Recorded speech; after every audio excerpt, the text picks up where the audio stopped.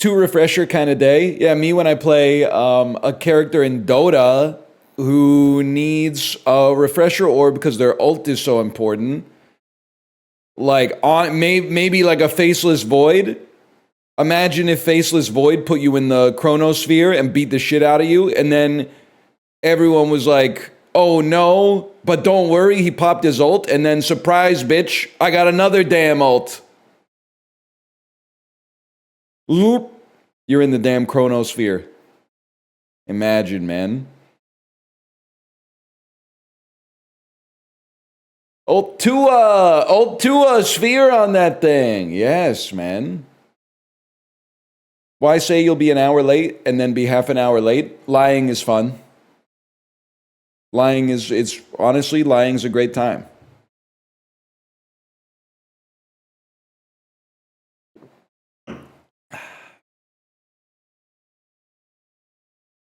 It's almost as fun as gaslighting.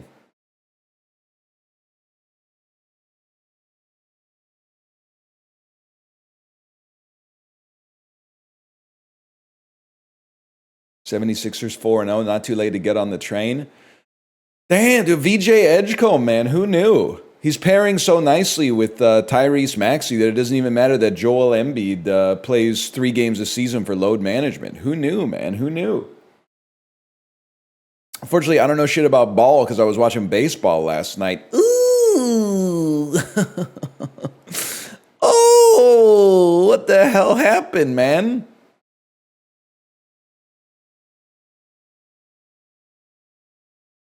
They got Shohei Ohtani striking out. Now, to be fair, I don't watch a lot of baseball, but of like the 5 baseball games that I've watched, maybe like 7 baseball games that I've watched this year, that was the worst ump that I think I've seen. And that I didn't see in game 2 where Bo Bichette got thrown out on a weird play because the umpire didn't call the strikeout for like 90 seconds after it happened. But like the umps were having some issues last night for sure.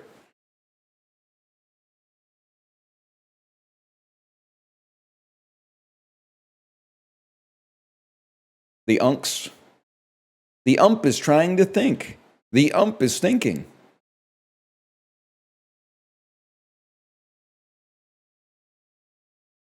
It was also the ump who screams no for every ball. I forgot about that. He was going, no!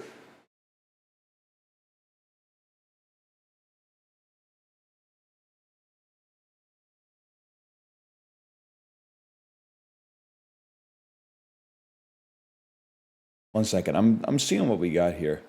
Is there ever no? I mean, I'm playing Isaac, but is there ever not a special week on Steam?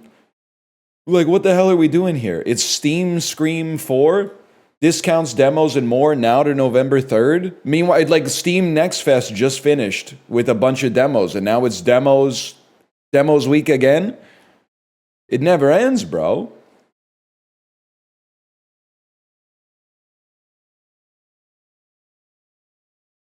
Why are you upset? It's discounts? If everything's always on sale, those aren't discounts, bro. That's just the price. That's just the damn price.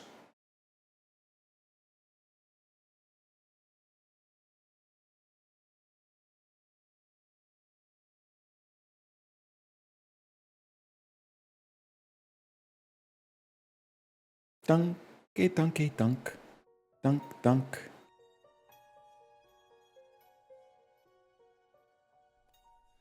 Isaac and his mother. You lose any money in the CS2 market crash? I think they're saying that me talking about selling my items was a top indicator, and they're absolutely right. I don't even know if I still have anything on the market. All of my shit sold. And can I tell you why all my shit sold? Because I'm not greedy. I put my shit on the market. It said, hey, it'll sell for $100. The floor price is $100. I said, guess what? Put it up for $97.50. I take a 2.5% haircut, and I consider that a liquidity premium because now I get the fucking money a little bit faster instead of hodling on the market waiting for the price to rise a little bit, and I'm good to go. And I can deploy that into my Steam wallet where I can do fuck all with it. But how do I even see community market? I've got 3 Dota items up on the market, and I got 1 tracksuit pants up on the market from PUBG. Let me see how the track pants are trending down bigly. Yeah, I got them up for like 300% of what the price is right now. But it's annoying to take them off. How about these Dota awards? How about these Dota awards? I got them up for like 23 bucks. One sold on October 15th for 42 bucks. I really feel like I stumbled on like a very low rent Russian money laundering scam with these Dota awards. They sell 5 of them a month or something like that. And the prices are like wildly variable. Like there's no market for it. It's illiquid. So like one sold October 7th for 100 bucks. One sold October 15th for 42 bucks. Can somebody tell me why mine, that's $23, didn't sell when it's half the price of the one that sold for $42? That's why I think it's money laundering. Don't lie to me, Walt. At least you could cut me in. How about Slayer's Glare? Slayer's Glare, 2 sold for $226. Well, that should be no problem then, because mine's on the market for $34.50. What the hell's going on, man? And then, of course, don't forget about the Seer's Bounty. From Clouded Visions come Just Rewards. Last one of these that sold was August 30th, 2025. For 15 bucks. So mine's on there for $11.50. I think that's gonna sell, man. I think that's gonna sell.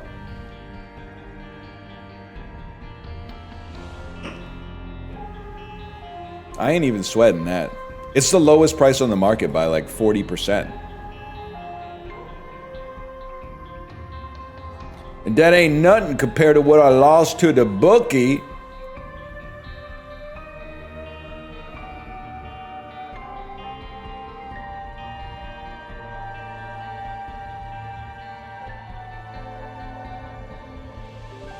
Who that say gonna beat them Saints? I'm sorry, by the way.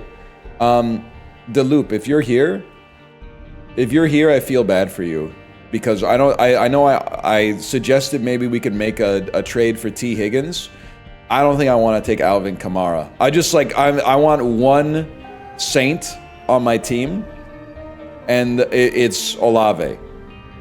If it's not Olave, I don't want anybody on the New Orleans Saints on my team. I'm sorry to say.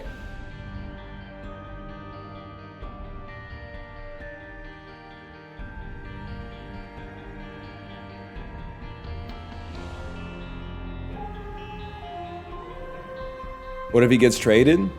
I don't think anybody wants Kamara. If Olave gets traded, he probably gets worse in fantasy, but like, he deserves to be someplace where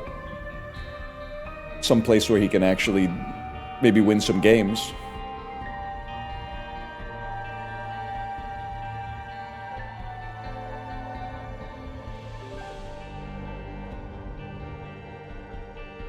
T. Higgins' value too low to trade right now? You don't know ball.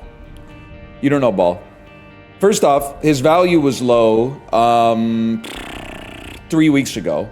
He's become revitalized under Joe Flacco, which makes it a good opportunity to sell if you have a glut at wide receiver, which I do. So let me explain to you my wide receiver situation. There's 2 non-negotiables. Pittman Jr. gets started and Pickens gets started. They're like WR3 and WR7. I got very lucky scooping them in the draft. There was no skill involved whatsoever. So those 2 are non-negotiable. Then I got 2 wide receivers duking it out for wide receiver 3. One of them is T. Higgins, and one of them is Marvin Harrison Jr.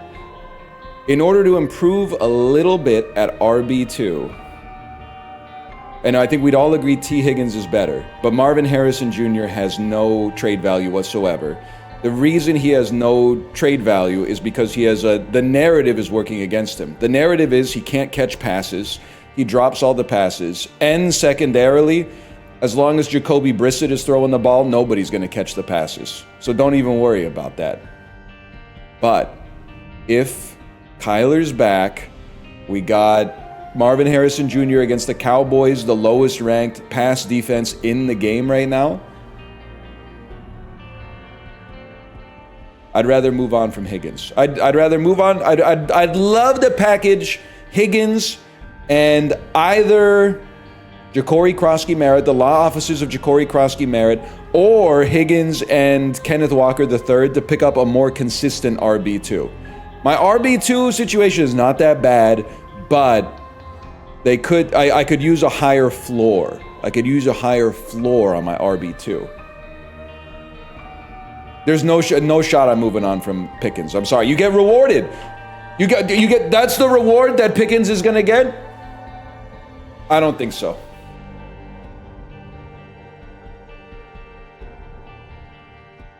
Anyway, the other thing is I can HOD. I can HODL.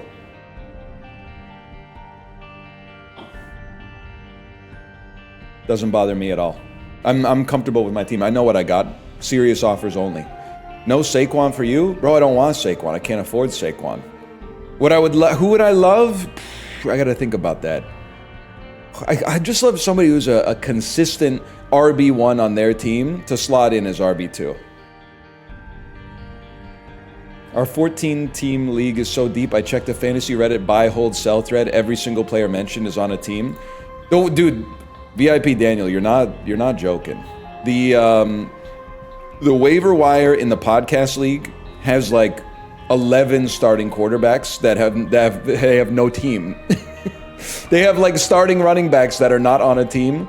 They have like top 40 wide receivers who are not on a team that you can just pick up on the waiver wire. I go to the waiver wire in Sleeper, and in Sleeper it's like if they announce that a quarterback is injured, the backup gets picked up in like a millisecond. They get picked up in a millisecond. It's crazy, man. That being said, we mog regardless. God,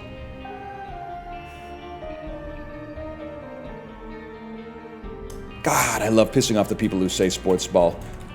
We're back with Inoffensive Isaac, people. It's Inoffensive Isaac. We love everybody. Let's get started. It feels good, right? It feels so good. Is Matthew Golden open? I don't need help at wide receiver, bro.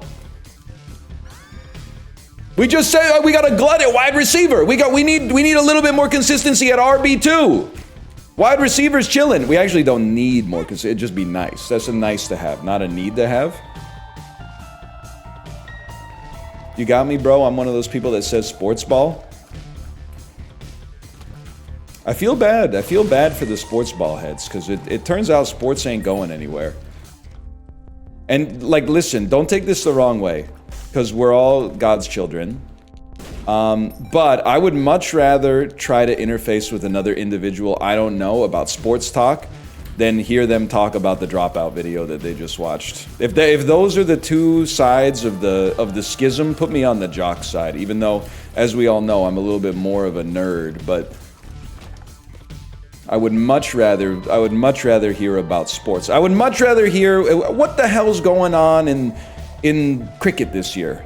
I could at least ask some questions. As far as when somebody starts talking to me about sports, I feel like it's because they want to communicate and relate. When someone starts talking to me about like a YouTube video they watched, I'm like, okay, nephew just wants to talk. And that's fine. Like, but you know, you don't necessarily need me. Just start a stream or something instead. What's wrong with dropout? College dropout? Haven't you heard the stuff this clown's been saying for the past few years, man? Haven't you heard this the ignorant stuff coming out of this guy's mouth?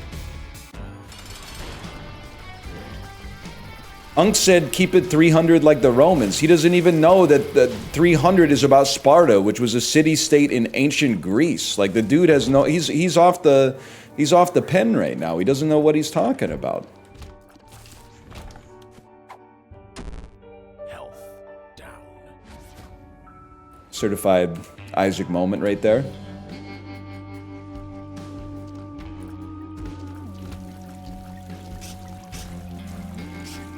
That's all I got to say. I felt like we were on like a banter wave, and that just completely killed it.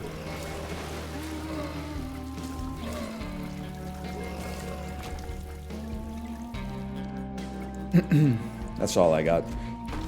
Blinkers in the Parthenon? I mean, it's... I don't know what you want me to say. What do you want me to say, man? What do you want me to say about vaping that hasn't already been said? I don't wanna anger the vapors. There's a lot of them out there. I don't know what time it is for them. Historically, based on my limited experience, most people who vape seem to be British, but that might just be because I went to London this year and there were lots of people vaping.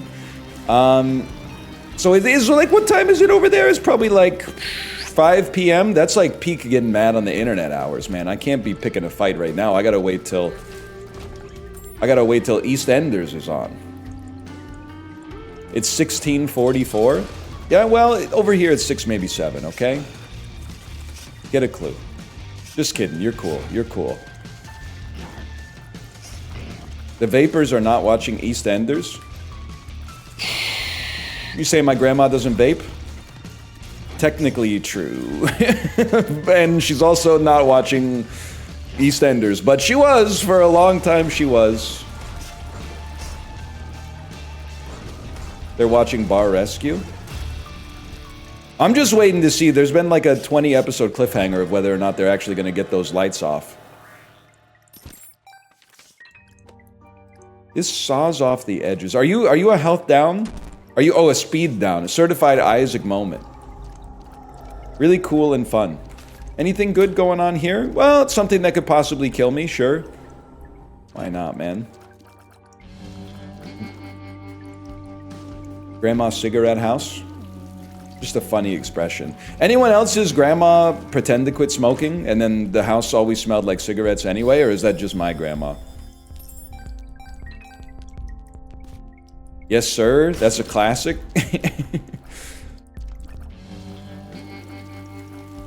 That's just grandma smell? No, it was cigarettes. It was, which is like in the whole scheme of things, well, I was gonna say it's not that bad, but it is pretty bad, I guess, but she and my grandpa committed to quitting smoking in like the early 1990s, and then my grandpa did it, and then I think my grandma just sort of like pretended out of solidarity.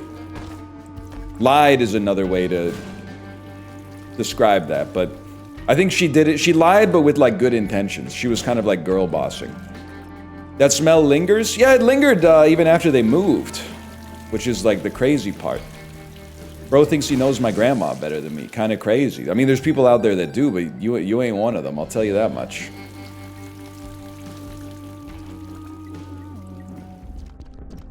Pull the cranberries. Now that one I don't know. Pull the cranberries. Oh, they let it linger. I see. I get it now. What was Greed's Nutsack again? Greed's Nutsack is like when you spend a certain amount of money, you get a damage upgrade. Buy item equals stat up. Item or consumable? I'm gonna say you said item, so it's probably item. My grandpa quit smoking in 1963 and still had to tell the doctor until 2020 that he used to smoke. Yeah, well, here's the thing. You're going, that's crazy. But what it really just means is that the damage you do to your body when you're young, kind of like your body keeps score. sorry to say. So, don't get me wrong, it's better to have quit. And you can't change the past. Or quarantine it, but either way, you know, it's better to have not started it at all, but that's water under the fridge at this point. Get me out of here, man. I think I want... Ah! I was looking at chat, that's my fault. You could have at least rewarded my ignorance by giving me a spirit heart out of that.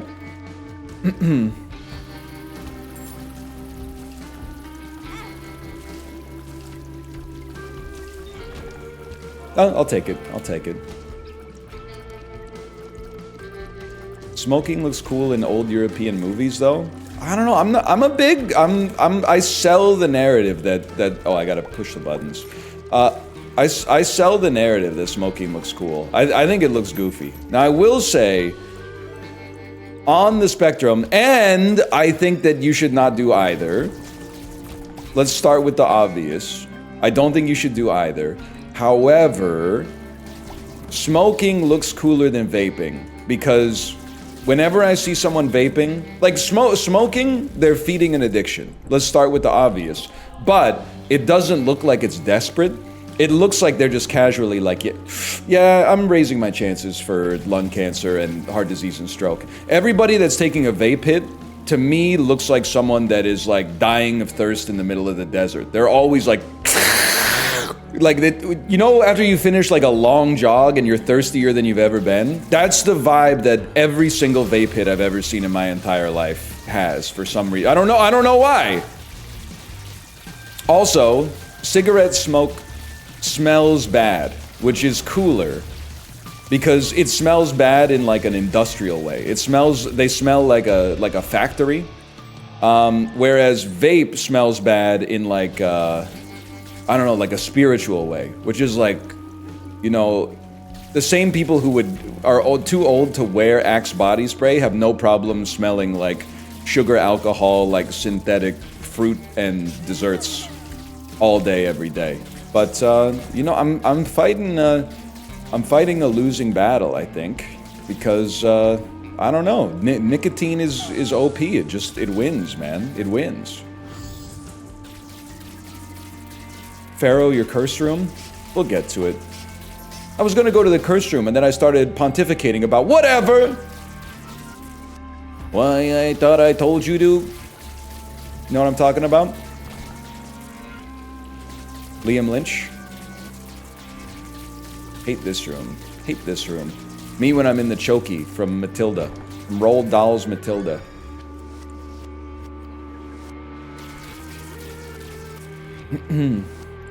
You know what? I got a great idea. I'm gonna move, because I'm playing this in 640 by 480. I can just move chat right next to the window, so I don't have to move my eyeballs as much to look at chat.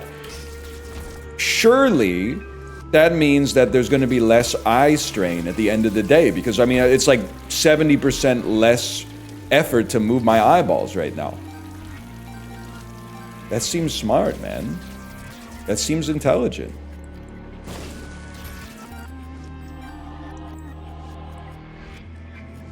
Your eyes move rapidly in your sleep?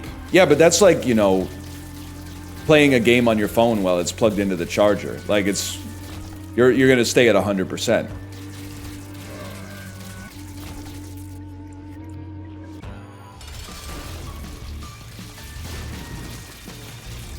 Yes, keeping your eyes focused on one spot on a bright computer screen is very good for them. I love when Twitch chat starts LARPing as like ophthalmologists at 9:52 a.m. on a Wednesday. So it's a slow day at the ophthalmology clinic today, doctor. Not a lot of people coming in for like cataracts and shit like that. All right, no, whatever you say, whatever you say. Sarcastic ass, churlish ass dialogue.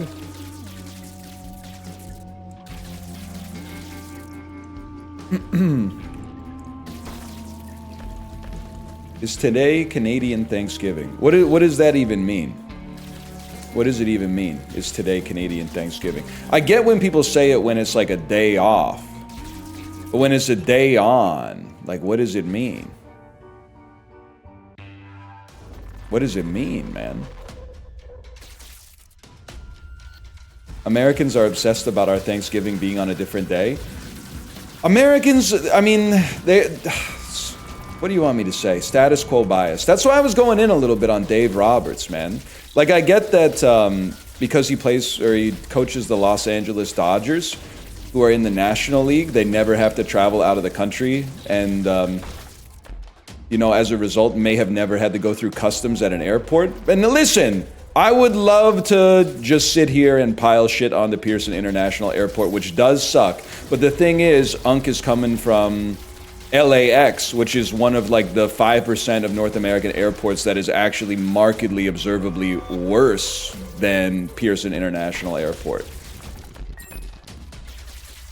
So he really doesn't have a leg to stand on. But the fact that he was talking about like, he thought like our version of the TSA was trying to stop the Dodgers from flying back home as quickly as possible or something like that. Bro, have you ever been through an international border? It's annoying as hell. Every time I cross the American border, the dude asks me if I'm trying to like steal a job from Americans. I have the best job in the world, idiot. No, bro. How many times do I have to tell you? They get mad when I say it too. They get mad when I say it, but I'm gonna keep saying it.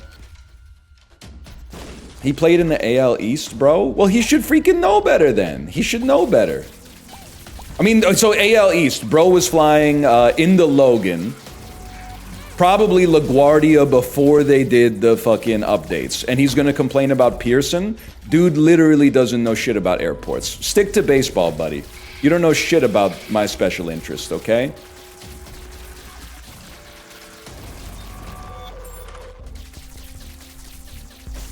Last night for the Dodgers was so painful. Oh, it's been almost 365 days since we won the World Series. Oh, it's been 2 weeks since our best player hit 3 home runs and struck out 10 batters in the same game. It was so painful to be a Dodgers fan. It's so hard. Come on, buddy. Let's just relax a little bit. Let's relax, okay?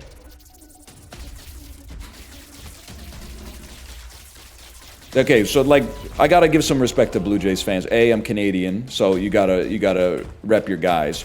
But B, they also had to deal with like 10 years of Greg Zahn at catcher, and then like 5 years of Greg Zahn on commentary. So like, let's give the Blue Jays their flowers here, okay? They've been through a lot. We roll that.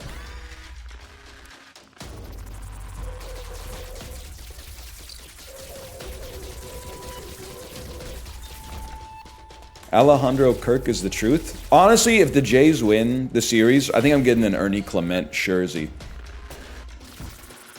Nothing but love for Vladdy. Nothing but love for Alejandro. I think Clement seems like my kind of dude, though. Used to be bad, now he's good. That was me and Isaac. Just looks like a normal guy, even though if I saw him in real life, it would probably be like the most fit individual I've ever seen in my entire life. And for some reason, bats like .083 in the regular season and .450 in the playoffs. Like, I don't know. It's just there's a vibe about it that I like.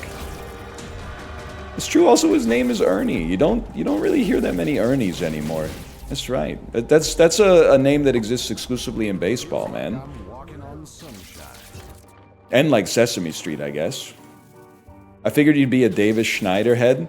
I mean, it ended up being catastrophic for the Jays in Game 3, but I did love in like the bottom of the 10th when he got tagged out at home, and I went, he's trying to steal the La Casa.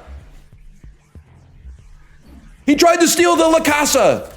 I don't know, man. I can't not see Dr. Disrespect when I look at him.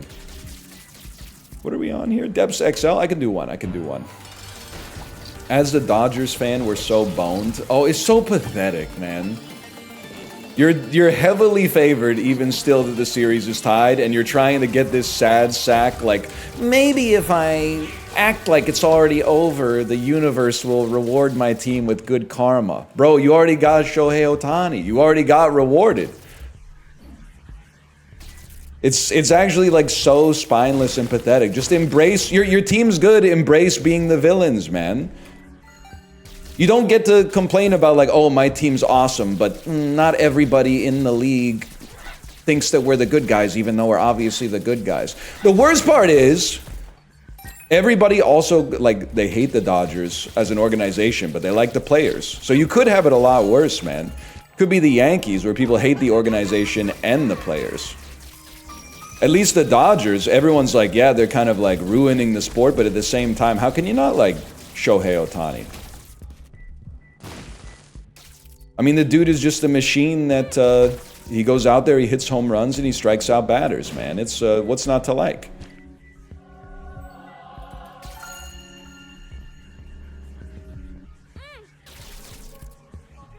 He's also a baddie.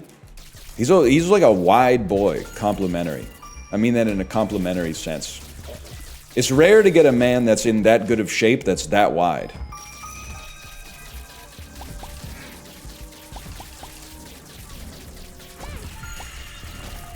I guess? What do you mean, I guess? He's wide, bro. What do you mean, I guess? Have you ever seen him? My man's he's got a wingspan. He's got breadth. Is it true that he says he gets 12 hours of sleep a night? That's so sick, man. Like, dude is actually, if he said that, that is like, is it the one celebrity actually taking advantage of celebrity life? I have no patience for people like Mark Wahlberg, who's like, I'm a rich celebrity. That's why I get up at 3:15 a.m. to do a cold plunge. Like, bro, just chill. You won in spite of all the odds.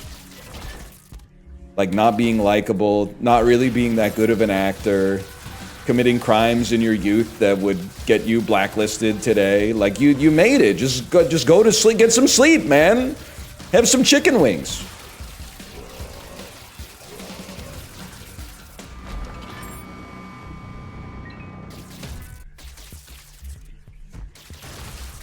Federer says he gets 11 to 12 a day. Honestly, I'm a little jealous, man. I'm a little jealous. I could restructure my life and probably try to get 11 hours of sleep a day, but I just don't think I could. I promise this isn't a humble brag. I don't think I could sleep that long.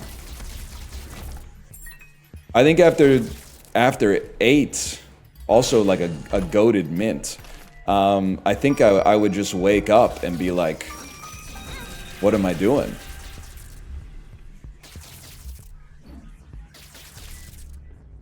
I don't know, man. I don't really like staying in bed. I'm a big 2 cups of coffee in the hotel room, Keurig, put them in the fridge overnight type of guy. I like my time in the morning.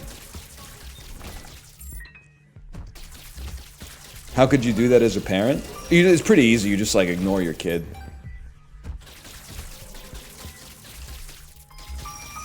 You pay the price later, I'm sure, but in the short term, it's risk free.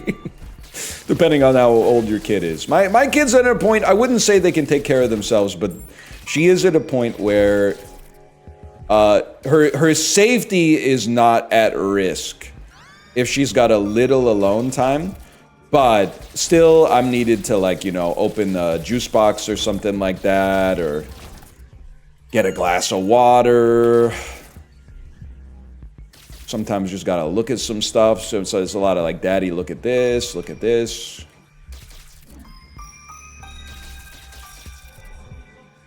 Technical support. I don't know if other parents are out there thinking the same thing.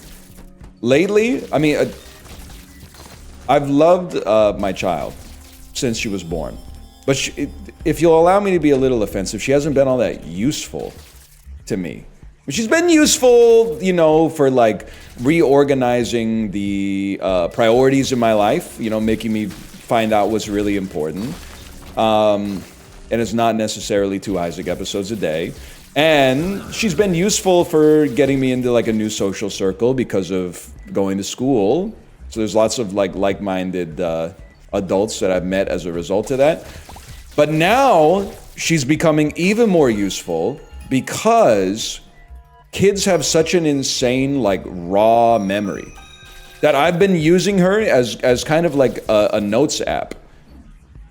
Like, I've always been the memory I gotta get this. I've always been the memory holder for our family. Like, I gotta remember this person's name, where where they're from, what their kid's name is, what's their job, etc., etc.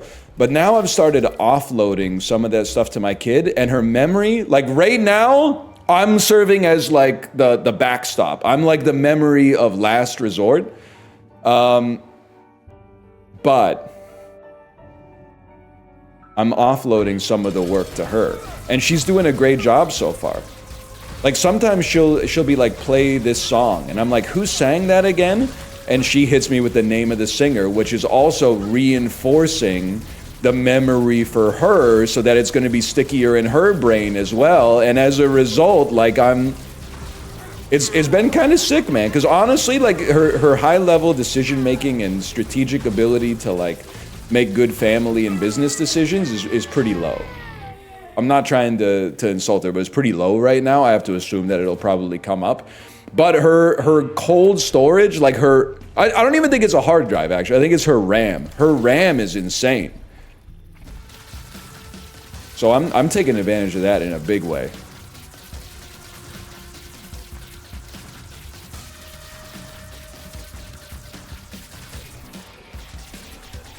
Anyway, that's about all I got. But haters will say it's fake. Haters and losers, of which there are many.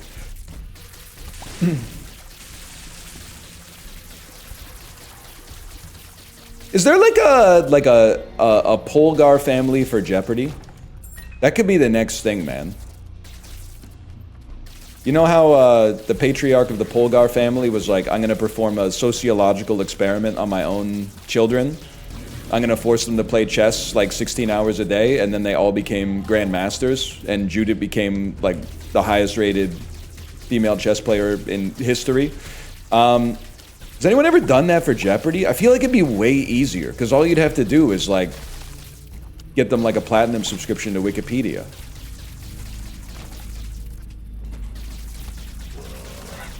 Would pay better too? Dude, imagine the generational handoff if you had like 3 daughters and you trained them all to be good at Jeopardy, and then you just had one of them run the table for like 2 years, and then she wants to retire and the next one steps in. Oh, that would be sick. That would be sick, man.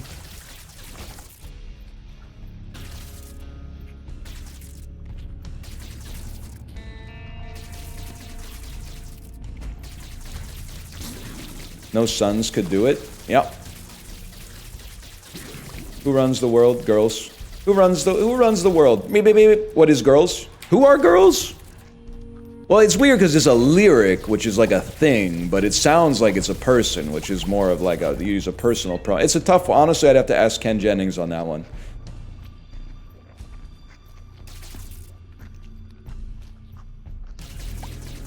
Jeopardy daughter or Fear Factor son? Jeopardy daughter, because when you win Fear Factor, you only get 50 grand, which is like, I mean, it's a lot of money, but I mean, if you go nuclear on Jeopardy, you can make a lot more money. You could even be the host, apparently, if you're good enough at Jeopardy. You could be the host.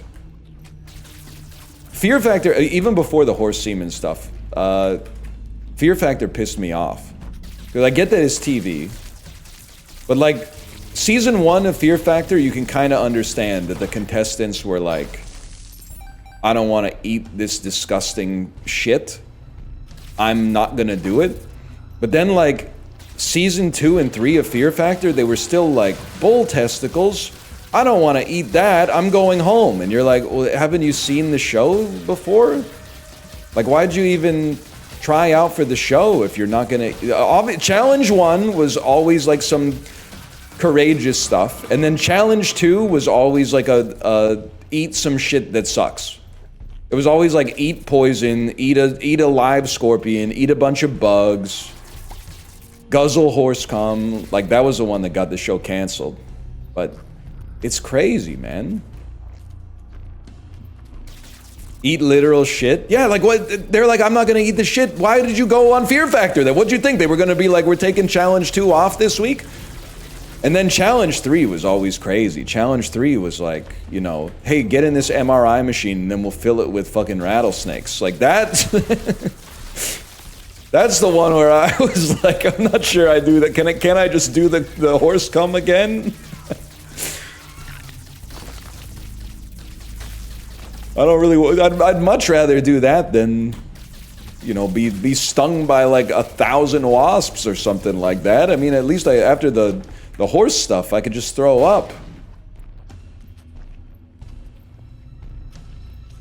I don't know, man. Where are we going here?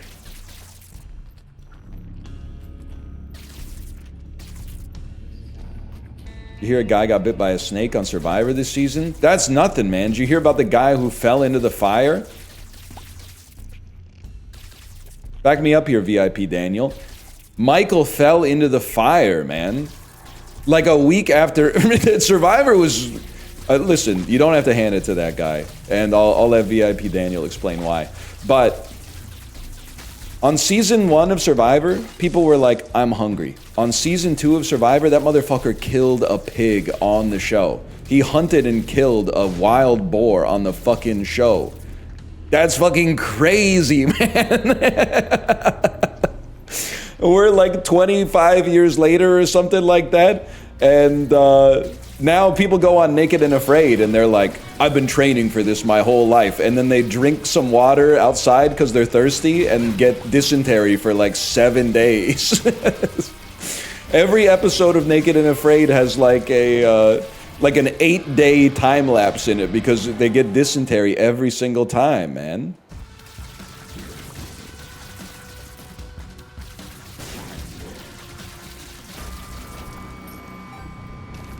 My friend worked with a multiple-time champion of Naked and Afraid. That is kind of... I always feel like they must be crazy. Sorry, I'm making enemies today. Really outdoor survivalist types and van life people are like, I think that might be the hobby group that I just don't have anything in common with. All level, because sometimes they have a lot of like overlap, I feel like, with like doomsday prep and stuff like that, and I'm like, brother, if the apocalypse happens, I am fucking... I don't know if I can say it, but let's just say I'm not gonna have to worry about the ramifications of it for too long. I've had a good time. You know, I'll do what I can, but if push comes to shove, I could live with, well, maybe pun intended, but I don't have to worry about that, man. I don't have to, that's for you to worry about. That's for the crazy people to worry about. I will be dead. And the van life stuff, I just don't get.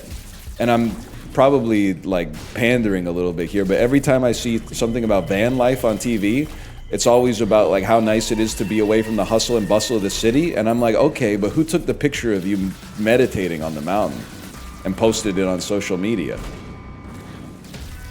Not Swanky's innocent, okay? Swanky's innocent.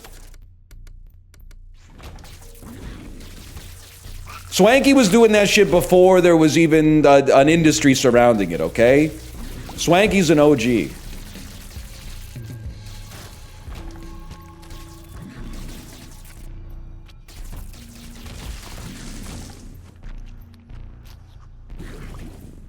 Anyway, that's all I got.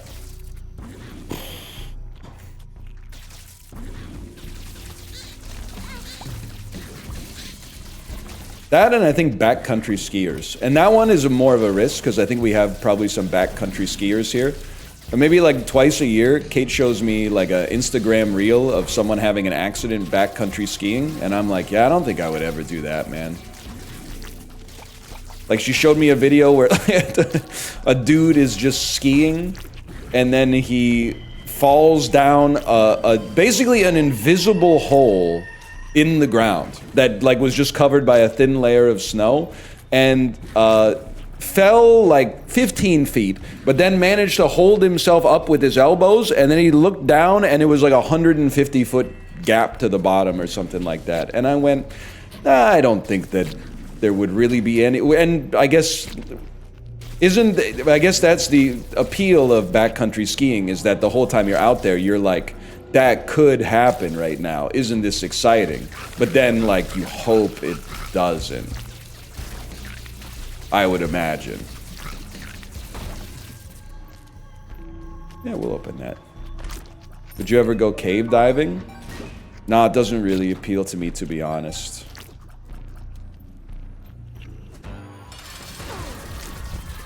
Untouched snow is the main thing for me. Well, because people like me keep ruining the black diamonds, right? By doing the pizzas when we're supposed to French fry or whatever.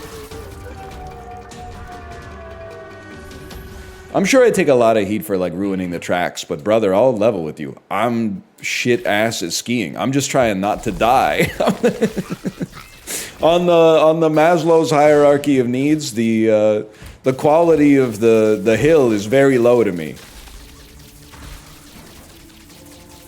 Step 1 is like, don't fall, and step 2 is try to avoid swerving as much as possible because people behind you that are going faster don't give a fuck about trying to avoid you. Also, like, they're all intoxicated all the time, even though it's quote-unquote not allowed. They've done nothing to curtail it whatsoever.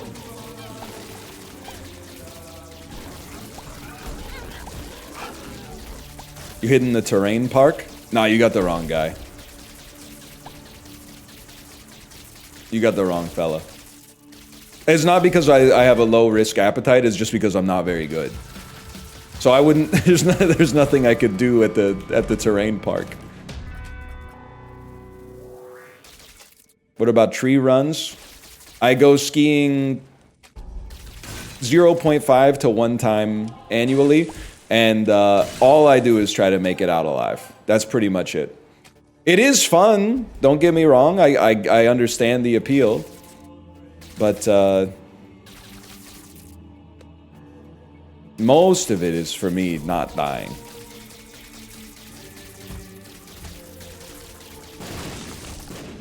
You're the kind of guy to fail shopping cart theory?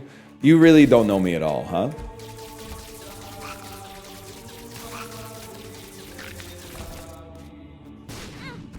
No, he's right. No, he's not. Wait, what is shopping cart theory? Is shopping cart theory when you bring the shopping cart back after you use it at the grocery store?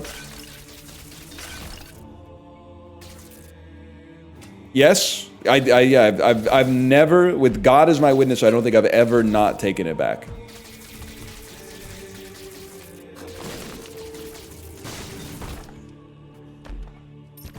And I honestly search the spirits, not the hard drives. They haven't done anything that wrong.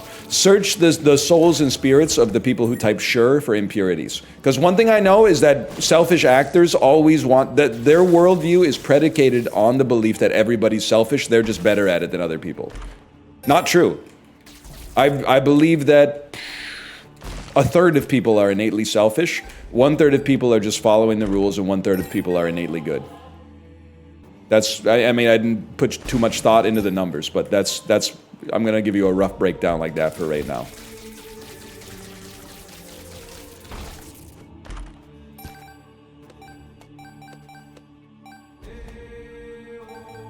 You're right, the people should be walking on the right side of the street, man.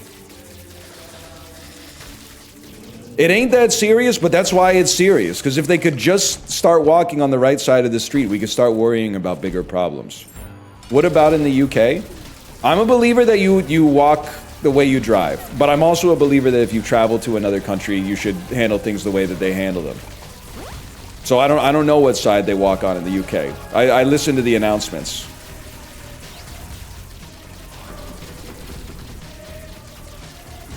Wrong, walk towards oncoming traffic. Okay, Skylar, that's if you live in where Ma and Pa Kent lived, in Kansas. And you're walking in a place where there's no sidewalks. In the civilized part of the world, we're talking about like walking with two-way traffic on a sidewalk in civilization. I know the rules because I grew up there too, but like, I think you're conflating two unique situations here. Also, people shouldn't be standing right in front of the elevator/bus doors. Another classic. You have to not be at the boarding door when people are getting off, because they have to like dodge you to get off. Very irritating. You're not wrong. And you got to take your backpack off and put it between your feet, bro. Is this just Larry David-isms? Well, it's just like, you know, it makes you realize like how many people in the world just like don't think about how they're impeding others at all. Whereas like for me, it's almost all I think about.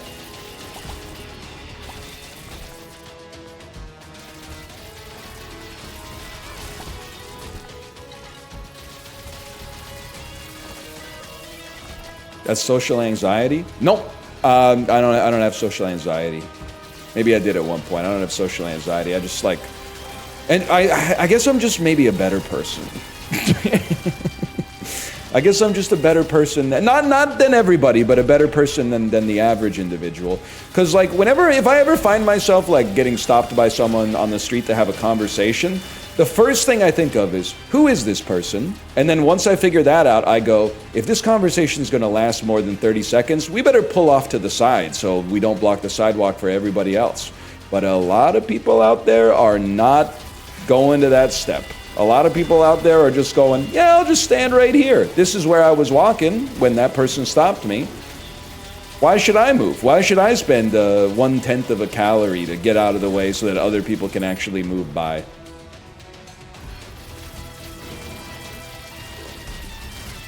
People at Canucks games who stop in the hallway during the intermissions. Don't even get me started on Rogers Arena concourse behavior, bro.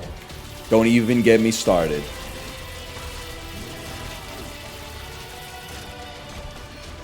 Also, I haven't been to a Canucks game in a while, but I probably will this year. Now that my parents are here, I'll probably go to one this year.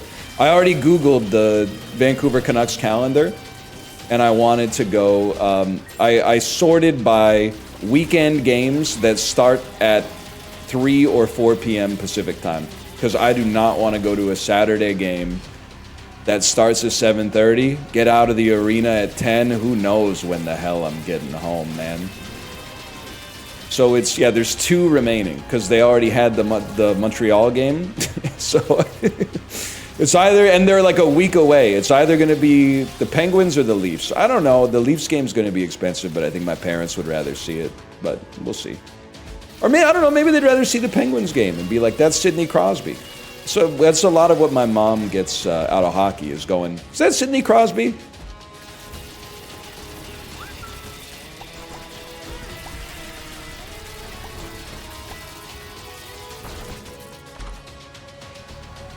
Moms love Sidney Crosby. I mean, I love Sidney Crosby, man.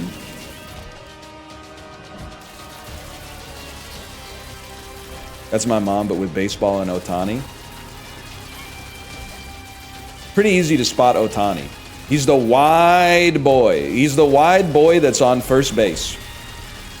NL, he actually plays DH and pitcher. Yeah, but he's on first base because he walks every time now. Except for last night when he struck out twice. Ooh, sorry. Haters will say it's fit. Dave Roberts will say there was intent. Yeah, intent to swing at something that was outside of the zone.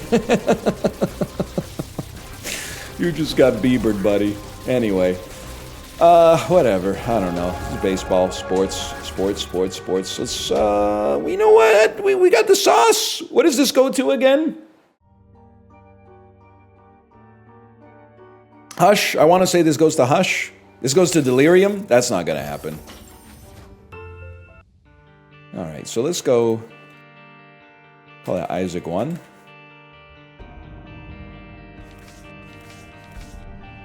Rebuilding the streak, man.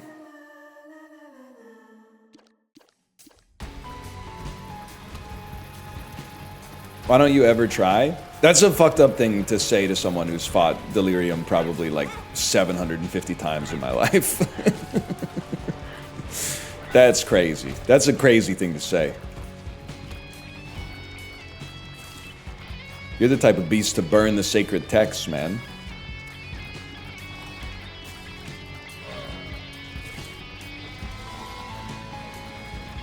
Yoda?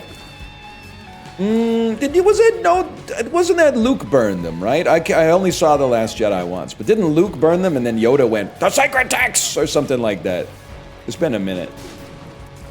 No, it was the Yodeler?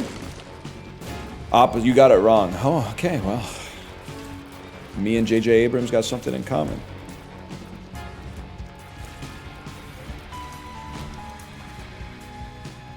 My little brother showed me your YouTube channel like 12 years ago, and I've been hooked ever since. Yeah, well, my little brother just discovered rock and roll. He's only 26 and he's out of control, man. That's right. That's right. We're art brute posting. A lot of people don't remember them. Bars, you're an only child. I was raised by Pitchfork Media, actually.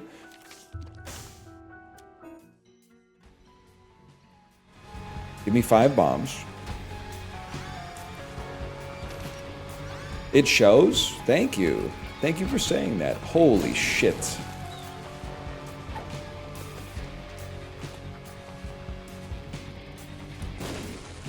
It's not a compliment? Well, I don't know, like, people with siblings are always complaining about their siblings all the fucking time. And then they act like I should take you look like an only child as an insult, bro. Yeah, I look like I didn't have the shit beaten out of me by an older sibling when I was a kid. Oh no. No big deal. I mean, plus, like, you say it like I had any control over that, man. My parents were probably fucking, but they were like being responsible or wrapping it up. It's not irresponsible to have 2 kids, I guess, but like they weren't playing games, man.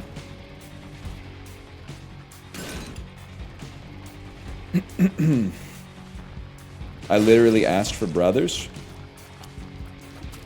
Like on your Steam wishlist or whatever. So, I mean, it's probably been heavily discounted. It came out like 2013. It's a good game. I beat the game. It's a good game. Please, no more parent talk. All right, what happened on the newest episode of Roll20, guys? We've had sports talk, and now I've talked about my family. So it's time. Can't you talk about something relatable, like videotape Dungeons and Dragons?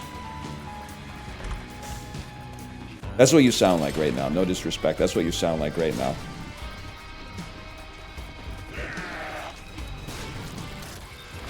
No one said that? There's a guy who said that. You gotta go up a little bit.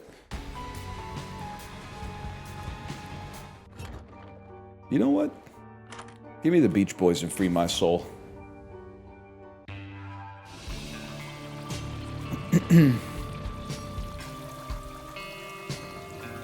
You really gotta try Dropout, man? I don't even watch the Librarian videos, man.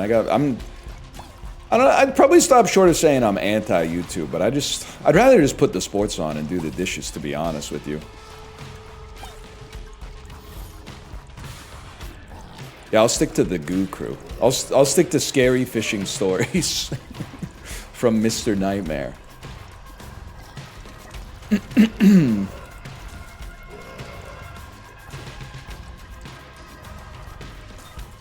Huge. Yeah, I would never watch my own videos. Also, Librarian keeps misrepresenting me, which is, don't get me wrong, I support that because it's funny. That being said, now I got a bunch of people out there saying I laughed when Plux joined the Mahjong game with his very unique Mahjong character. I did not laugh. If you go watch the tape slowly, I'll give you a frame-by-frame breakdown in my head, okay? Plux joins the game. I see their username. Their username is Plux. I chuckle to myself because I go, oh, Plux. I was also chuckling because I was like, if you'll allow me to do some damage to myself, I'm going to debuff myself. I was laughing because it took Kate a long time to join the game. And it took long enough that someone else joined, which I found amusing, okay? Then Corey laughed so fucking loud and like right into the mic, and then obviously realized, oh shit, I shouldn't be laughing at that, and instantly cut himself off. He went from like 60 to 0 on the laugh, and then that is one of the funniest fucking things I could have imagined. So then I laughed. But you simple-minded ignoramuses, you don't understand, you're completely devoid of understanding the layers of the humor. That you're like, he's laughing because Plux's skin was humorous. Not the case. Nothing funny about that. What is funny is Corey laughing at something he shouldn't laugh at, and then realizing too late that he shouldn't be laughing at it. Which is delightful. You should play Katawa Shoujo. Now that's a blast from the past. Now this is like Twitch chat circa 2013. I think I do want that. My speed is so bad.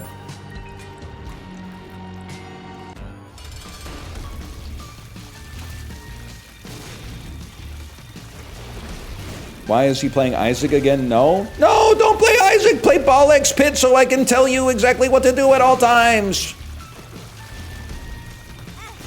Shit.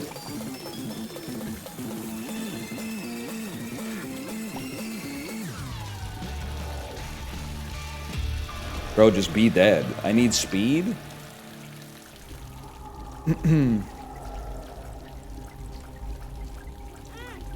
How does this work?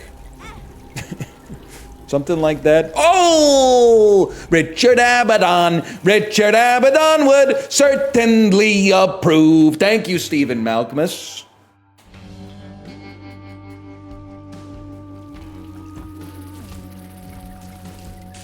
Question marks? Wait, you don't know Gardenia by Stephen Malcolmus? It had Kyle MacLachlan in the video, bro. Don't debase yourself by saying that's Pavement. That's not Pavement. That's Stephen Malcolmus minus the Jix. It's not my favorite solo Malcolmus, but it's got a certain je ne sais quoi. What are you talking about? Stephen Malcolmus? Are you not familiar with Stephen Malcolmus, the lead singer of Pavement, who then had a solo career? Not at all? Maybe if he did some of the music in SpongeBob SquarePants, you put some respect on his name.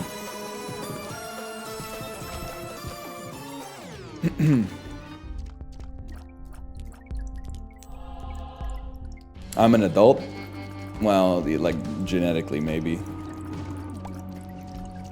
Spiritually, who's to say?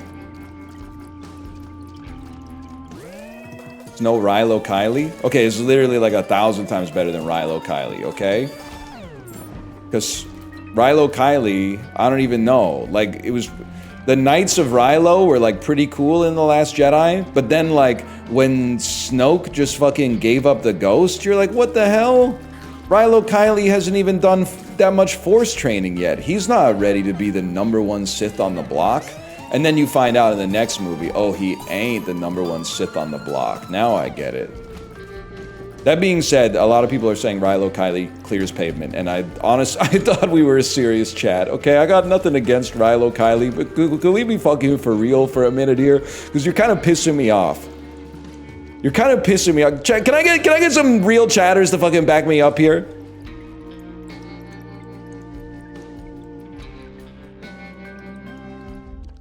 This shit is flicking me. They got, and Rilo Kiley, they're, okay, yeah. Jenny Lewis is okay. Portions for Foxes, good song. But Rilo Kiley ain't even the best Rilo Kiley, bro. Sleater Kinney clears Rilo Kiley at being Rilo Kiley. You don't know ball. I'm sorry to tell you, don't fucking know ball.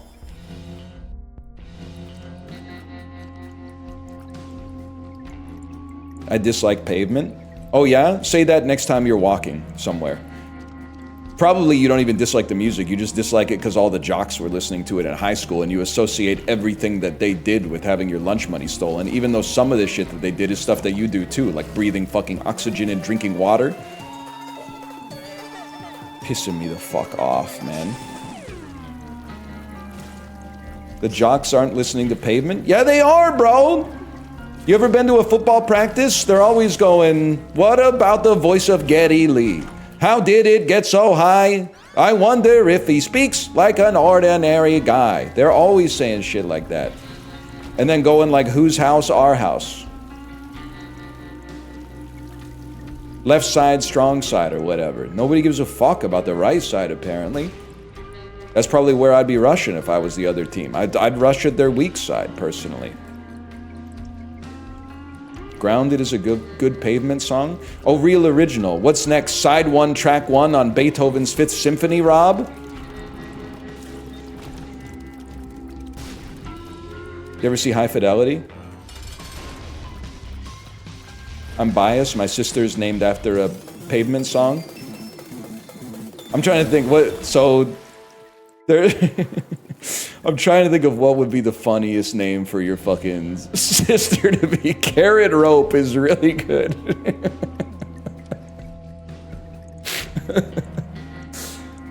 Mama? Mama's a Stephen Malcolmus song! Are you fucking trolling? That's on the, I think the 2nd or the 3rd Stephen Malcolmus solo album. Jesus Christ!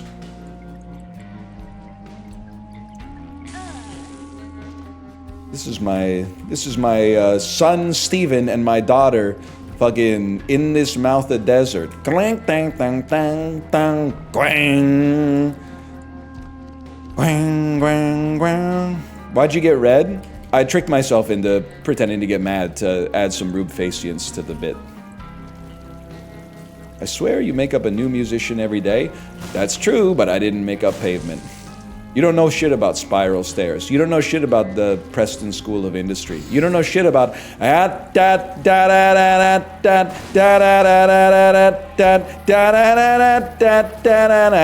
you don't know shit about that. Just stop pretending. Hey, get over here.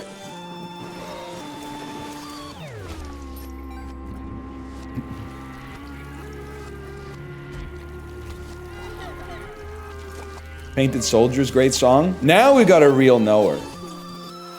I mean, Ground is a great song, don't get me wrong, but as long as we're talking about B-sides, put me in the woo-hoo-hoo, woo-hoo-hoo.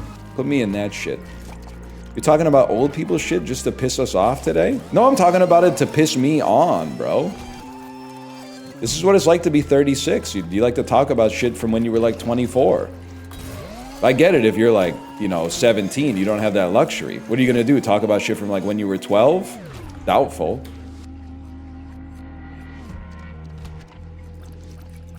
You mean nostalgia? Not really nostalgia, it's just references, really. It's most of what I do here is just referential. I've got potential running around or whatever.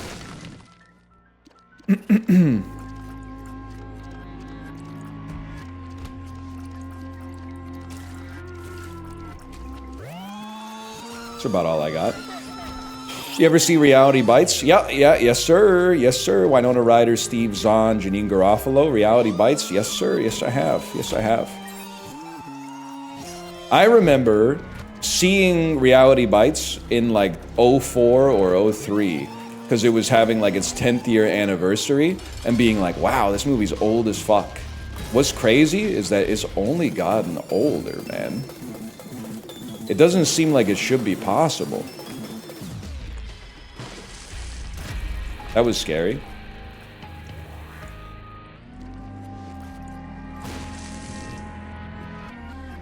And you stay the same age? Me, if I was that guy who drinks his son's blood? Or whatever? He does. He's doing something. He's doing something. Something that I wouldn't be doing, let's put it that way.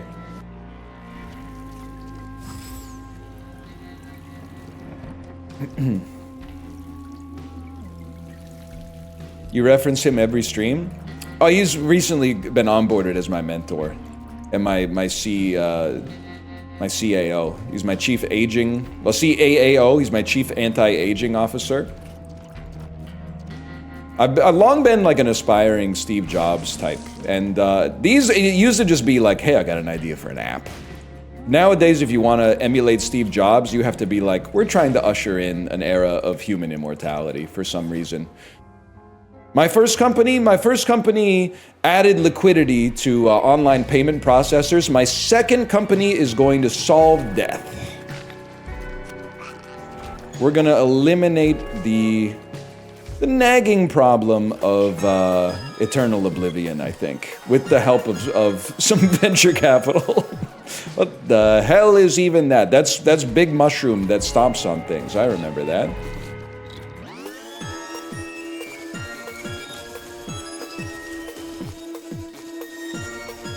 Didn't Steve Jobs not shower? Yeah, it's something that him and like a surprising amount of Twitch chat have in common. And that's not a joke about how you guys smell bad. That would be too easy of a joke. It's a joke about how many of you have somehow convinced yourselves that showering, and I quote, showering is actually giga bad for you. 2 showers a day is giga bad for you. They remember. And you know what? The North doesn't fucking forget.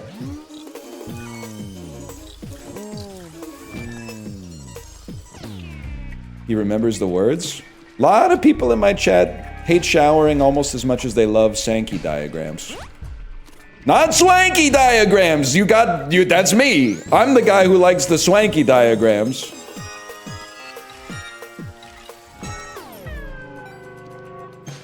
Frankly, Mr. Hanky, this poo session I've held, it stains my drain and it corrodes my bowl. Stop with that. I'm sorry. I'm not. We're gonna do a parody of every song on The Queen Is Dead until the album is ruined for you. You won't let me listen to the Smiths because Morrissey sucks. I'm gonna ruin it for fucking you too.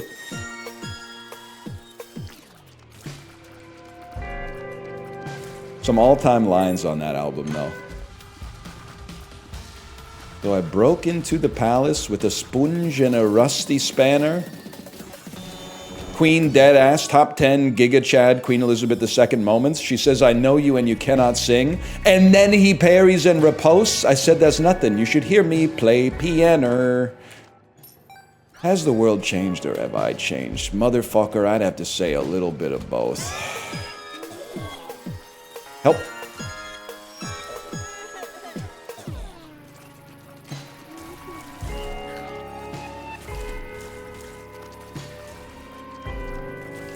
That's all I got.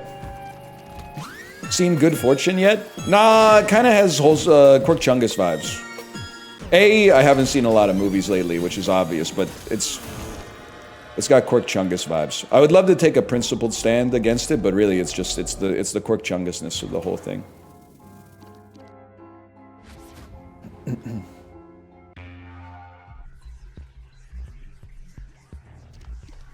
One battle after another? Yeah, every goddamn day, man, these days.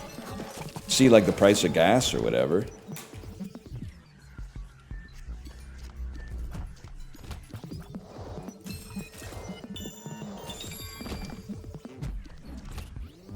You gotta see the Chainsaw Man movie. Rip to all the AMC Movie Pass holders who just go see whatever's new every week and had to see the Chainsaw Man movie knowing nothing about the fact that it's an anime. That's the Monday at 1 p.m. matinee for Chainsaw Man must have been a well of confusion, man.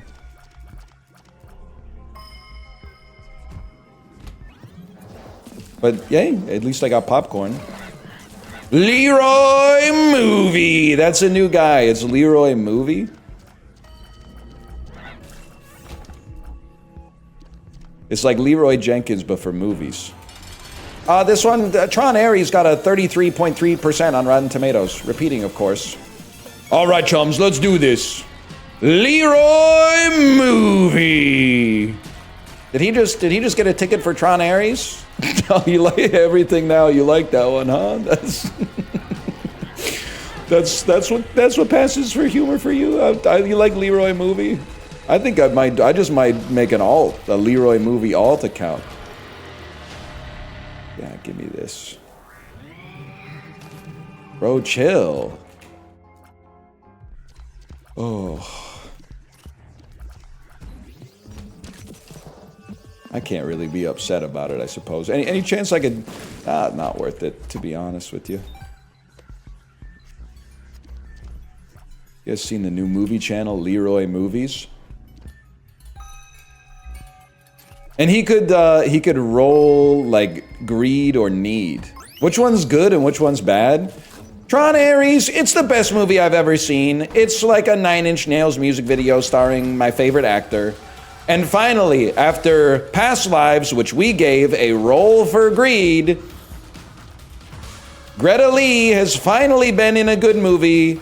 We will be rolling for need on Tron Ares.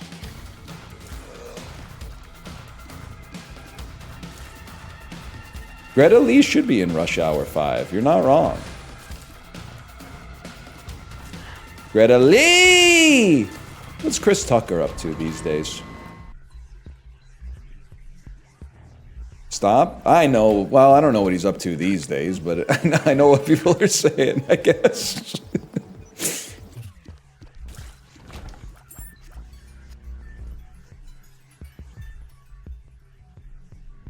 Yeah, that's the thing.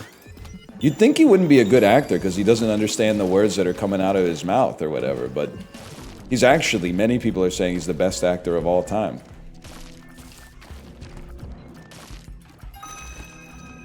Greta Lee absolutely ate in Tron Ares. Yeah, what did she eat? Like circuits and microchips? A bowl of microchips with some frame rate dips because she's probably a robot. If I haven't seen the movie, I think she might actually be a human, and maybe Jared Leto is not a robot, but like a computer program made corporeal or something. If I had to guess.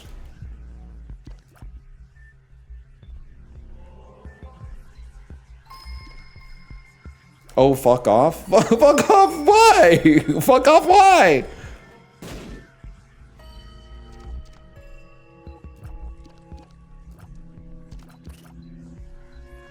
I'm allowed to complain about Tron Ares. They fucking shut down my city to film that dreck.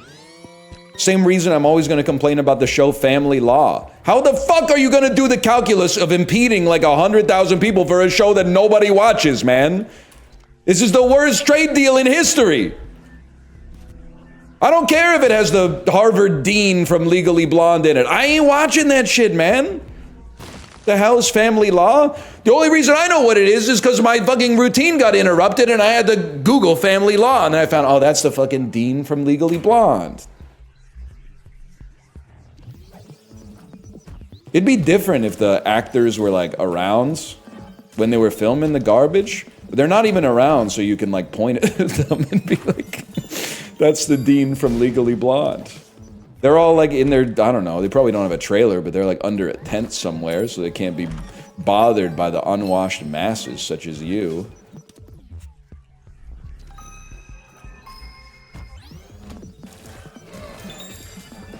Oh great, Dan started playing Baby Steps, and Steam gave me a notification, and now I can't see what my card is. Great.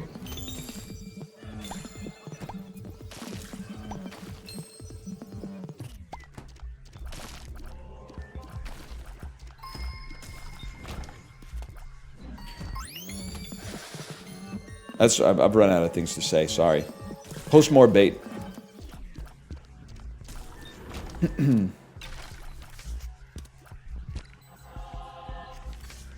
I'm a picky eater. Oh, you why I gotta.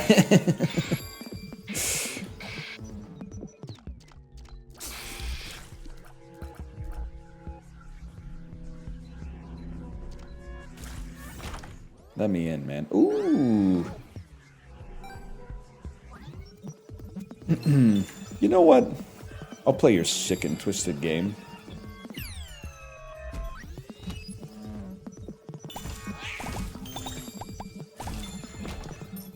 At what age are you no longer allowed to be a picky eater? I'm sorry, please post some bait.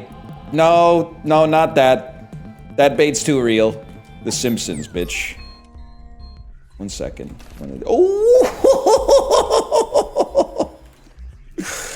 Oh, I'm taking the items that are turning me into Salacious Crumb, dude. Oh!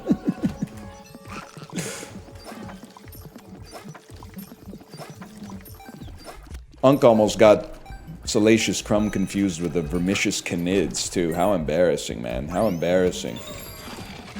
Not my old ass getting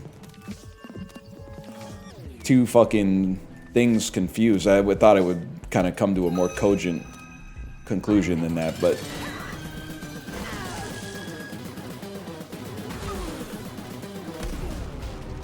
Just found out how bikers eat their sketty. I just found out how bikers eat their sketty. Can we talk about this? How do they eat? What is a biker and how do they eat their sketty?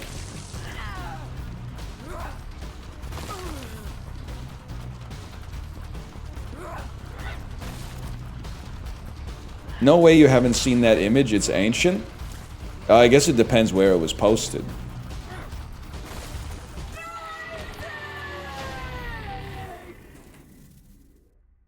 Getting into movies, been watching a lot of Tom Cruise lately. What should I do? I just watched Edge of Tomorrow. Okay, Edge of Tomorrow, that's a good movie. Best Tom Cruise performances? I mean, listen, it's a little Zemeckis core, because it's made by Cameron Crowe. But Magnolia is the obvious one. You have to see Magnolia. Clear a couple days off your schedule to see Magnolia. You gotta see Jerry Maguire. Jerry Maguire is also peak Tom Cruise.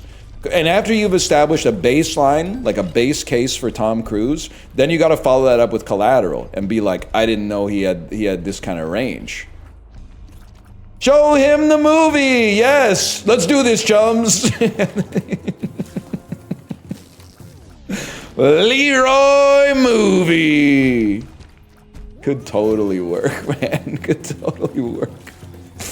God, nobody take Leroy movie, okay? It's growing on me. It's easy to laugh at. It's easy to laugh at. That's one of the things that's good about it. I mean, Tropic Thunder's really good, obviously. I don't know if I call it a Tom Cruise movie. But it's very funny. I don't know, listen. I think you kind of had to be there, but I'm a Vanilla Sky defender. And you might say, well, why not just watch Abre los Ojos instead? It's superior. Well, it's superior in a lot of ways, including its quality, but it is inferior in one way. It doesn't have Tom Cruise in it, and that's the question that he asked. So oh, Minority Report. Oh, when he grabs the milk. Oh.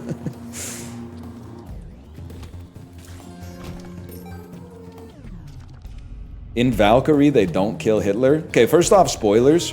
It is crazy though. As a noted World War II audiobook listener, I've listened to the chapters about von Stauffenberg probably like 30, 40 times over the past decade or so. When you listen to it, it begs the question. I know, listen, I don't know if we're allowed to talk about this type of violence on Twitch, but why did they make it so complicated? Couldn't they have just shot him? I don't understand.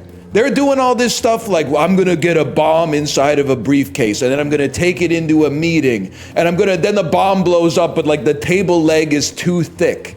So it's like he didn't die, he just got a couple bruises. I feel like I'm Scott Evil, bro. Just this is Scott Evil saying this is not me. Scott Evil says, quotation marks, he says he has a gun in his room right there and he wants Dr. Evil to kill Austin Powers.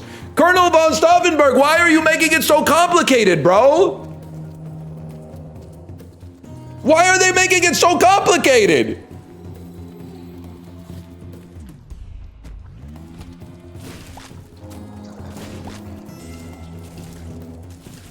And it took him like listen, it was a good effort.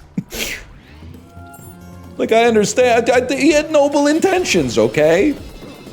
But like they were planning that shit for like years, and then it didn't work. Like you fucked up bigly, man. You fucked all of us. I mean, no, I wasn't there, but also, and I mean, this is like not one of those things you have to laugh at, but it is funny if you'll allow a little bit of nuance here. I'm not even gonna bother with that, to be honest. It is funny that before the war, they started the plan, and they were like, this guy's gonna get us dragged into the war. We can't have that. We're gonna lose. It's gonna be horrible. So they were like, we gotta stop this guy.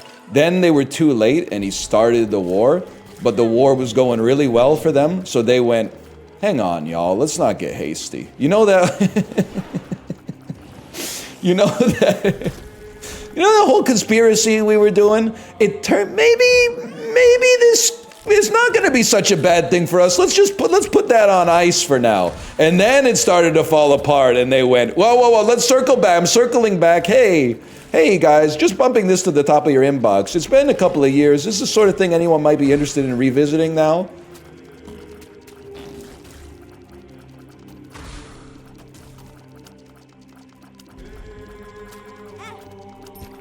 It's a fucked up web we weave, man.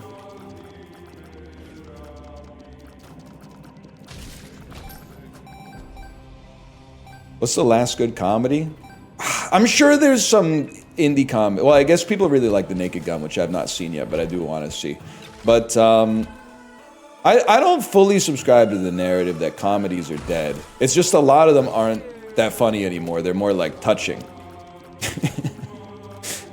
I feel like there's not as many laugh out loud comedies. There's not as many gross comedies where like a dude comes on his own face or something like that, or like a guy calls his friend a slur. A lot of it is like, oh, isn't it melancholy how the way life gets you down and stuff like that? not a whole lot of movies where they leave their friend on the roof of a Las Vegas casino to absolutely elevate his risk of melanoma, probably by like 10,000%.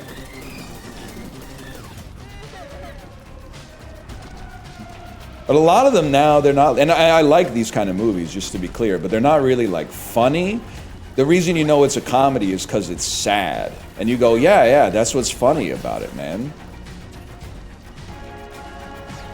Isn't it funny how much of a loser Paul Giamatti is? But I don't want to be that guy, because I'm sorry to say it's getting a little Reddit to be like they haven't made a good comedy since Game Night. Game Night's good, man, but they've made a couple of good comedies since then, I'm sure.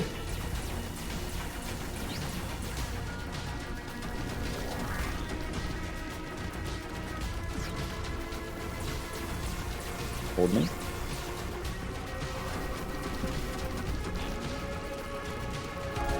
I dare say a comedy won Best Picture a couple years ago. Really? Green Book? Maybe going this way.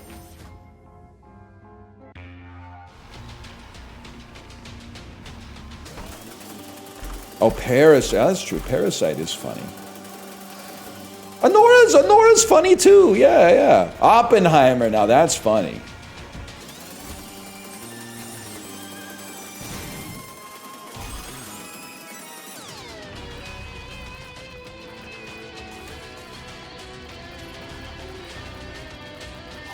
These gas prices are pretty funny. Yeah. If you have to laugh so you don't cry or whatever they say.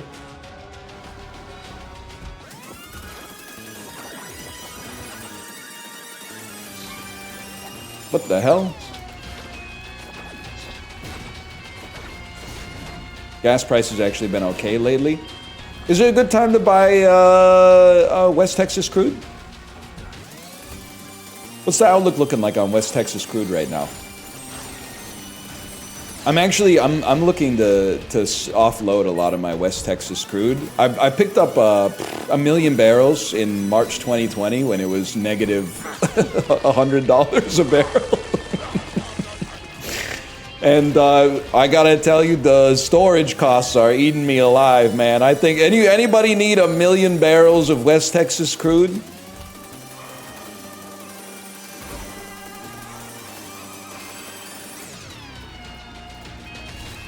Put some in the freezer? I'd love to, but we got a Costco order yesterday. Holy, man.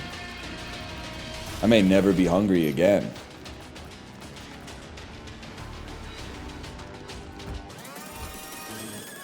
Any good stuff? Well, like lots of food, dude, for eating.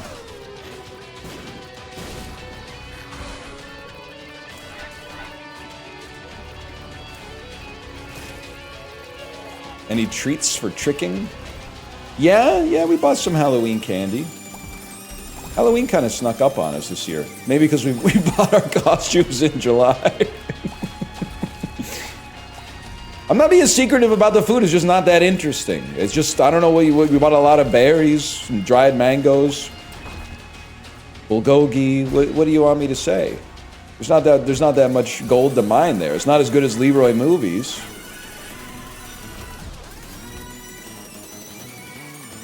Leroy Movies has some layers, man.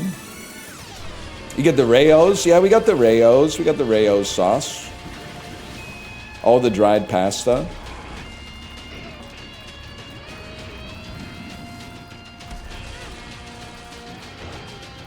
You get any non-food items? Toilet paper? I mean, I'll answer like I'm under oath. You got anything else? Any other relevant questions?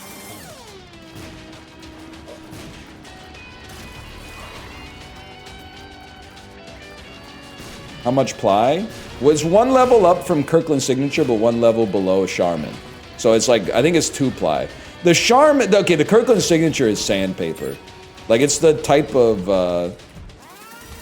toilet paper they use at like a restaurant where they don't care if you ever come back. But then the Charmin, I don't mind mistreating my asshole a little bit, but 3 ply is just, it's not too much necessarily, but it's more than I need. The second ply makes a huge difference. The third ply is just, now you're just playing with it.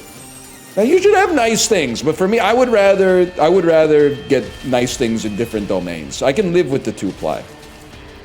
Because at some point you're gonna be wiping your ass with wood. Like if 3-ply is even better, then why not go to 5-ply? And then you end up with like a Gillette razor situation. They're gonna have toilet paper that has like a moisturizing strip or something like that on it. No, thank you, bro. We've gone too far. What are you, Caligula? Thank you, you brought it back. 3-ply, okay, Caligula.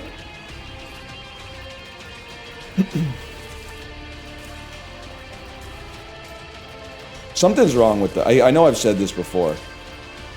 I really actually feel, you know how I've been talking about how I want to see when I die if I would have been a good race car driver if I'd been born under a different circumstance, because I just think I got that dog in me. I think I can just see the racing line really well.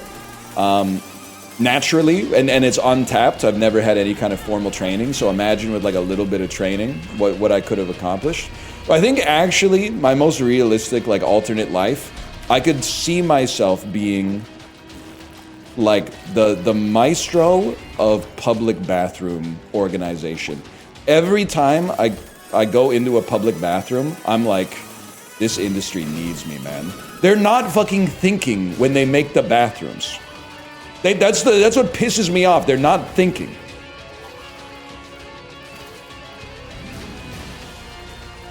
Now we're talking. What are your problems with the bathrooms? There's so many. Where do I start? Okay. Problem number 1 with the bathrooms. It's 2025. We shouldn't have to look under the stall door to see if somebody's in the stall. There should be like a little light above the stall that's either green or red. And if it's green, the door is not locked, ergo it's vacant, hopefully. And if it's red, the door is locked. We have these abilities. Also, I'm sorry to tell you this, because I'm done being like, I'm the problem and I should fit into the world. The world should give nice things to more people, such as myself, as a reward for being spiritually pure. We should take the number of urinals and the number of stalls and invert them. If there's 16 urinals, 4 stalls, I want to see 16 stalls, 4 urinals. I don't care about throughput, okay? Throughput is that's like the airport's problem. That's not my problem. My problem is I don't want to stand there with my dick hanging out waiting for the guy next to me to start pissing so it covers up the sound of me not pissing. We need more stalls, less urinals. Now also, again, I don't give a shit if you have a PhD in Factorio. However many stalls there are, that's how many sinks there are. And however many sinks there are, that's how many hand dryers or paper towel receptacles there are. Because I know it's like, well, most of the time you don't need that much. Well, yeah, but if you're in a busy place and you're using a public bathroom, all of a sudden you got twice as many sinks as hand dryers and everybody's got to wait an extra minute and a half for the dude to dry his hands. Get over it! Next thing, you need to unify the UX of the bathroom, okay? And you have to pick a fucking lane. Are you gonna pick old school, the shit actually works and is cheap, i.e. manual sinks and faucets, manual soap dispensers, manual lever on the paper towel machine that you smash like this and the paper towels come out? Or you can go all expensive, inefficient, hands-free. You can go automatic sink that barely works, automatic soap dispenser that never has soap in it, that has a manual soap dispenser next to it that you actually have to use, hand dryer that has a HEPA filter but is actually shooting poop particles like right into your lungs directly. But you have to choose one. No more manual tap, automatic soap, manual paper towel. It's mixed messages and it doesn't make any sense. It doesn't make any fucking sense. And that's just the very start. The other thing is, and I'm tired of our shit has to suck because there's like bad people out there. Let's make good shit for good people and the bad people can benefit too. I don't care. So what am I talking about? We got to do something about the auto flushers, okay?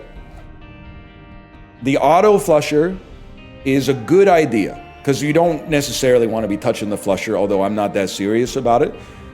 But you can't be having the auto flusher flush 4 times while I'm still mid-piss. That's if we're gonna virtue signal in the bathroom that you can only take one paper towel because we want to save the planet. You can't be flushing 60 liters of water for every single piss. And you're standing there like, maybe it's my fault. Maybe my piss is so long. That's society fucking with you, man. They built it for us and they fucked it up.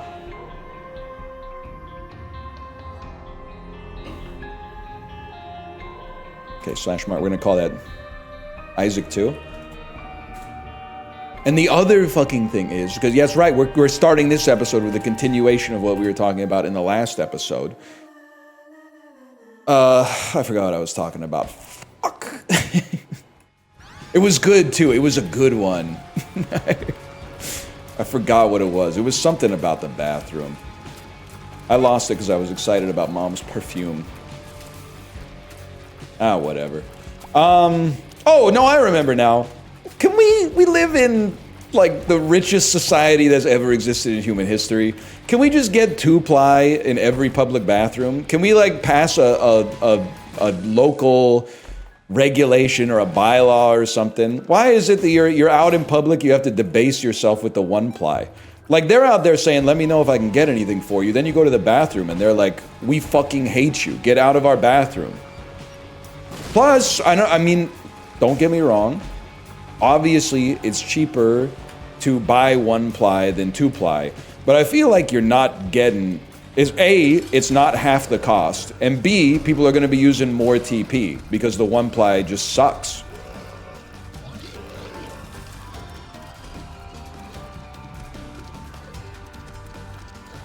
Anyway, that's all I got.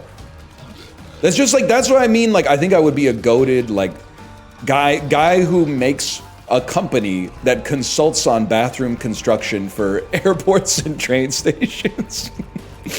That's probably like a job that exists, man. If you're building an airport or something, you probably like, what are we gonna do with the bathrooms? Like, somebody's got to deal with it. Leroy Poopins, exactly. And I don't know why I'm passionate about it.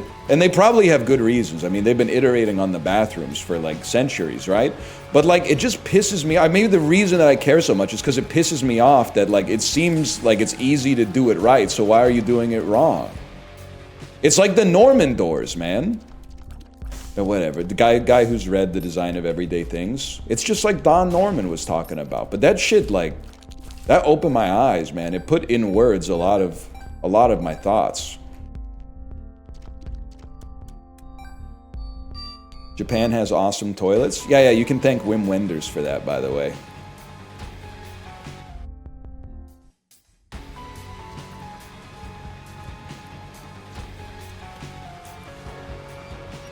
What percentage of guys actually wash their hands in public bathrooms? I think it's 75. And I'm not saying 75 bullish. I think it should be higher, but definitely, I mean, the airport is just, if you're not washing your hands in the airport, you're basically like Typhoid Mary. Like, what are you doing? Whatever you do in the privacy of your own home, I don't mind that much, but like in the airport, to not be washing your hands with soap and water for at least 20 seconds is fucking insane. Like, you're just not very good at making decisions, I think, at that point. Like, the calculus of that is real easy for a fellow like me. Another thing that is crazy at the airport bathroom, how many guys are drinking the water straight out of the fucking tap in the airport bathroom, man? Like, as far as I know, the water's treated, but like they got water fountains and stuff outside. People are like going to the tap and then like cupping their hands and drinking it like it's like they're drinking out of a stream or something like that. It's crazy. This isn't real? I swear it to you. I wouldn't say I see it every time, but I see it enough to remark upon.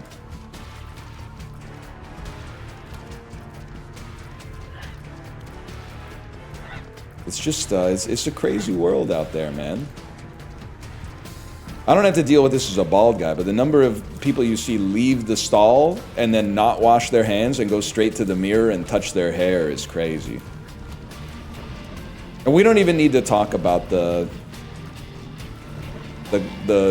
mosaic quality of the poops that you see when people don't flush the toilet in the airport bathroom. You're getting some of the craziest poops that have ever existed in there.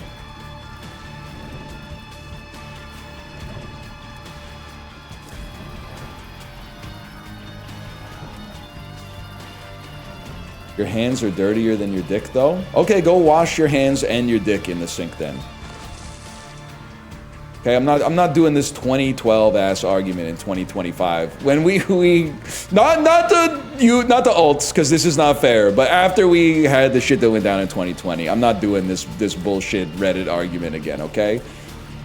The whole fucking culture was raised on Harry Potter and Machinima, who would win in a fight, Goku versus Superman videos, and now I gotta pay the price for the rest of my goddamn life? I don't think so, kid, okay? You gotta reconcile what domain you're in versus the domain you think you're in, because there is a delta between them.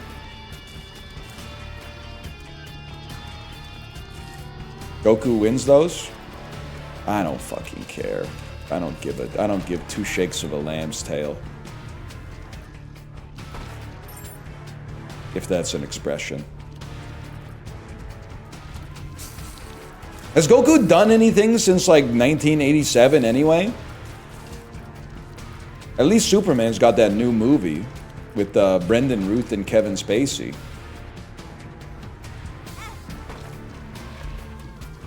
I'll take it.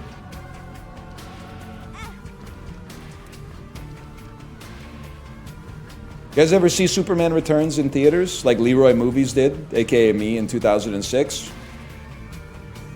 Nope. It was alright. I was surprised to find out that over time it had become, like, extremely hated. I thought Superman Returns was okay. Keep in mind this was pre all that Kevin Spacey stuff. It had Kevin Spacey going, wrong, wrong, wrong, wrong, wrong. No, wait, no, that's the Riddler. That's Paul Dano. It had Kevin Spacey going, wrong, something like that. It's been a while. No keys, huh? And Bryan Singer. Okay, I was literally like 17 when it came out. I didn't know any of that. I wasn't responsible for the movie getting financing and also like picking him as the director for it. That's not, you're beefing with the wrong fella. Fuck you. I'll do it again.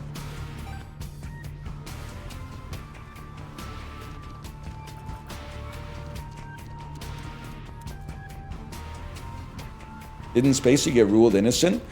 Nah. Unk thinks he's Rain Maida from Our Lady Peace, the way we are all innocent or whatever. Rain Maida, anybody? Anybody remember Rain Maida? VIP Daniel, oh, well, I pressed the space bar, my bad, y'all. VIP Daniel, I'm gonna need you to come in through on the clutch with that one. Who? Rain Maida, he's the lead singer of Our Lady Peace. Good night, the future sold out. There's no use screaming, who thought we'd ever get this far? You know that one? Woo, woo. You know this one? I actually kind of hit that, which is surprising to me, more than anybody else.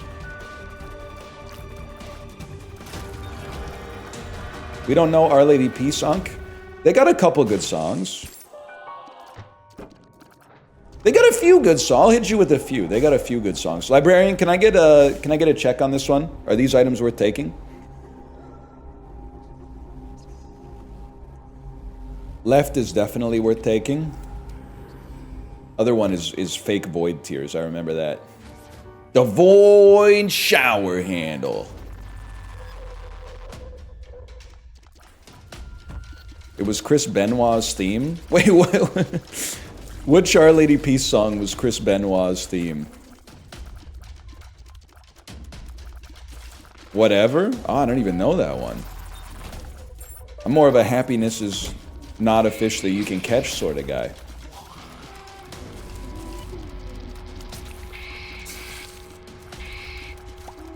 You never talk up Moxie Fruvis? Well, there's all the John Gomeshi stuff, but then also, like, I only know that once I was the king of Spain, now I work at the pizza. Like, that's the only one I know.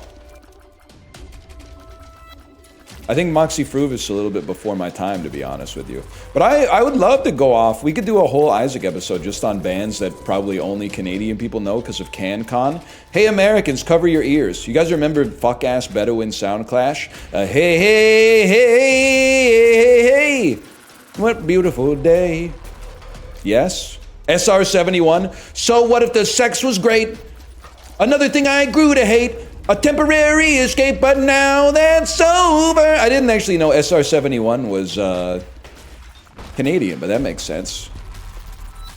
Treble Charger. Ask them if you want. I'll tell you what they say. 100 million people voted my way. Yeah.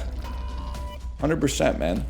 Brand Van 3000 is Canadian. That explains why I hear drinking in LA all the time on the radio. 3 Stacks on the radio. I'm trying to think of what else. You guys wouldn't know shit about McMaster and James. #1 pop export to ever come out of Winnipeg, Manitoba. The sun is gonna shine. Don't you worry about tomorrow. Everybody hurts sometime. Woo woo woo, yeah, yes. Guys, did I learn how to fucking sing? Is my hearing broken or was that fucking good? That was kind of fucking good, man. If you heard McMaster and James, you would be like, wait, he was kind of hidden that McMaster and James stuff. Mucus buildup in the ears.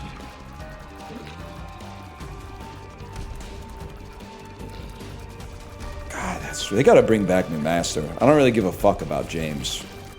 Nah, they're cool. You guys remember Jack Soul? You guys remember Soul Decision? Kinda faded, but I'm feeling alright. Think about making my move tonight. You guys remember... Sorry, I'm running out. You guys remember Snow? You guys remember Snow? This is how it feels to watch like a Limmy stream and he starts going off about like British singers from 1987. And I'm loving every minute of being on the other side. 5440? Yeah. Me when I've got an Ocean Pearl.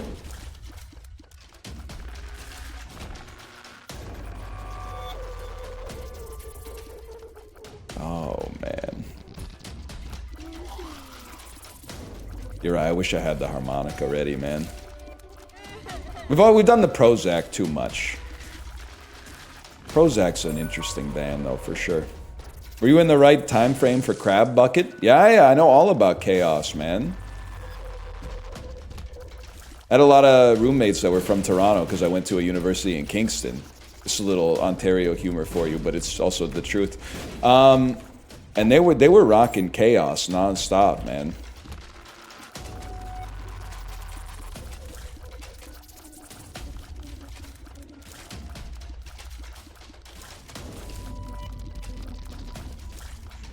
That's all I got.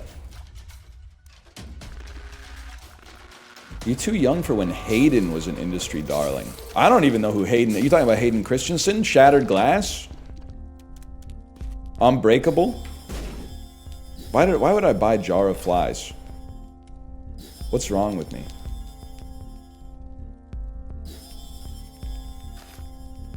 Does Canada have any real people? It's kind of like very offensive. It's kind of extremely offensive. It's kind of, which makes it very bad bait. It makes it horrible bait. Because it's just so obvious that it's bait. Answer the question. Fuck, the deflection didn't work. They're on to us. Leroy Movies! We gotta come up with a second part of this thing, though. So you know how he normally says, at least I have chicken? And by normally, I mean that one time he said, at least I have chicken. What could he say? What's a movie that sounds like chicken? At least I got kundun, something like that. At least I've got popcorn. Of course. I was trying to think of a movie, but at least I've got popcorn is so much better. That's so much better. Anyone see if Apollo's fucking with Leroy Movies?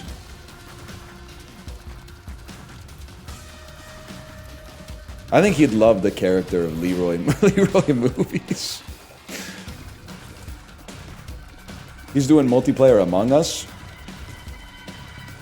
Alright, I was gonna do a bit. The bit's too evil.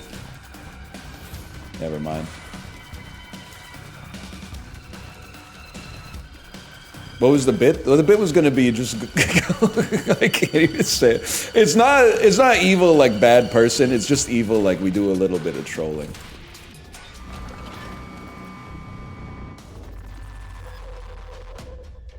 It's always multiplayer? Oh, clearly you've never been invited to the homeschool Among Us LAN party.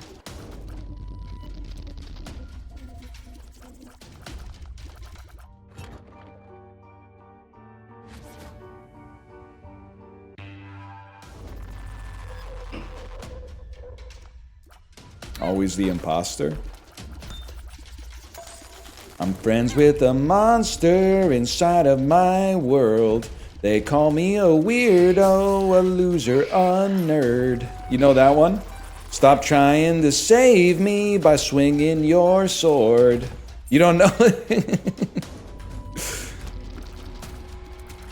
Stop trying to save me. They're saying I'm crazy. It's no big deal.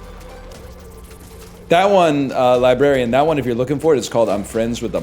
I think it's I'm Friends with the Creeper, actually. I'm friends with a creeper inside of my world. They call me a weirdo, a loser, a nerd.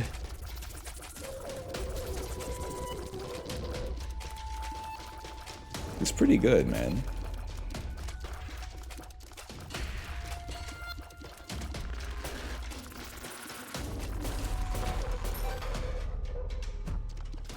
Lumphao? What's Lumphao? Some medicine that'll unclog my shit? Will it make it so I stop getting plague boluses on my neck every time I get sick? Laughing my ass off. Laughing my ass off. I get it now.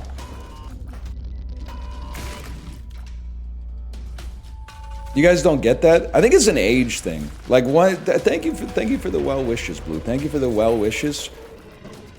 And I'm so happy that I saw that it was a raid before I saw the message that said Silksong enjoyers wish you good luck.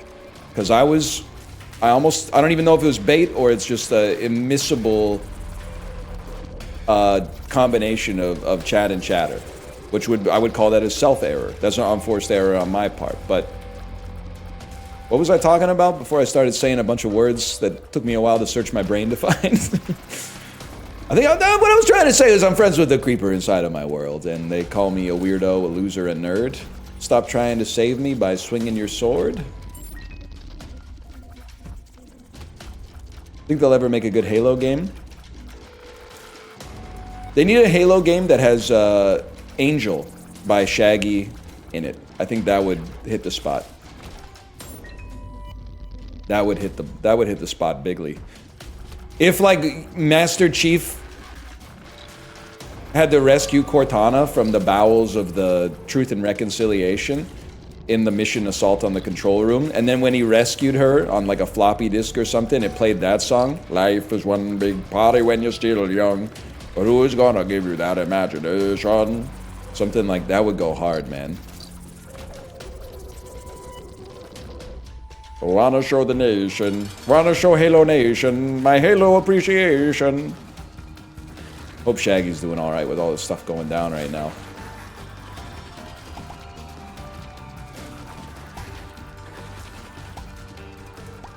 Not that you care, but you have golden bombs. Thank you for that. You're right. You're right, I do have golden bombs. Once there was a way to blow up tinted rocks. You know what I'm talking about, Beatles heads? Once there was a way to find secret rooms. I can't hit the next octave. Sleep, little darling, do not cry.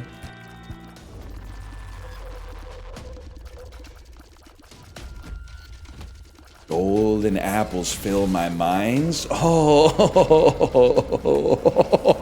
Someone get Sir Paul on the phone right now. Golden apples fill your minds. I gotta learn a little bit more about Minecraft if we're gonna keep this up.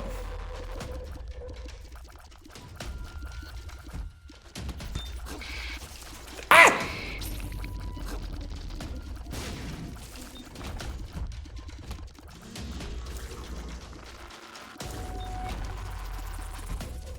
Dadcraft again when? This is a crazy thing to say about a game that's mostly played by like 11-year-olds, but Minecraft is too fucking complicated now, man. There's too much shit. They gotta pare that shit back a little bit if they want me in there. I was playing it, I like food, sure, man. I'll eat the damn food. I'll eat the bugs or whatever. But they gotta do something. Enchantment? Enchantment is throwing me for a damn loop. Just do the speed run. There's no gimmicks. The whole speed run's a gimmick, bro. I was playing before the Nether existed.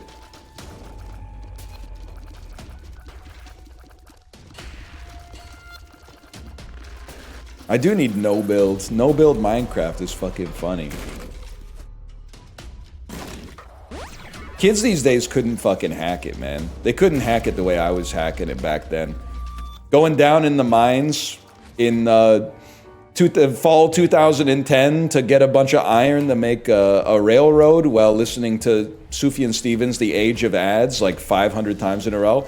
I know I've caused you trouble.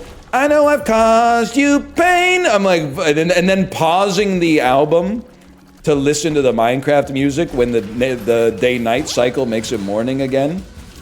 Because the Minecraft music is honestly unskippable.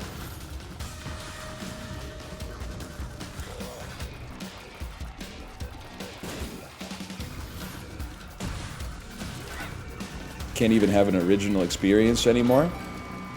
Well, get it twisted. You think you fell out of a coconut tree? You exist in the context of all that came before you.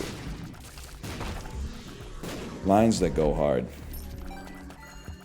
Yeah, I encountered Herobrine back in the day. I actually killed Herobrine.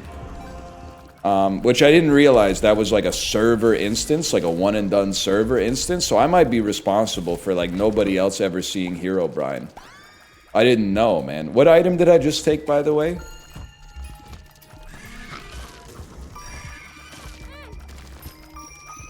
I saved you. I thought Herobrine... See, I'm such an unk.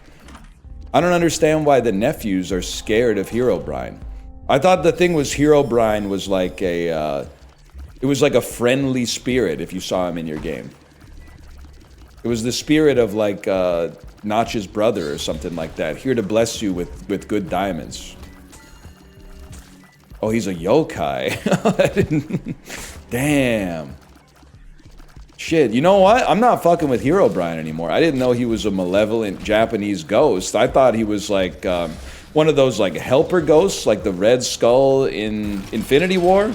Thought he was like maybe guiding others to a treasure he couldn't possess type shit. I didn't realize he had like some unresolved trauma still on his to-do list from when he was still, I don't know, mining or whatever. I didn't know all that. It's no big deal.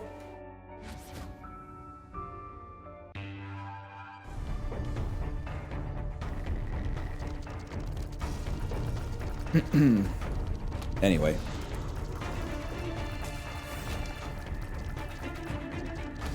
Yeah, I thought Herobrine was chill. I thought he was just like a guy. It's crazy to think that if you don't have internet, that's probably still how you feel about like Kevin Spacey. Like people who still pay for the minute for their internet are like, it's been a long time since I've seen Kevin Spacey in anything. I've been waiting for that new season of House of Cards for like 10 years, man.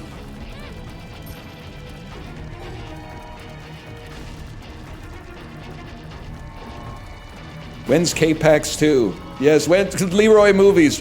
When's K-Pax 2? If they made K-Pax...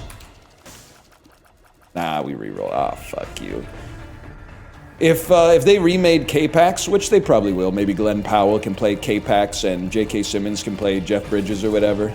Was his name K-Pax? I can't remember. Or was he was from K-Pax. K-Pax, Ohio, I think. But they need to remake that movie so that They gotta tell us, man. I've been wondering for years. Is K-Pax really an alien? Kind of Bush League to make the whole movie and not answer the question we were all watching the movie for. This is Leroy Movies review of K-Pax. Don't, we roll greed on K-Pax. Everybody wants to know if K-Pax is an alien and they don't tell you. No stars. No stars. You didn't watch the movie then? Okay, so bro's good at math. All of a sudden he has to be extraterrestrial in origin. You ever see Good Will Hunting? Bro's from Boston, man. It ain't that serious.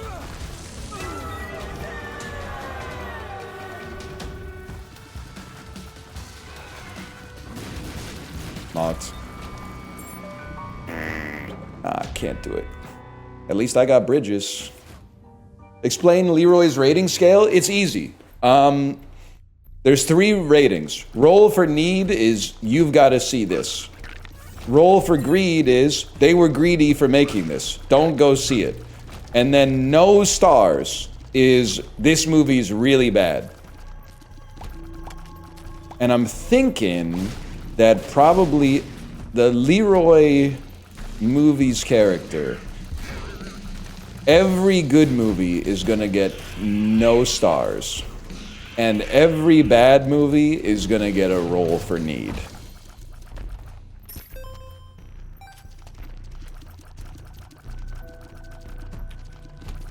You ever watch Travolta's Phenomenon? Yes, also known as K-Pax Zero. Dude sees a bright light in the sky. All of a sudden, he can predict the future and read people's minds. And everywhere he goes, he's got that fuck-ass Eric Clapton song playing. Oh, whoa, whoa, is he an alien? Did he become a superhero? Nope, he just got the brain tumor that makes you smart. I'll save you a couple hours. He got the brain tumor that makes you a genius.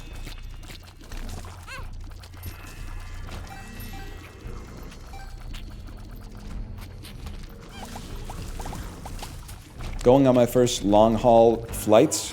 Any tips? Well, there's all of the flight tips that I could give you as a certified long-haul enjoyer are very obvious, so I apologize.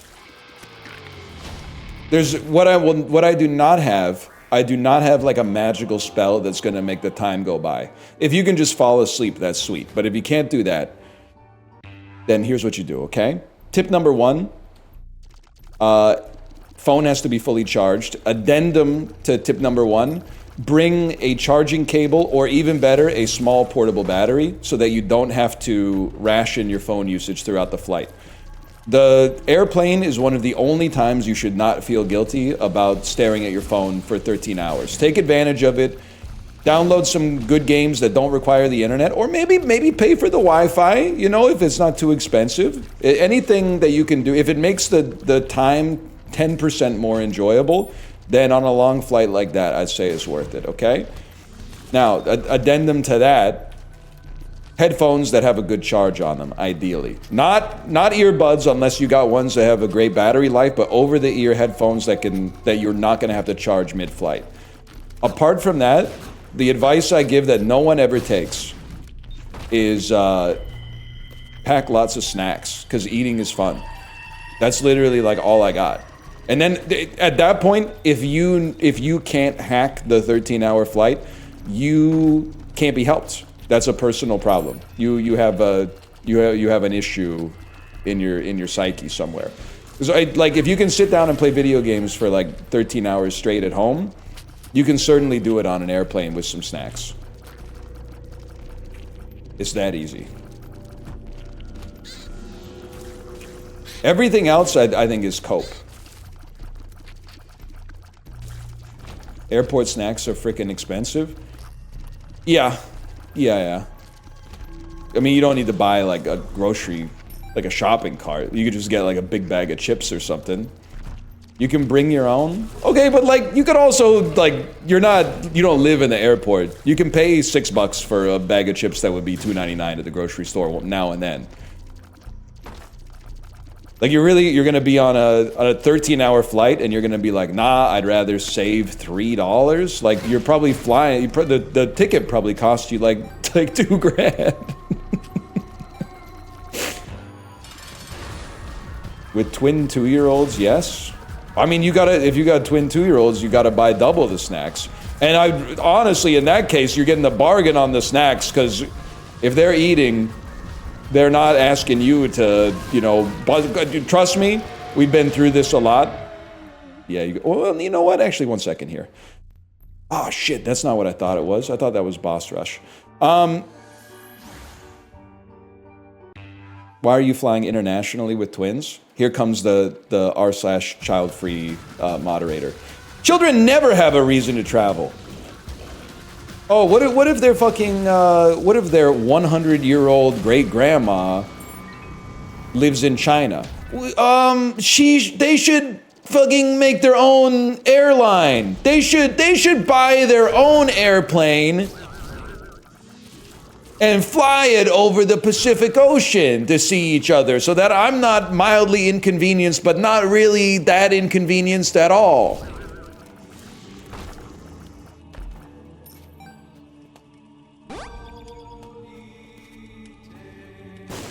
I'm glad that the narrative has shifted from like babies shouldn't be on airplanes. I mean, part of I did a lot of the heavy lifting after I had a baby and started flying a bunch, so you're welcome.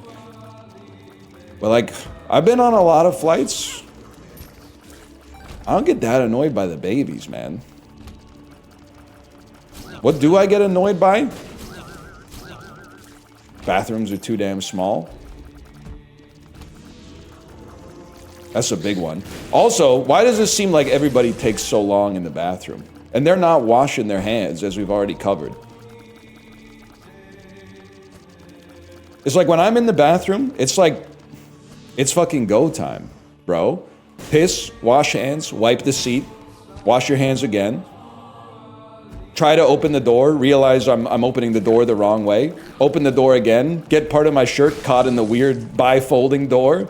Get my shirt out of it, everyone's looking at me. Then go back to my seat. But why the hell everybody else goes to the bathroom and then they're spending like 30 minutes in there and then I go in and it doesn't even smell like shit? How'd you take a 30-minute piss in the bathroom, bro? We're a captive audience here.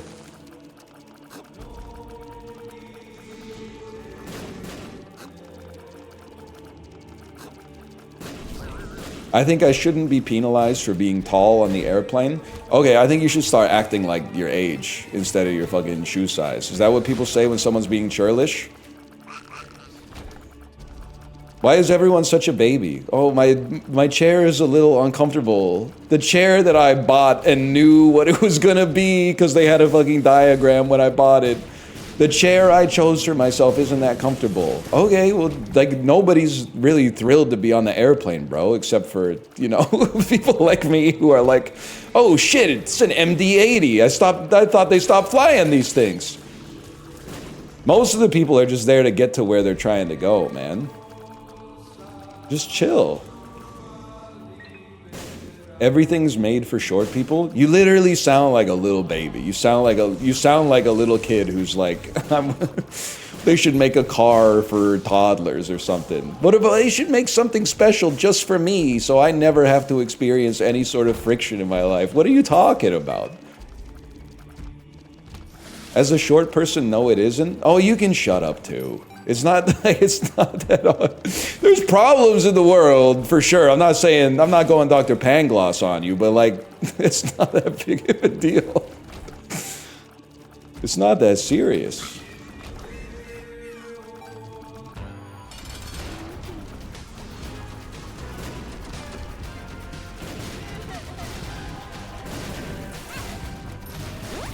Yep.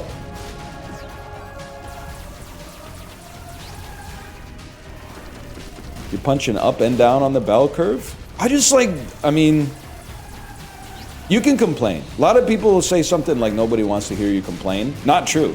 People pay lots of money to watch stand-up comedy with the price of Netflix these days, am I right? But you have to at least try to be funny or reinforce someone's pre-existing political beliefs if you're complaining.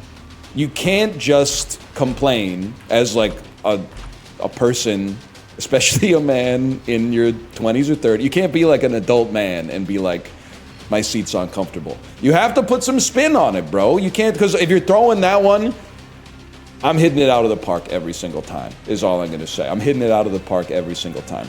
If you leave a little complaint like that, a fucking meatball like a 81 mile an hour changeup high in the zone, that's going out of the park. You gotta at least put some movement on it. Give me Bloody Lust. Give me a little bit of this. Okay, Dalton Varsho. Okay, there's a difference. I would, unlike Dalton Varsho, I'd actually hit the ball. Although he did get a nice hit last night, to be fair. Yeah, exactly. You got to say something like, where was my seat made? The small seat factory? Like that, at least people would be like, he's trying. Something like that.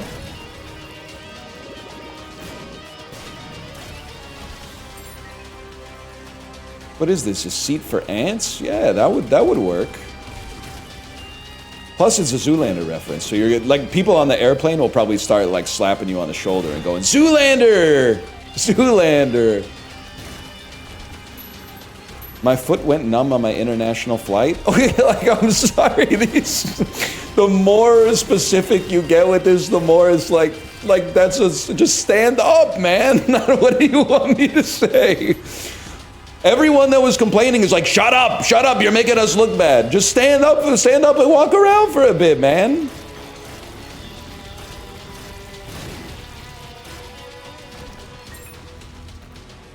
This is crazy.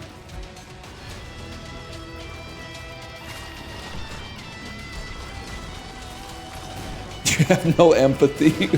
You have no empathy because it pisses me off to hear you complaining. If you were empathetic, you would complain about some shit that's a real problem instead of some shit that isn't that big of a deal, because it isn't happening to me. Stop saying you're 7 feet tall, and because first off, if you're, let's start with the obvious. You're not 7 feet tall. Like 1 in 50,000 people is 7 feet tall. Secondly, if you're 7 feet tall, take the team plane. Oh, I'm bad at basketball? Okay, skill difference. You literally got handed like a dream job on a silver platter, and somehow you couldn't even collect on that. So I don't want, if you're literally 7 feet tall, I don't want to hear you complaining about how annoying it is to be on an airplane. You're literally supposed to be on a chartered plane with Victor Wembanyama right now.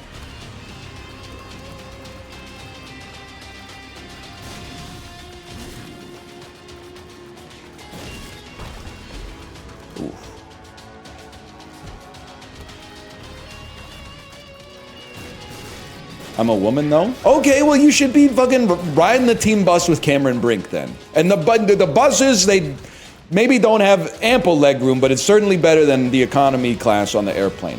You know what really makes me laugh, though? Why is it that still in 2025, when you get your boarding pass, it still says cabin, and then under cabin, it has like a Y on it? Still, like, it really implies the existence of people who are buying like cargo tickets or something like that I wish you saw. Personally, I'd pay extra to fly in the cabin, I guess, but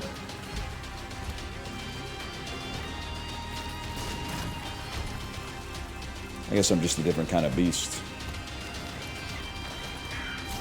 If a plane ticket to your sibling's wedding is $900, are you still buying a gift? Okay, well, like, do you want to argue or do you want the answer? The answer, if you want to argue, no, the gift is me just being there. If you want the real answer, yes, you have to buy the gift because you're going to the wedding. So it's like, I can't tell how much of this is like, you really want an answer and how much of this is like, you just want to complain about the fact that your sister's getting married or whatever. Which sucks, don't get me wrong. Well, I mean, it's also beautiful or whatever, but like, it'd be nicer if it was like at your house or something like that. Or even better, a house just down the street so you didn't have to clean up so much after. But like, you know, that's life, man. People live in different places.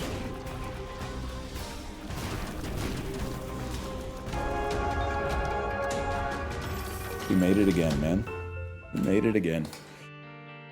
Look at the streaks. This is crazy.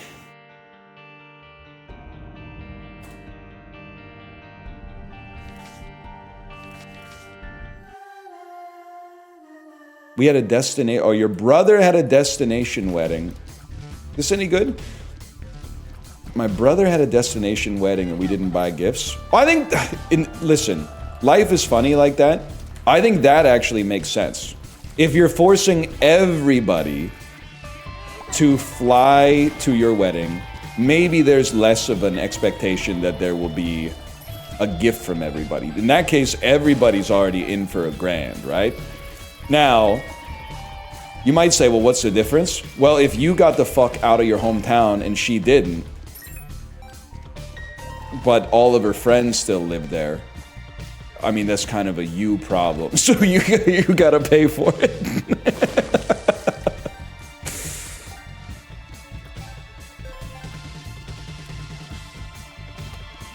Yeah, that makes sense to me.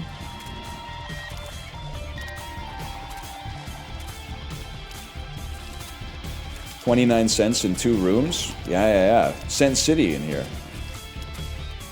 I'm sorry, a gift is default. It's like being like, if you flew into town for your friend's birthday, do you still have to pick up the check? Yeah, bro, like, of course you had, I didn't make the rules, I'm just observing the situation. But yeah, of course you gotta pick up the check, it's their birthday.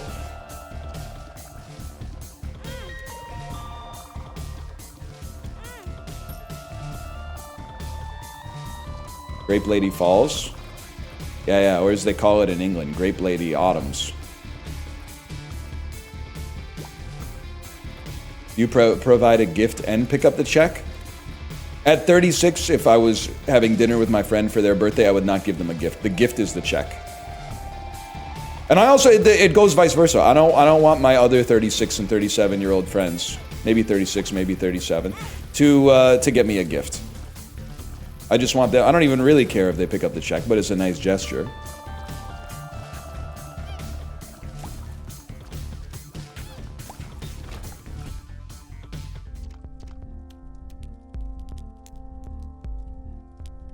I think I don't care. You the type of beast to give someone money and tell them not to spend it all in one place? Yep. And it's even better if it's like a really small amount of money. Don't spend it all in one place is mostly reserved for when somebody finds like a quarter on the ground or something like that.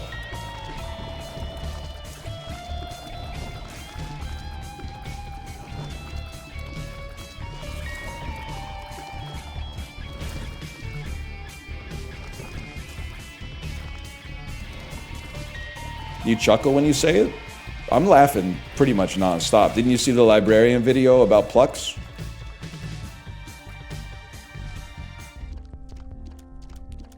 I don't want to re-roll this. I want to come back here.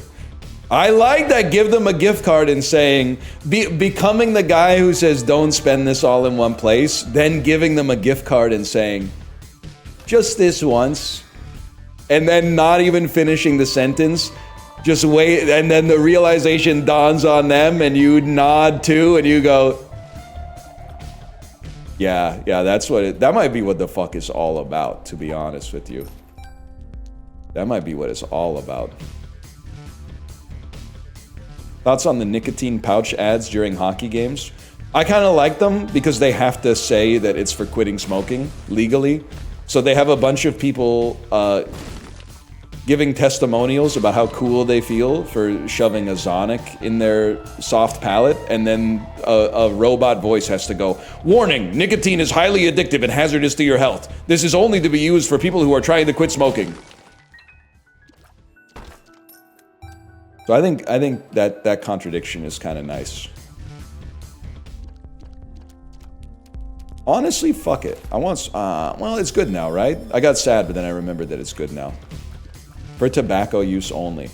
I can't be the first guy to come up with this bit, but what about a guy who smokes his tobacco out of a bong? Has anyone ever come up with this guy? It could be Leroy Movies as well. The guy who packs the bowl with tobacco and then is like, you gotta hit this shit.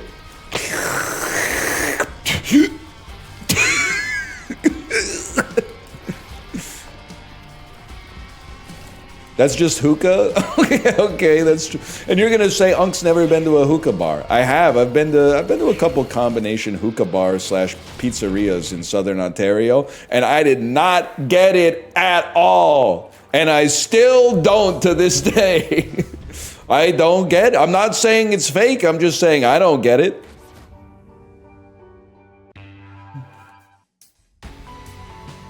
It's just something to do. It's like chewing on a pen, I guess. Did you try it? Yeah, bro. Like I was a skeptic going in, so maybe it's like hypnosis. Like if you don't believe it's gonna work, then it doesn't work.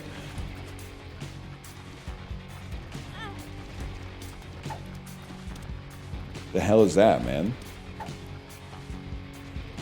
Yarrow Rune. Good news, Yarrow Rune. We ever do that one? Oh, that's pretty good.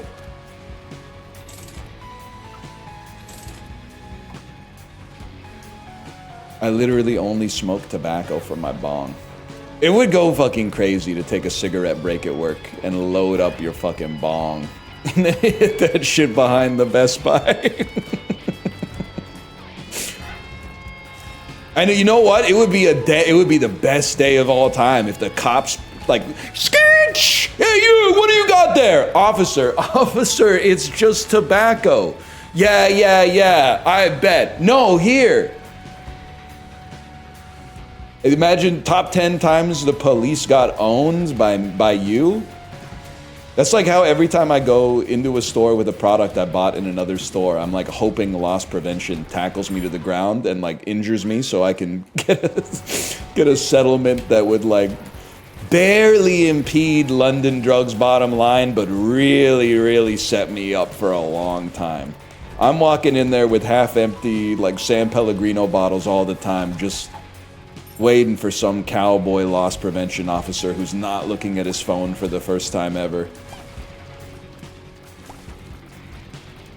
Oh, I actually bought this fucking San Pellegrino at Shoppers Drug Mart. Oh, really? Show me the receipt. Oh, I didn't get the receipt. I could show you on my credit statement. Oh, it hasn't actually registered. They haven't run the charge yet. Can you just give me a minute? You give me like 1 to 36 hours here? I walk around UBC hoping a security guard hits me with their car.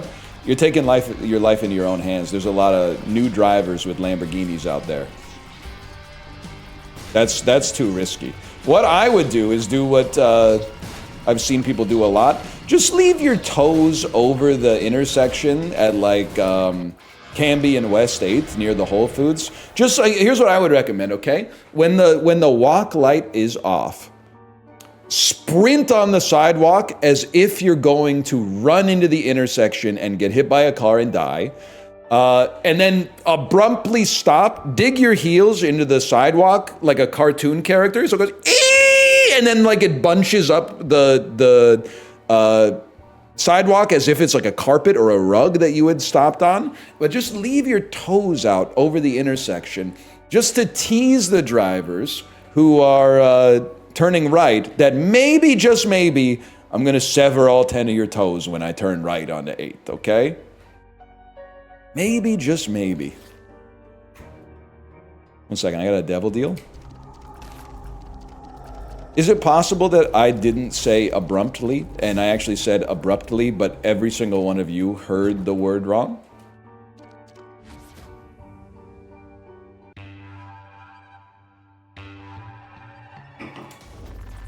You literally can't mention when I say the word wrong. I think I have COVID again. My mental brain age is like, I mean, this is like COVID 7 or 9, so 6 or 7, I should say. So I think that my brain age is like 92 or something. Doesn't it age you like a decade every time you get it?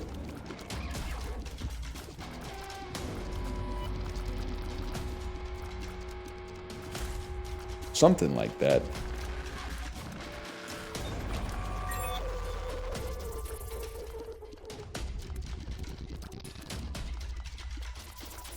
That would be cracked for 5-year-olds. That's a good point, man. If a 5-year-old got COVID twice, they could, I mean, at that point, they basically got their bachelor's degree.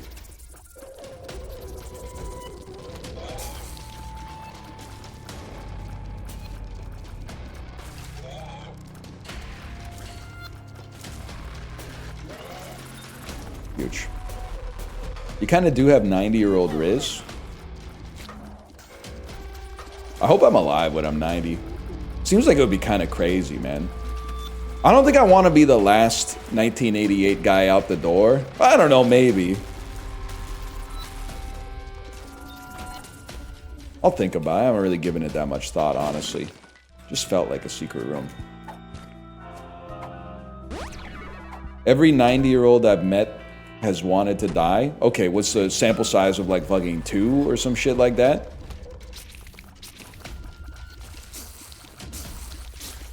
Not meeting that many 90-year-olds, bro. 90's pretty fucking old.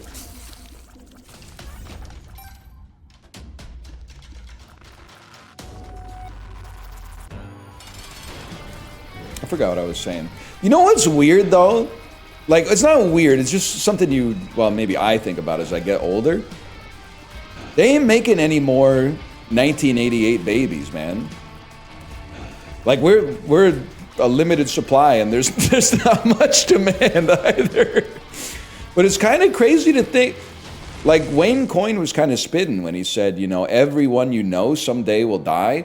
I already think about the fact, so like I was born almost 40 years ago. The average lifespan is about 80. And then like population has grown a little bit, at least here. But there's like more than half the motherfuckers that were here when I showed up have left the party, bro. They've left the damn party already. And then I got a bunch of new people I've never even seen before. I don't know what any of this shit does. Okay, fair enough. Does it look like I give a fuck?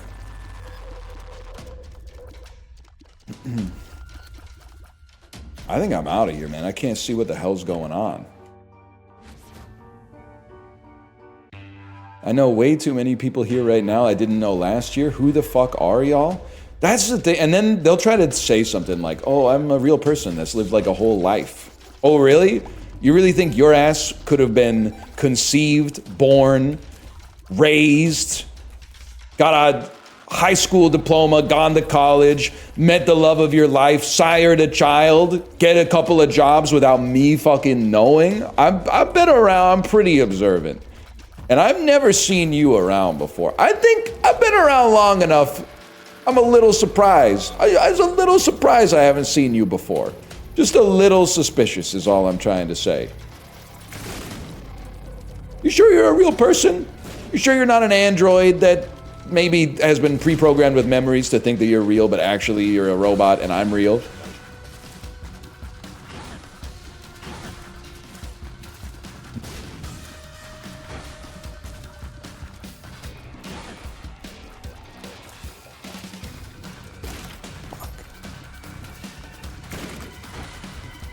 I don't think so, man. I don't think so. Remember when they thought the Earth was flat? I mean, that's just like it's an all-time classic for me. Because I'll tell you straight up, everybody in this chat is like, if I was in the 1600s, I wouldn't have believed that the Earth was flat. If I was alive in the pre-fucking, I don't know, Galileo days, who did that? Copernicus? Either way. They killed him, which is not, I do not support. Either way, 100%, I would have been making fun of the people saying the Earth is round. I would have been like, it's round? Buddy, look outside. Skyscrapers don't exist yet. So look 100 kilometers into the distance. Does that shit look round to you, motherfucker? You fucking idiot. Yeah, it's okay, it's round. All right. Oh, whoa, I'm slipping off of the earth. Like I would have been roasting them. And people, the best part is they would have been like so true, they're so stupid. You're owning their scientific argument with words that sound good. And it would have been an awesome time to be me. It would have been sick. It would have been sick to be me back then. But what's crazy is that I'm not even gonna say probably. Like there's definitely some shit that we take as like a universal scientific axiom that we probably, if not being completely wrong about, at least we got an incomplete picture of. Let's put it that way. Like, I'm not totally sure about all this gravity shit. And also, the speed of light just doesn't make sense. It doesn't take 8 minutes for light from the sun to reach the Earth. It's bright. Just look at it. I don't know what to tell you. Like, if you turn on a light, you don't have to be like, oh, I'm waiting for the light to hit me. Like, it's just on. I don't know what to tell you. Like, if you've been buying that stuff, well, then I'm selling it.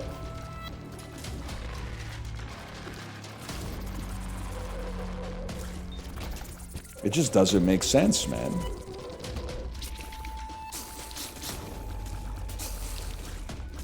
I forgot what I was saying, though. There's probably something. I don't know what it is. Probably something to do with plant protein. My physicist's girlfriend is yelling at the screen. Congrats. You too are not immune to bait. Remember that. Remember that next time you get mad at something on social media that you exposed yourself to. You are not immune to propaganda. That's right. It was all an elaborate bit to show that you were actually the one being owned. That you didn't see that coming. Isaac Newton. So listen, you put the atoms in the accelerator, and I'll put the jokes in the bag, and then put the fries in the bag.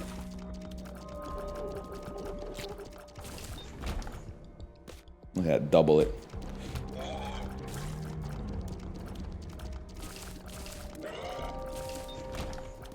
I need another bag? That's for real me at McDonald's. I don't know, you guys don't have this outside of Vancouver, right? But at the McDonald's here, you have to... At the end of every order, they ask you a skill testing question, which is how many bags you want. And you're like, oh, I don't know, man. I don't know.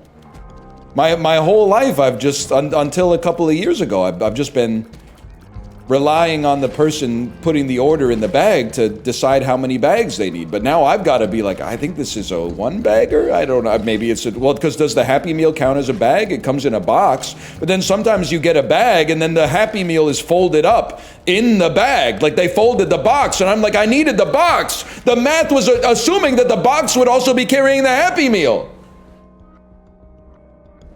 Yeah, you can just say zero and they always give you one. I'm the type of beast to order a Coke Zero, no cup. Oh, I brought my own bottle, actually.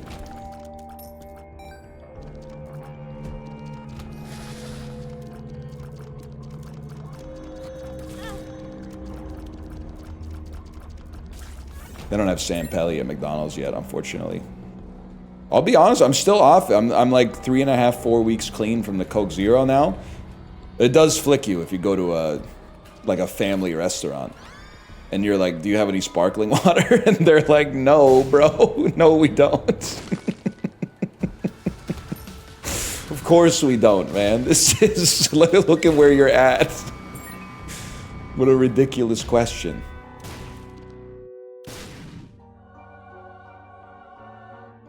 Why not just drink water? Oh, sometimes flavor tastes good. Pro tip, sometimes flavor's tasty. Bro's lived his whole life thinking the food and beverage industry is a lie.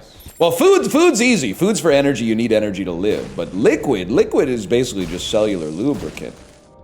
Why not just drink water? I could blow my own bubbles in it, that's true. Sparkling water's ass, though. You're the type of beast to order a ginger ale on an airplane. I can feel it. Anything to soothe the wound of the seat being slightly too small. Always surprised how hated sparkling water is in North America. Maybe I am European, man. Maybe I'm British. I love sparkling water. You have to remember, though, like there's sparkling water has a narrative headwind in North America, which is that for most of us, we grew up where, like, if you went to someone's house and they had Perrier, your parents would get in an argument with them. They'd be like, oh, you think you're better than me just because you drink sparkling water, just because you drink mineral water? So you kind of decide, it's imprinted on you when you're young, whether you're a sparkling water head or a based blue-collar tap water and full sugar soda drinker. But we're trying to change the narrative a little bit. Also, the other thing about North American culture is you have to remember you're not allowed to have nice things, even though we have lots of nice things. You kind of have to like, you have to come up with some kind of justification for ever doing something nice for yourself. Otherwise, it's like, well, you used a new tea bag? You used a new tea bag? You know you can use tea bags twice. You can steep tea bags 2 times, and there's still enough tea to make it. It's almost, the second cup is, sometimes some people even like it more.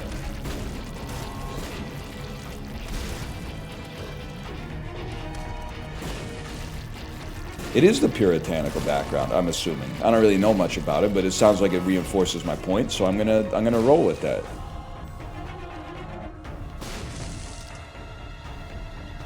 I'll start drinking sparkling water when they make it taste good. Well, they did, but it's not called sparkling water anymore. That's called soda, which obviously tastes amazing. That's a given. But they solved the problem. They added sugar to it and called it soda, and it tastes so good that it's ruining the world. It's having catastrophic consequences downstream, but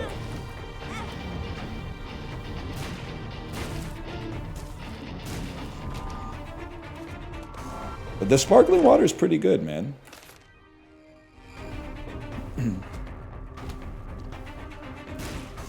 You missed the Tinted Rock? Thank you. Thank you. I forgot what 2017 was like. Fuck you.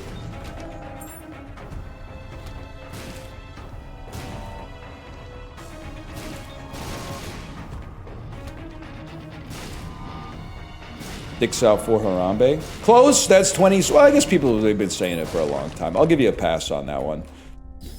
Definitely want that. We definitely want this.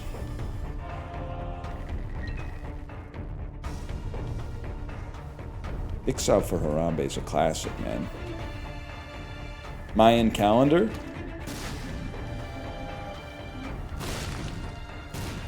Trying to think. I think I've lived through 2 Mayan calendar apocalypses.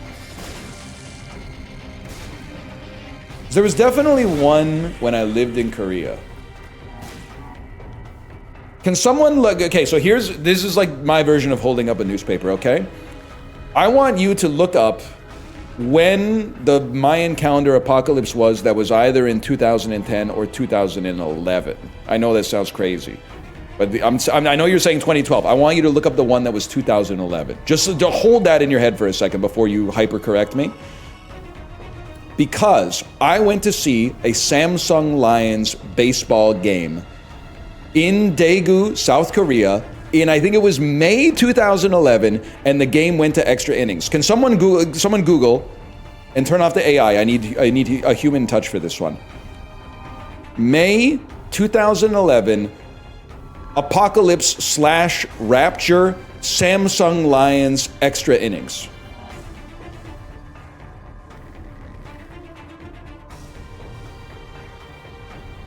Do it yourself.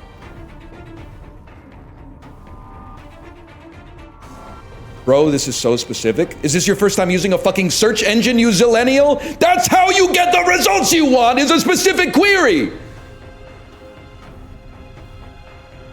On May 23rd, 2011, Harold Camping stated that May 21st had been a spiritual judgment day and the rapture would occur October 21st, 2011. Okay, October 21st, 2011. Bring me back here. Samsung Lions, October 21st, 2011. No, I don't think it can be that. I don't think it can be that, and I'll tell you why. I don't think it can be that because there was a guy at the baseball game that his contract, maybe his contract ran out in October. Okay, sorry, one second here. Samsung Lions game by game recap 2011.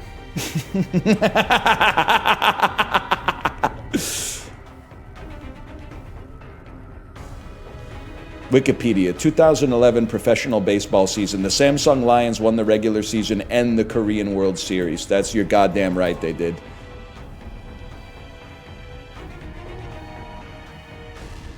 Whatever, I think I proved my point.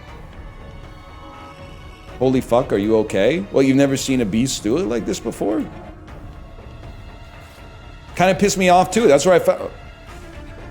That's where I found out that in baseball, if they stop selling concessions at like the 7th inning or whatever, and then if they go to extra innings, they don't reopen that shit up, man. They just keep it closed. And I also feel like the game might have ended in a draw, which I didn't actually realize could happen in baseball or the Korean Baseball League. Like, I think they did 2 extra innings or something, and then they went, fuck it, bro. Let's just say we tied. Something like that.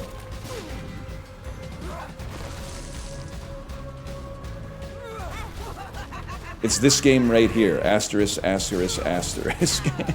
Who were they playing? Were they playing the Doosan Bears? It's been a while. I mean, it's been 14 years since I was at this game.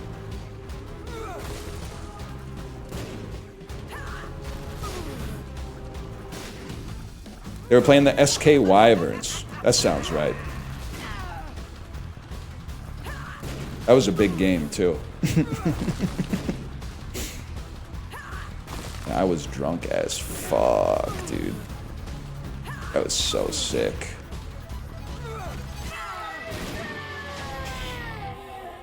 Give me some of this. Does this work? Nope.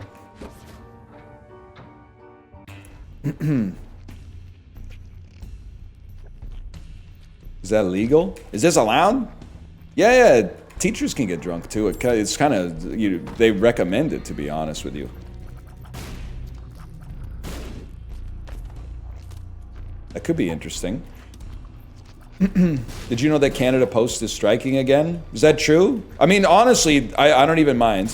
Because A, we support our mail carriers here. And our female mail carriers. And our non-binary mail carriers. Sorry, I think I put one too many males in there. Judd Apatow, when he's doing his casting for his every movie. Sorry, I don't know, I got lost. But it's actually bullish because the BC General Employees Union actually finished their strike. And by finished, I mean came to a tentative agreement. So now, it was a problem when there were 2 strikes at the same time. That was causing some issues. But like one at a time, I can tank one at a time.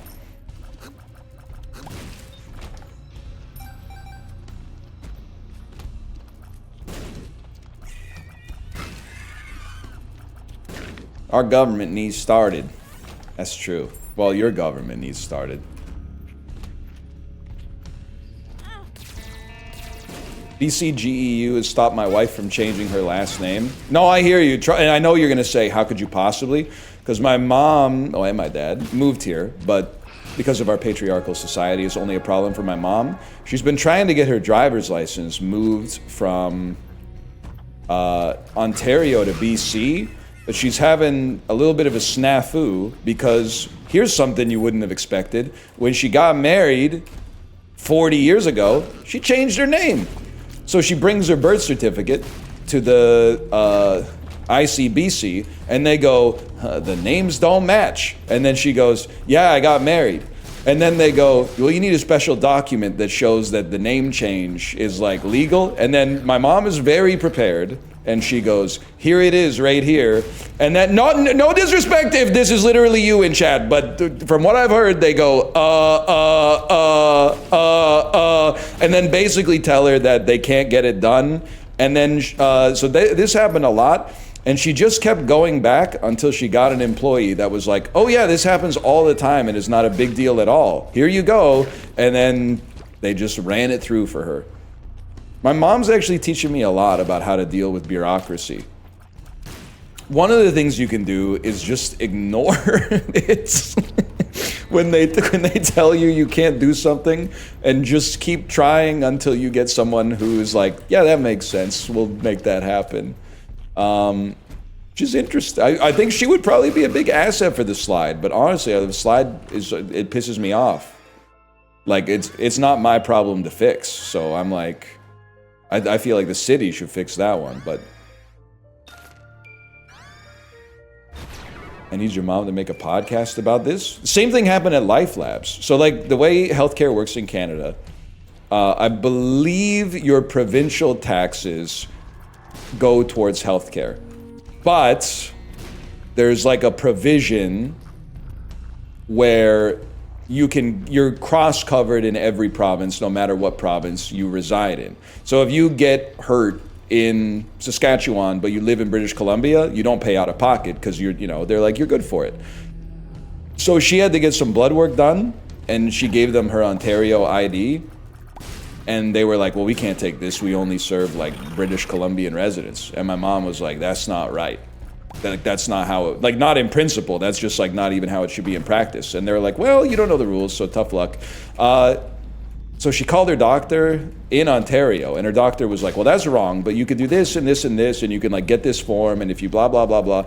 And she said, okay, I hear you. And then what she did was she went next door and got a coffee, and then walked back into the Life Labs and just lined up at a different like slot at the desk.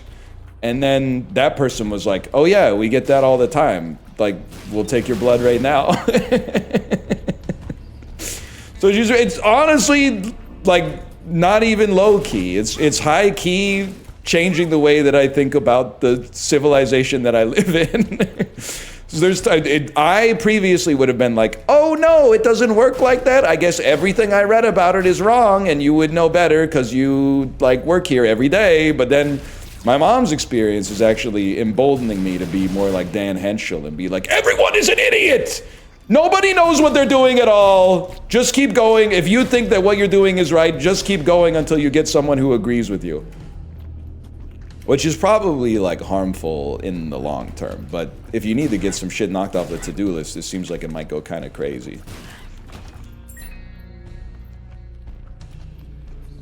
She is running it down mid. That's huge.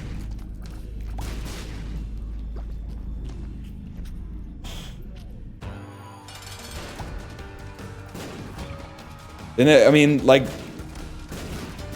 what the hell? Thank you, Sci-Fly. Not to be that guy that's like, does anybody else think that like sometimes the government is like inefficient? Because that guy is also normally not my fella. But she needed to get a document sent from the government of Ontario, basically, from an organization called Service Ontario. So she had it sent, and then Canada Post went on strike. So she needed the document as soon as possible. So she called them back, and she was like, well, like, you guys sent the document, but the process by which you sent the document is not going to work anymore because Canada Post is on strike. So can I just like, can you send it via courier and I just pay you? And they were like, no. We don't have a button on, like, I guess our computer that can do that. So we'd basically just have to wait until, I mean, there's other ways to, like, send stuff around the country, but there's no way for us to do it because it's not in the manual or whatever, I guess. Ah!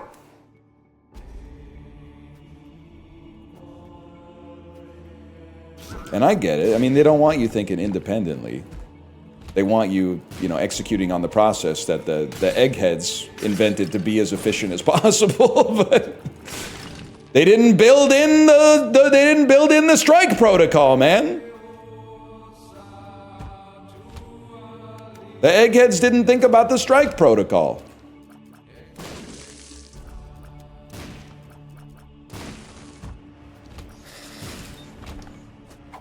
They'd get in trouble if it went wrong, honestly. Well, they're getting in trouble now. They're getting aired out live on Twitch TV.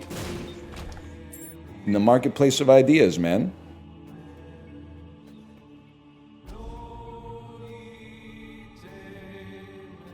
Sorry. Imagine taking this website seriously. I mean, you say that, but then there's like people in chat that like 90% of their discourse is like an inside joke related to whatever the top clip is on live stream fails today. So it is mixed messages sometimes. But I get chat's not a monolith. Chat's not a monolith, but there are a lot of people out there who I think are not gonna make it. Sorry to say, you're probably not one of them. Now, Malumin, are you here? Malumin, are you in chat today? Chibley's not live, right? So you're probably here. Let me check. Malumin, not here right now. Let's see what the last thing they said was. Yep, that's them. Letterkenny is better than Shorzy. Do you skip Scott's Tots? Fishtel Prage. I'm from Minnesota. Oh, dude, they haven't been back since I aired them out last time. But I think that's growth. I think that's growth because I saw them in Chibley's chat and they were just talking like a normal human being in Chibley's chat instead of pretending to be Maya Higa, which I think is, that represents a positive change. I guess I didn't kill everything in this room. Things Colin Firth did not say in Kingsman. Remember that? You remember? Freebird people, he went loco. He shouldn't have done all that. Youch. I didn't see it. Kingsman 1, that's a role for, actually no, that's no stars. No stars! Everybody's got a funny accent. Leroy movies can't understand what they're saying. Kingsman 2, The Golden Circle, roll for need. You need to go see this. It's the first sequel that's better than the original. We need this bit gone. You don't like Leroy movies? Leroy Jenkins who watches movies?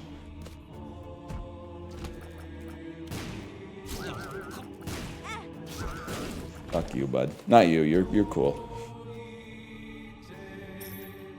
I mean, you're okay. I don't know. How would I know? He's growing on me. Yes, sir. Help. W hard drop.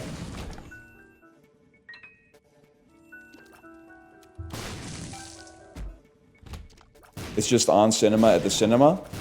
You seem to be confused. This is a completely distinct character called Leroy Movies, who defies your expectations at every turn of what movie criticism can be. On Cinema at the Cinema, that's just a review show. They're just talking very matter-of-factly about movies that they've seen. This is a totally different situation. This is a character that's being played for the purposes of humor. Brendan Gleeson would cut off his fingers for this bit. Honestly, if I was Colin Farrell, I probably would have leaned into that. I probably would have been like, okay, buddy, cut off your fingers. See if I would have trolled him nonstop. Hey, NL, is it bad that I still think about the fact that 4 years ago you said you hated I'm Thinking of Ending Things because it was pretentious, but you said you really liked the Darjeeling Limited? Yeah, it's really bad. The reason it's really bad is you're half right. I do not like I'm Thinking of Ending Things, and I think Charlie Kaufman needs the tempering influence of a director like Spike Jonze in order to pare down his irritable neuroticism and make it more palatable for an audience such as myself. But if you spent 4 years thinking about this, you fucked up, buddy, because I do not like the Darjeeling Limited. I would never have said that I really like the Darjeeling Limited. I saw it in theaters at the screening room in Kingston, Ontario the weekend it came out, and I said, this isn't very good. You've been fighting a battle in a war that doesn't even exist. That's what really sucks about it.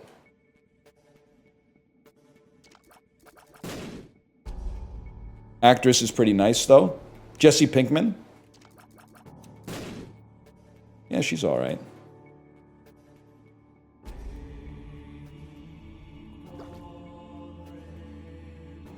What makes it not good?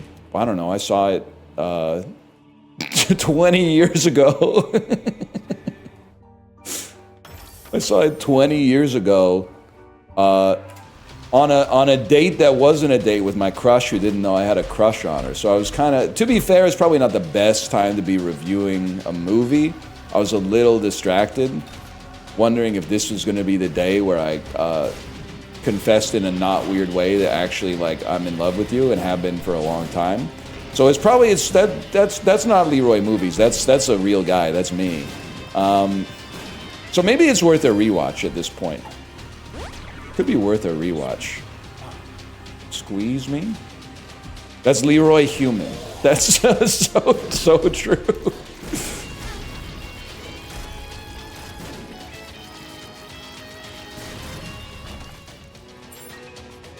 Anyone else long on Bear Stearns? Dude, a Time Machine to 2006 would be crazy. It's kind of insane that if they did Hot Tub Time Machine now, and they went back the same number of years that they went back in the movie, they'd literally be in 2016. That's fucked up, dude. Rob Corddry, what are you doing, man? Hot Tub Time Machine is great. It's kind of a tearjerker at the end, man. When what is Rob Corddry's? I literally cried when I saw it in the theater. He goes back in time and invents Google, man, to save his life, to stop him from his addiction to drunk driving. It's a tearjerker, bro. You know I'm a dreamer, and my heart is cold.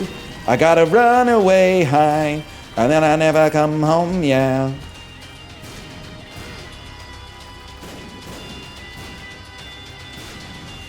Motley Lue, that's it. I was gonna say like Stan Halen. It's Motley Lue.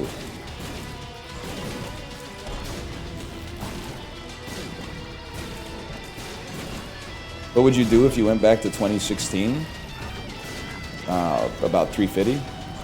Unofficial NL VODs. Thanks for the gifted subscriptions. Thank you, thank you. Much appreciated. Even your unofficial VODs are super official. I get it, 6-7. I get it now. I get it now. He calls Google Lugal too. They don't make fucking comedies like that anymore. Well, they did make a Hot Tub Time Machine 2, and I never saw it because at that point it seems like it was just stretching the bounds of good sense. But they don't make movies like Hot Tub Time Machine 1 anymore, man. So true. They have to make it woke now. Lukewarm, non-denominational time travel device one. Probably like John Cusack. They'd have to be like Joan Cusack or something like that. It would be all fucked up. It wouldn't even make any sense. Instead of Crispin Glover, it would be like Chris Pratt and Danny Glover or something. I don't know. Kind of works. Trying to find a way to make it work. Josh Gad would be in there. So Josh Gad might be in the first one now that I think about it, but he'd be in there somewhere probably. He's everywhere these days, Josh Gad.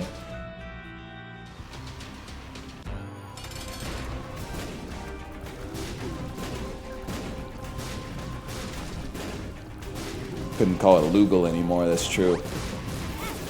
Have to be like Alphabet, Calphabet or something like that. Brat GPT, Charlie XCX. Instead of Charlie Kaufman, we got Charlie Kaufman. Didn't work on the first movie now that I think about it. Get me out of here, dude. Isaac is too easy. Has anyone said this? Has anyone said Isaac is too... This sentence is really funny. Can someone give me some context for this? Gad is providing the grunts and squeals for Muncher. Somebody give me some context for that?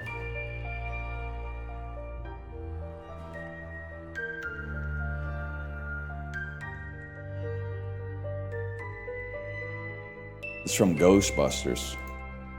Muncher, the new Ghostbusters. I gotta go pee. I'll be right back. Did I slash marker Isaac 4?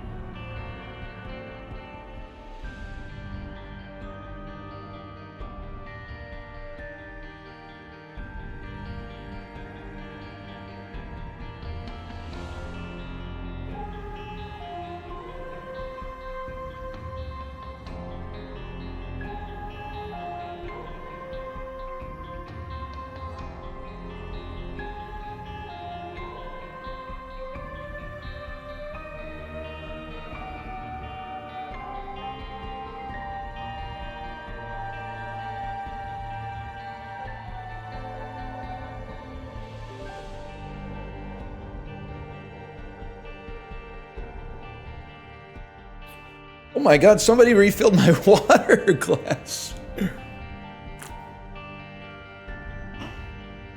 Leroy Water. Let's do this, chums. Yes, 32.3 centiliters. Repeating, of course. Not sparkling, I noticed. The Noticeler.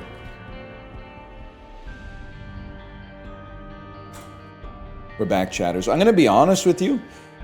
I thought we would play Slots and Daggers after this. And then I said, why? We're on a wave, man.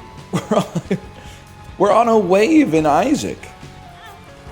It's not dead! I actually, I want to play more of it, because the Undertale style combat is actually really fun. It's a nice wrinkle on the roguelike formula to have, the actual, moment-to-moment gameplay be fun instead of a chore. No disrespect to every, 98% of roguelikes that ever have come out, but, the hell is belly jelly, bro? I got the Sampelli belly, but I'm jelly of the belly jelly. I don't know what the fuck this is, man. Get me out of here. Regardless, this is a fun game, man. I feel like we're enjoying it today.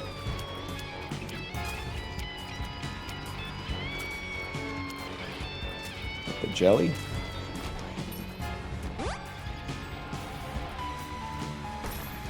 Should have saved. Should have saved for this room. Thank you for the Isaac over the years. You know what's funny? And this is a very unrelatable bit, but I hope you find it humorous. One thing that's happened, I get recognized now and then. One thing that's come up more in the recognizance conversation used to be 2015, like a 14-year-old kid would go, I watch your videos, and I would go, thanks, and then we would just both kind of look at each other until we had to go or something like that. Now, there's a lot of dudes in their 20s, 30s, and instead of saying I like your content, one thing they say a lot is, thanks for everything that you do. And it's a very, very nice thing to hear, but it's also, I can't help but be like, what are you talking about? You're talking about the Isaac videos? You don't, Librarian, you don't need to backseat me here. I know that Black Candle's the play here, okay? I'm just thinking about what to get next. I was hoping that would be a reroll. I didn't say they were having the please don't kill yourself conversation with me. But it's adjacent to that vibe for sure. You don't even remember Hush? Of course I remember Hush. Spec Ops The Line. Hush, hush, thought I heard you calling my name now. Dum dum, I wanna love you in the morning. Bam bam, I wanna love you in the evening. Bam bam. What does he say? Hell of a song though. Na na na na na na na na na na. Nobody knows? You didn't play Spec Ops The Line? The woke third-person shooter that took the gaming intelligista by storm. As they went, whoa, whoa, whoa, this is the first time that I've ever thought maybe the American military aren't awesome? I haven't decided yet. I haven't decided yet on how I feel about that, but this game is really... Nah, I just thought the set pieces were kind of sick, man. Honestly. I've had a fucking axe to grind with Spec Ops The Line, which I beat, by the way, because it was back in the era where I bought it 50% off on a Steam sale and then was like, I gotta beat this shit. I beat the game, and I was like, we all agree that this is mid, right? Here we go again. The Spec Ops The Line compilation is gonna span 9 different NL voices, but I was like, we all agree this is just like a mid third-person shooter, and Max Payne 3 fucking clears it by a mile, right? On Aura alone, much less gameplay. And then everyone went, no, bro. What about the part where they're like, bomb the citizens with white phosphorus, and you fucking did it. You didn't even question your orders at all. I'm like, yeah, Because it was on my HUD, you stupid motherfucker.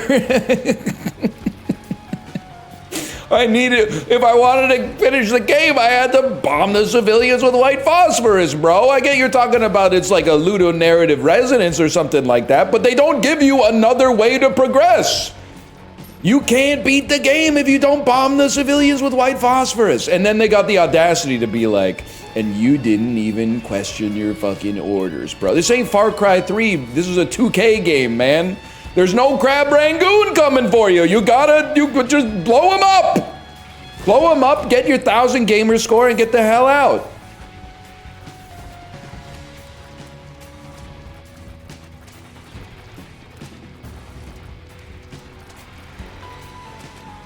A clip of you ranting about short-form slop has popped off in 2 of my normie friend groups recently. Oh no, but how did they get, how did they find the clip though? Isn't it ironic?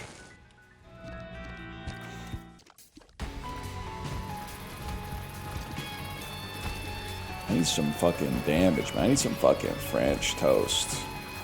How'd you feel about RMC students when you were in Kingston? Never really saw them. Occasionally I'd see them wearing their military garb at like the electronics boutique or whatever.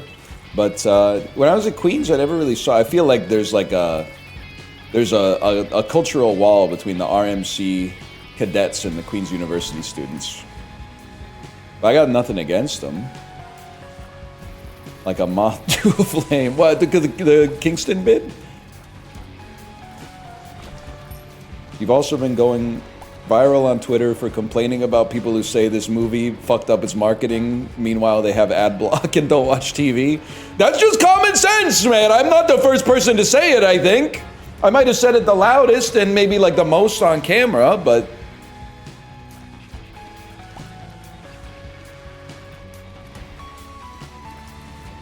This is what happens when you just like, I mean, as a streamer, you gotta talk. So sometimes you just talk about stuff and people are like, whoa, this guy's spitting. Nah, just happens now and then. Sometimes you stumble upon some gold.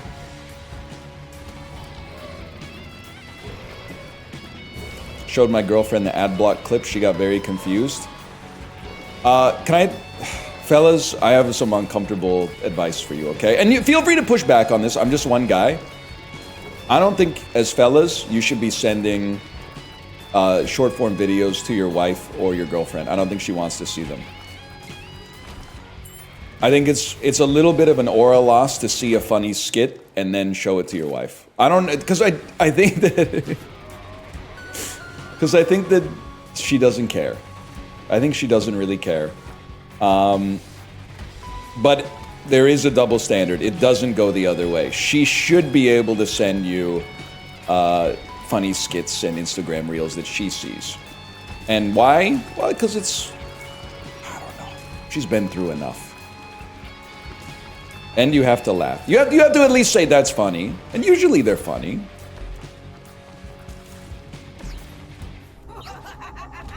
This is huge for a guy like me. Oh, remember when they made it so you can't scam devil deals anymore because it was too much fun? There might have been a better reason for it. I don't know.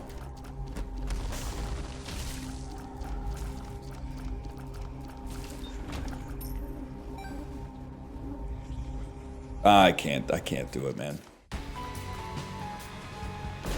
I want to do it, I can't do it. You just saying shit is the content. That's what I'm saying, man. That's what it's all about. But I don't know. Like, to be honest, maybe this is I'm not gonna say misandrist. Maybe I'm trying to think of the right word.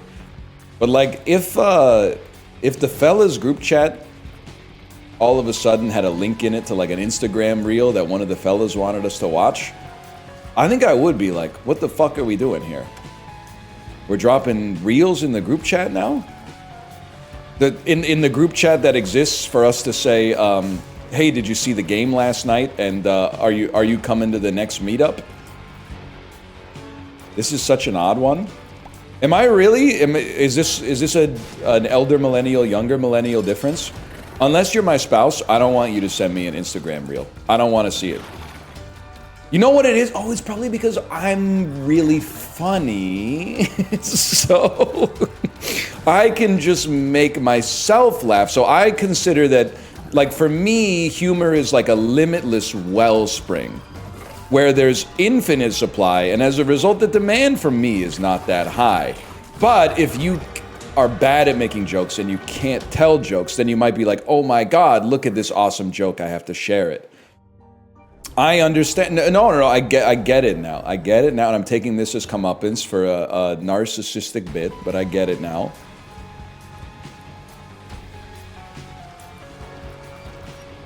This is a hot take and I love it. I honestly thought people would be like, yeah, that's obvious. Obviously, husbands should not send their wives little Key and Peele sketches. And obviously, wives should send their husbands little Key and Peele sketches. Why? Obviously, we don't really know, but it just feels right. It just feels right.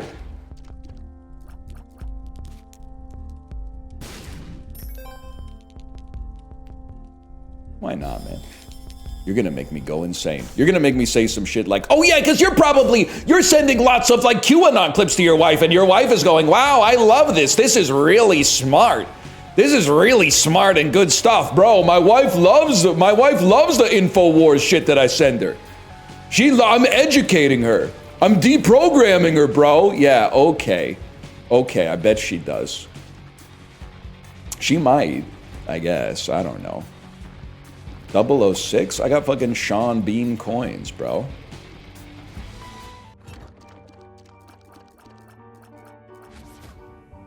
Me when I'm wrong and I have to invent a straw man? That's a real guy none of us have ever met.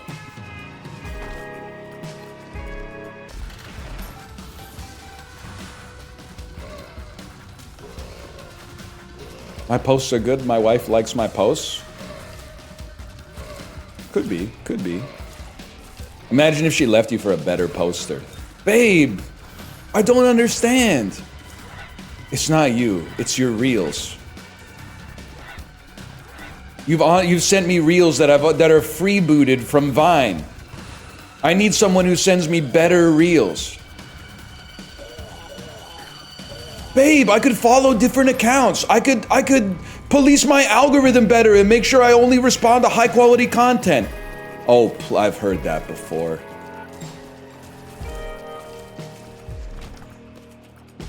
That's about all I got. I don't have the vocabulary for the rest of the bit, to be honest. I gotta pass it on to somebody else.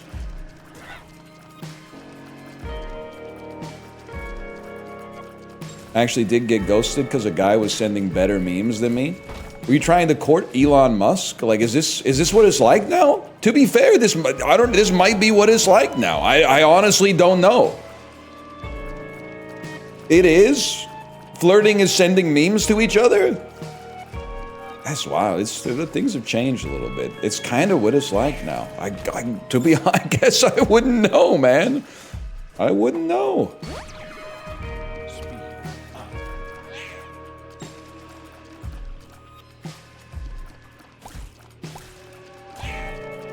There's some Quirk Chungus stuff. Well, not if the memes are dank, obviously. If the memes suck, yeah.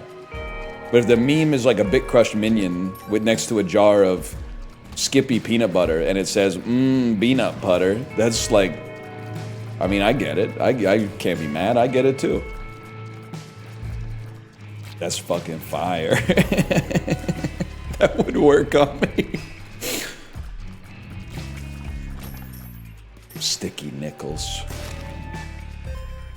Nickel sticky. Hey, librarian, what the hell is this? They gotta remove some items from this, John.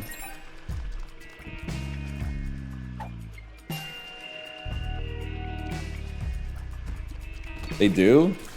Oh, so you guys agree with that one, but you're not with me on the don't send your wife reels thing? I feel like, I don't know. I don't feel like she would appreciate it. But then again, I don't really watch. I don't watch that kind of stuff anyway.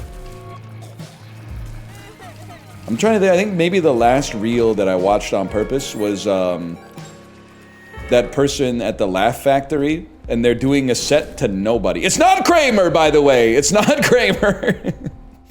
Stop. There are other people that have been there. It's an institution in the comedy world, okay? And they're on stage talking to nobody. And they go, I don't actually get it because I don't think pegging is gay. And then they slip off of the stage and fall into the chairs. It's on purpose, but it's a really, really good, really good bit. I really like that one. I might have sent that to some individuals. I can't remember.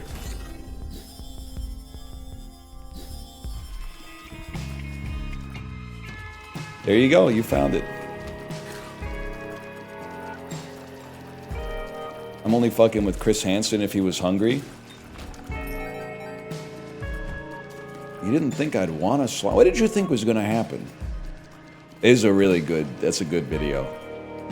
You didn't think I'd be such a hungry guy that you didn't think I'd want a slice?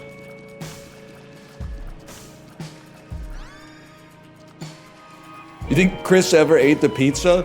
Bro, if once they turn the cameras off, if I was Chris Hansen, I'd be eating all that. I'd be drinking the wine coolers. I'd be eating the pizza. Why not? You're probably hungry, man. I mean, because you're building up a mighty appetite, because that's a nerve-wracking fucking situation, man. You're about to, like, now don't say using the condoms. Oh, shit. I guess you probably got used to it. Good. I wasted my money on fucking Linger Bean. I'm such a fucking fool for you. Oh.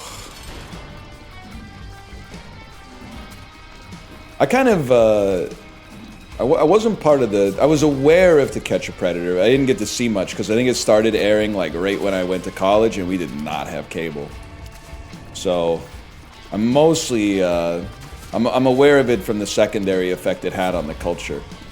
Where nowadays, a bunch of like regular people are making that kind of content on YouTube and like smashing pumpkins over people's heads and stuff like that, which I think is probably, I'm not gonna say that they don't deserve it, but maybe like two wrongs don't make a right. Say that again. You haven't seen that? Like the freelance creep catchers who will like bait someone like To Catch a Predator style and then like just beat the absolute piss out of them in public and videotape it and then be like, we're heroes. Oh man.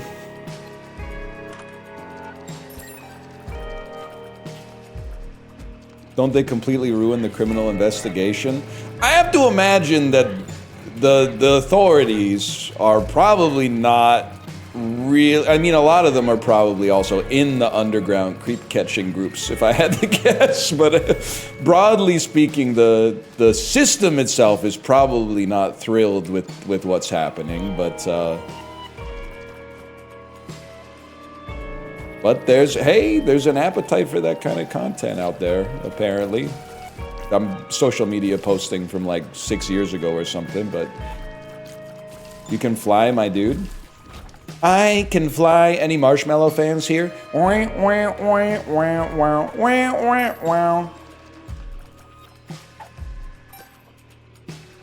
Nope.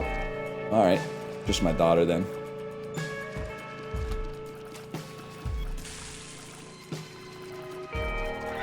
Yeah. Spider Sugar Ray be like, I just want to fly.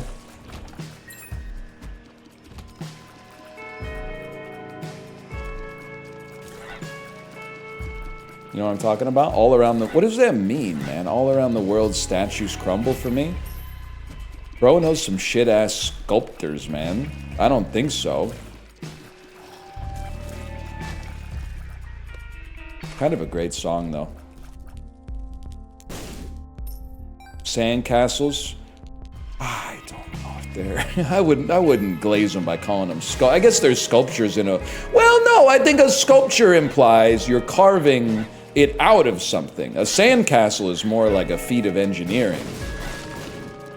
Not to say sculptures aren't, but I don't think a sandcastle is really what I would consider to have the same sort of tenets as a sculpture. This is semantics, I fear.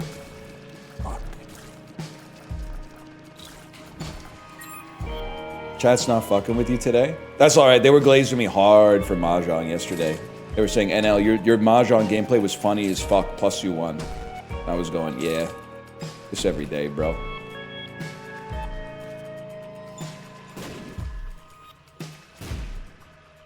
They ever just ask them on the British Bake Off to like make like a sandwich or something like that? It just seems like... I can't be the only dude watching the show going, I don't give a fuck if this cake looks like an old Japanese temple or something. I'm hungry. Why is it taking... I ordered this shit 8 hours ago, man. I'm fucking starving.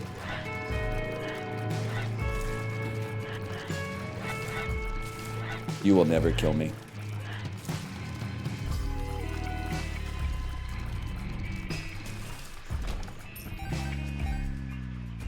Also, the events are 4 hours. Listen, okay? I've seen 3 episodes with the sound off.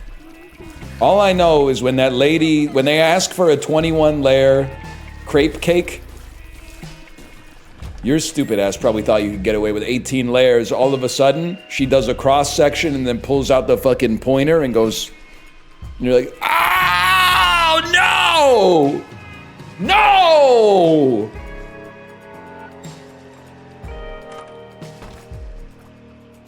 This is huge, though. That's not so huge, though. Handshake from Paul Hollywood would go crazy. His name's Paul Hollywood and he's British? That's fucking awesome, man. That's like Drake London in reverse. Drake London is a wide receiver for the Atlanta Falcons in the National Football League. That one's for everyone out there who calls it sports ball. And he fucking sold this week by being injured. Which is unacceptable. Except that he was on my opponent's team, so I don't have to, you know, complain about that. It actually worked out pretty well. Fucked my whole shit up. I felt bad. It didn't make a material difference in the fight, but my opponent did have Drake London on an auto sub for a guy who was injured. So it was like if that guy doesn't start Drake London, but then it auto subbed because that guy was injured, but then Drake London was also injured. So it was like, what the fuck are we doing here?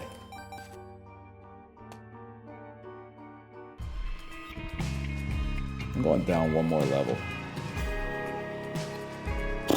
Is everyone injured? Yeah, it's one thing I didn't really know about football is that, like, the average player actually plays like 40% of the games, and the rest of the time they're basically dead. They're basically dead the whole time. And it's not funny.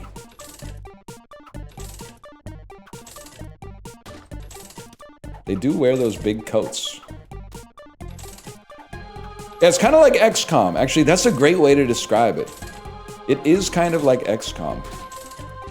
And the other thing that's really funny especially in fantasy football is you'll see a dude have like a horrific injury, like his leg like bends the wrong way.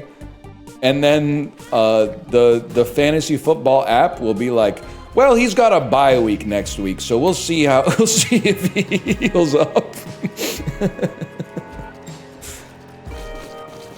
Cam Scatterboo was taken out with a horrific ankle injury. We encourage those of you with weak stomachs not to watch it. But on the bright side, the Giants they got a 2-week break before their next game.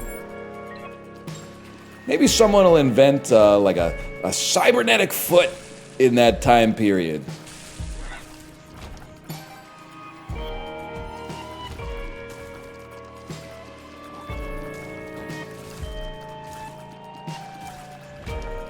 But you would never catch me tearing an oblique on a batting swing. I mean, that's Bush League stuff, man. Hey, what does Blessed Penny do again? That's not good.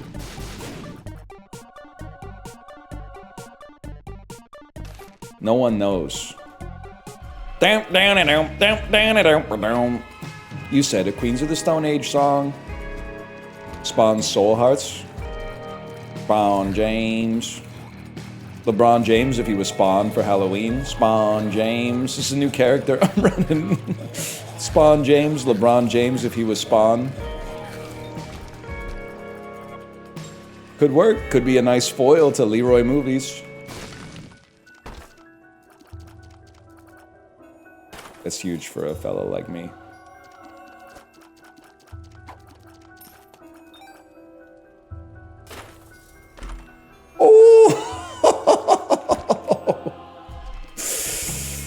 Oh, man. What the fuck?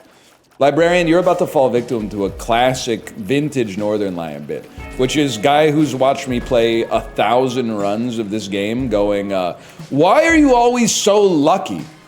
I'm here to tell you, if it happens every time, it ain't luck, brother. It ain't. Oh, that one was a little lucky. That one was a little on the lucky side. You roll secret rooms, you heathen? I literally invented the meta from base principles. You learned it from watching Lazy Matt, or whatever his name is. No disrespect to him, I just don't watch YouTube. Get me out of here.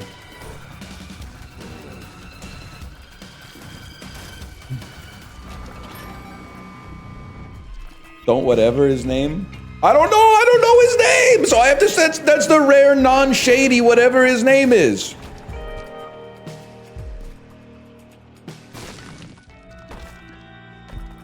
Now, do I know Alejandro Kirk? Yeah, man. Do I know Eugenio Suarez? Of course, bro. Do I know Mr. Beast? Never heard of him. That's also pretty lucky, man.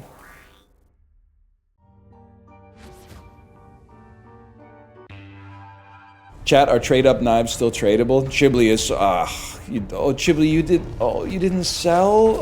Oh, Chibli, get in! We're supporting Russian mafia money laundering by selling our Dota 2 wards. It's a really illiquid market right now, but that's what makes it easy to exploit, bro. Chibli, do you have any Dota 2 wards?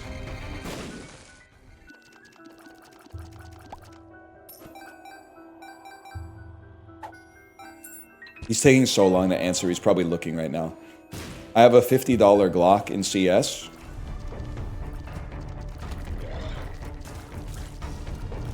$50 Gluck in the back of your Mazda CX. What is the... Wait, this could totally work. Help me out here, chat. You gotta help me get across the finish line here. $50 Gluck in the back of my Mazda MX-5. Could work. Lamau. Chibli, we've been on one today. I gotta say, we've been hot today, if I may. Some days you're literally, you have a stream where you're not funny at all, and you're like, maybe I actually have dementia. And then some days you're like, nah, we've just had an off day. We're locked in now. I feel like this is kind of like this is an Ohtani game right here. This is like 6 strikeouts, 3 home runs. Take the test, bro. It's not a test, it's a quiz to see which Omegaverse archetype you are. Only down note was the wife reels thing. Yeah, Chibli, they want me dead because I said husbands shouldn't send their wives Instagram reels, but wives should send their husband Instagram reels. And then you're gonna say why? I'm gonna say because you don't give a fuck about your Instagram reels, bro.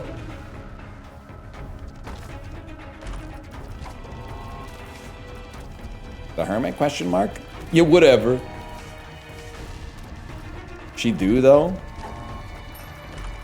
Women are great actresses. That's one thing you need to know.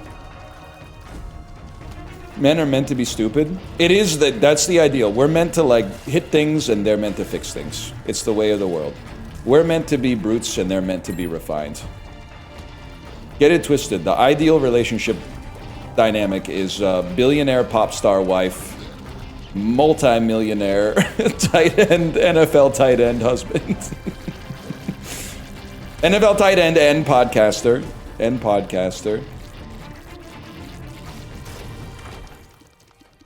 Why not, bro?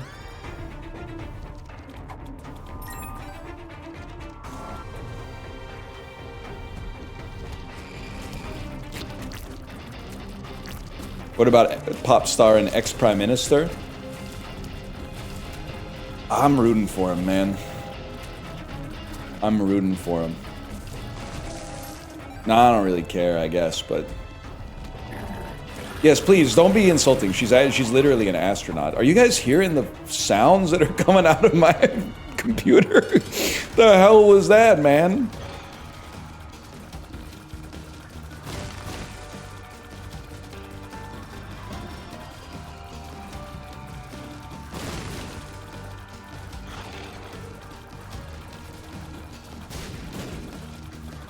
New PC can't handle Isaac. The new PC won't let me be Donald Trump. Wanna take a dump and give him a bump with my car. We're lifting Chibley's whole flow, man, bar for bar.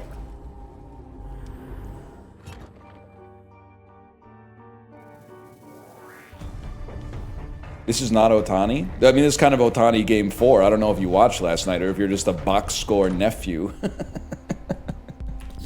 You might be. You might be, man. I don't want that garbage. Get me out of here.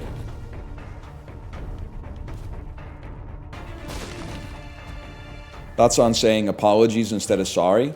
It's kind of like vampire coded, I guess. It's kind of like if you're the type of beast who says like good evening.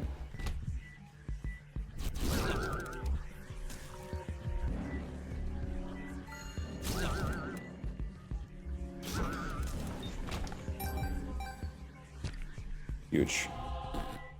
Leroy's review of Shadow of the Vampire. Damn, you're making an old pull. I haven't thought about Shadow of the Vampire in a long fucking time. That John Malkovich Nosferatu movie?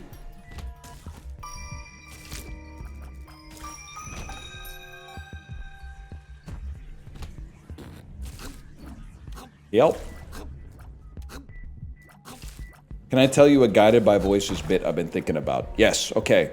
420x Hanzo Life. I love guided by voices humor. You can, I know you're like, I'm gonna type it after he beats mom. This is every day for a beast like me. Just type it. I'll be ready when it's ready. I'll be ready when it's ready.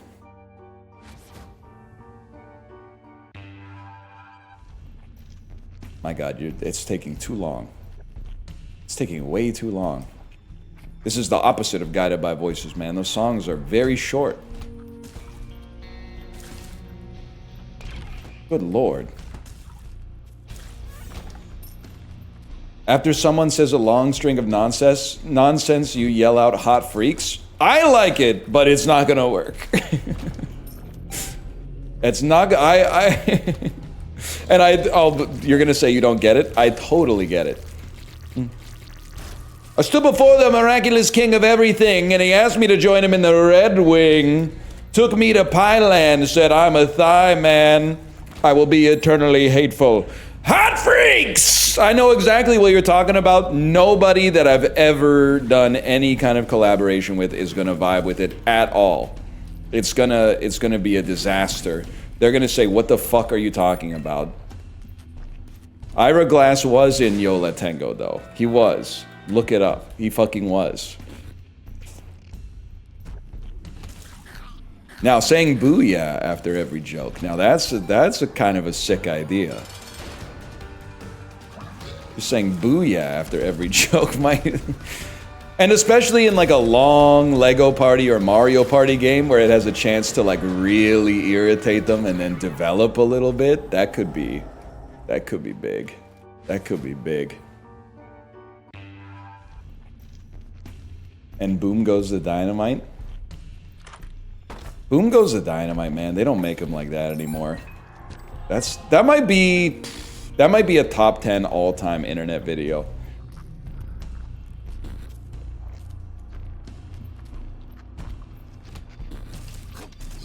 I saw it on E-Bombs World. It's the type of shit they make you download DivX just to watch. You don't know shit about that.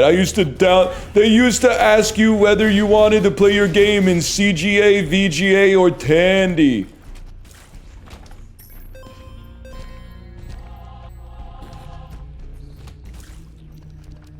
Another video that went platinum in my personal Criterion collection.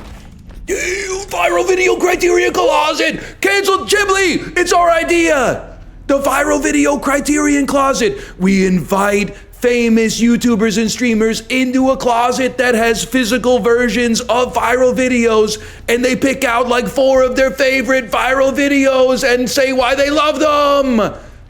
And we get all the ad revenue.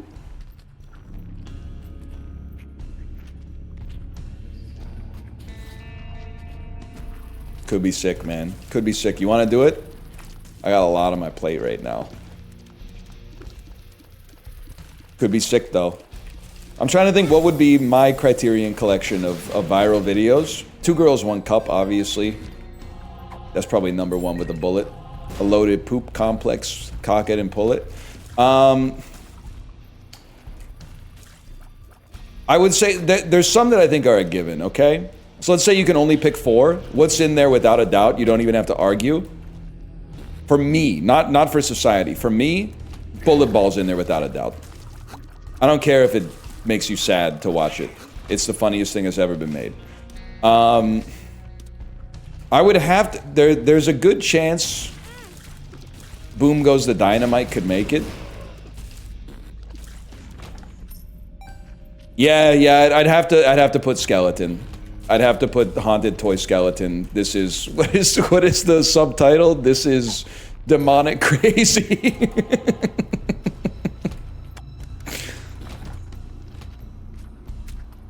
Straight Shot is really good. I think it suffers from being so recent for me that I don't feel like I can put it on there ahead of the greats. Like I might put Grape Lady Falls up there, but it feels like kind of a weak #4, even though it's a 10 out of 10. Saints TV bet, yeah, it's a little overlong. Could have used a truer hand in the editing room, but our table's a good one too.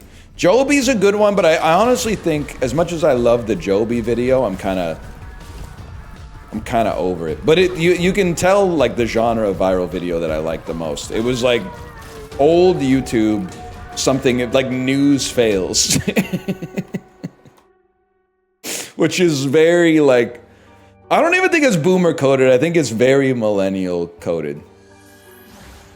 Elevator death security cam... Okay, I don't know if I would feel comfortable putting that on the Criterion Closet video for myself personally, but angry guy in electric scooter keeps bumping the elevator doors until they open up and he dies. I can't even describe it without laughing, which is really, really troubling. But like, what did he expect, man? That's the type of shit that people will be doing, though, and then they'll be like, someone should put up a sign. This shit pisses me off, man. I was wearing my slippery shoes outside on the iciest day of the year, and I fell in front of the grocery store. The grocery store should pay me a lot of money. What the fuck are you talking about?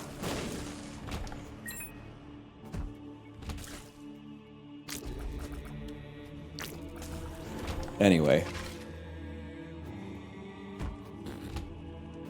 Great stuff. I kind of think the viral video Criterion Closet could be a sick idea, but I'm not... I mean, I'm like the prototypical idea guy. There's no shot I'm making that. Let's be real. And I probably wouldn't even watch it or be on it, but I would. I think it would be a decent thing to exist.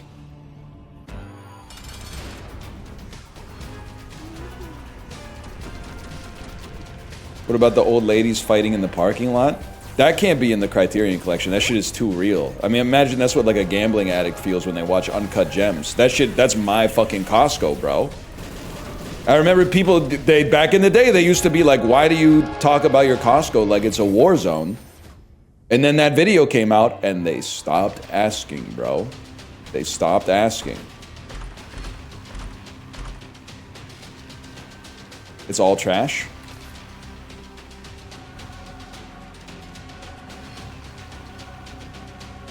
Oh, man.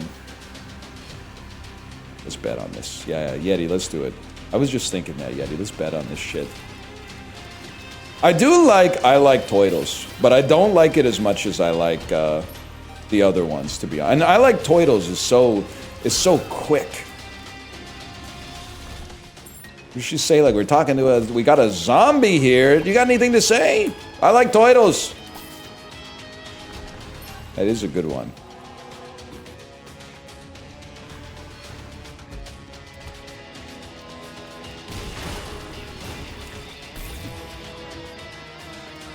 What else do you need? There's better newscaster fails. You ever see the one that is like, let's just come up with a fake name. I'm your host, Darren Aronofsky. Jennifer can't be here today. She was killed and murdered in a tragic, that's a class. What happened to newscaster fails, man? We used to be a proper country. She was killed, she was horrifically murdered and set on fire.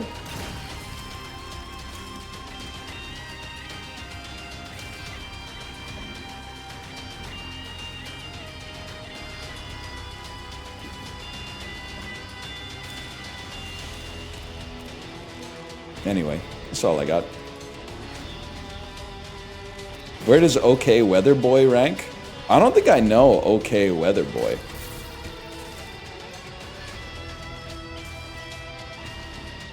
You don't? This is a classic?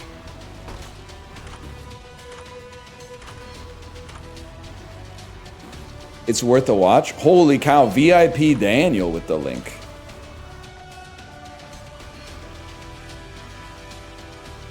I'm scrolling to find it because everyone was typing, you haven't seen it? Okay, let's see this.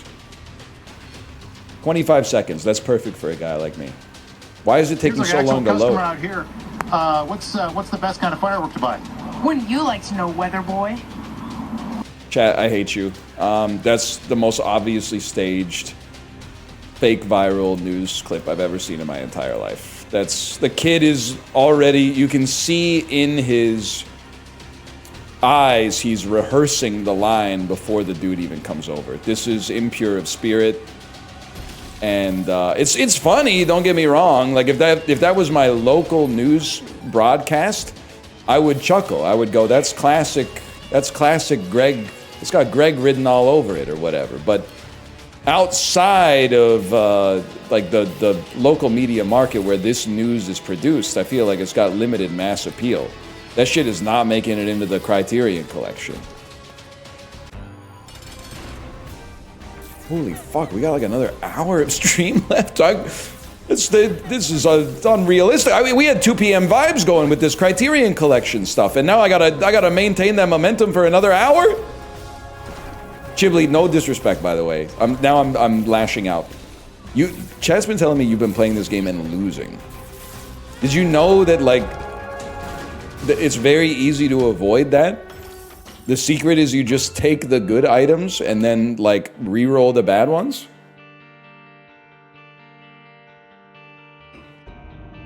Okay.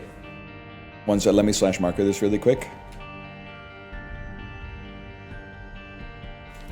Eli Porter versus Envy might also be in the top of the... It might be my number 4 in the Criterion collection, but I don't think I'm the type of fellow who can go on camera and explain why without getting in trouble.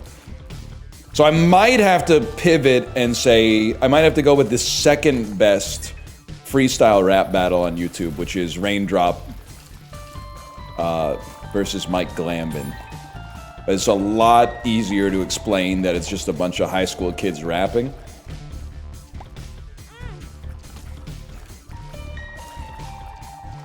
But part of the thing that makes Eli Porter versus Envy so good is that obviously the Envy looking over and being like, I don't think he could say that after Eli says something that he shouldn't be saying at school, at least.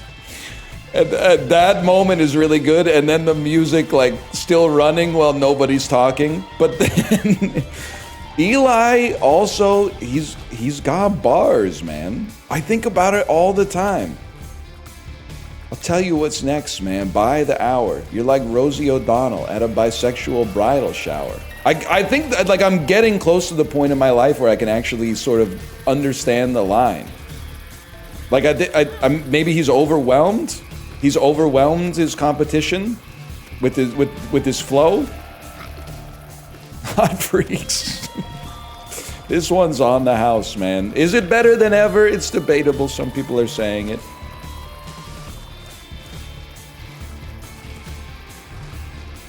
Where do you rank Damn Daniel? You mean the Shuri line from Black Panther? Put on the video. Zoomers haven't seen it. They can't make videos like that anymore. Now, listen, not a rare take, and also I don't really necessarily believe this is true. However, it might be true. YouTube was better when, like, you didn't know that this stuff was going to end up on YouTube. But you can only have your debut website once, man. So, like, YouTube coming out and everybody dumping all the embarrassing video cassettes that had been living in their basement for like 2 decades was huge. Like, that was a treasure trove that I'm happy is out there. Now, you'll just be like outside and people are like filming themselves trying to get people to watch it. And I'm like, what do you, I mean, I get there's a little bit of hypocrisy here, but it was better when they were filming stuff for themselves. And one every 10,000 times, you would capture something incredible. Absolutely incredible. And then you'd be like, thank God, maybe like for a decade, you would bust it out at like family reunions and stuff. And then it finds new life on YouTube as like something that's actually entered the cultural lexicon. That's fucking cool. I re-rolled, guys, sorry. Bring back America's Funniest Home Videos. You know what's funny? If you watch like a new episode of America's Funniest Home Videos, they're still playing videos from like 1982, man. It's crazy. But in a way, that's kind of why AFV clears. Because no one was filming themselves, you know, playing t-ball with their young son back in the day thinking, like, I could make this into a career and finally get out of real estate.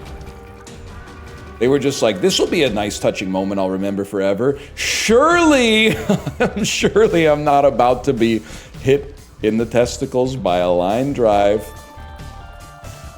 It's so futuristic you can get nut-shotted by your kid's drone now. My damn kid's VR quadcopter hit me in the nuts again, man. Or when you're putting Christmas lights up on your roof and your wife's filming you for some reason, and then a damn spaceship flies in and you lose your balance and fall over. Oh, man.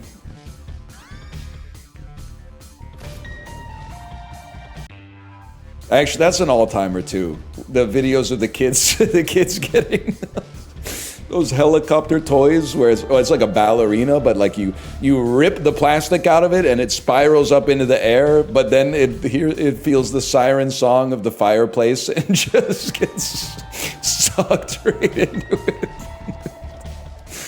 Oh man, this is good. This is good shit, man. This is good. Why did they stop making comedies, man? Laughing is so fun. Oh. What about the kids shooting the DS with the BB gun?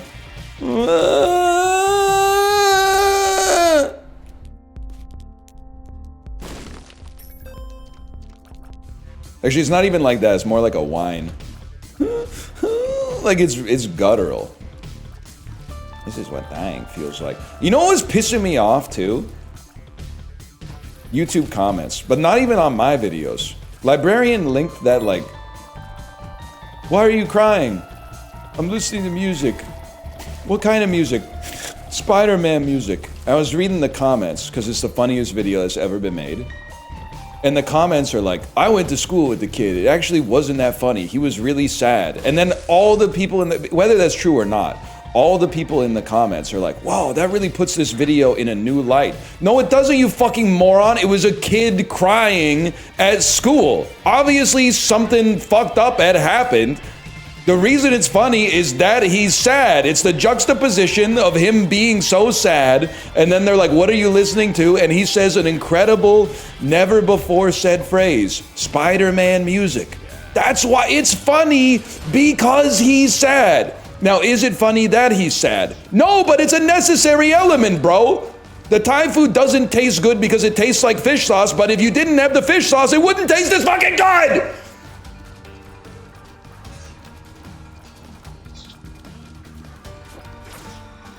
They don't fucking get it. They don't fucking get it at all.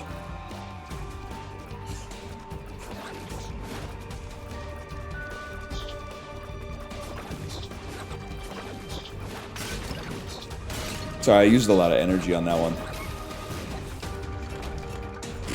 Why not? I like to live dangerously. Dude, experimental treatment with no item description is crazy, because now I'm like, fuck it, I don't know. I'm pretty sure I got a tears down.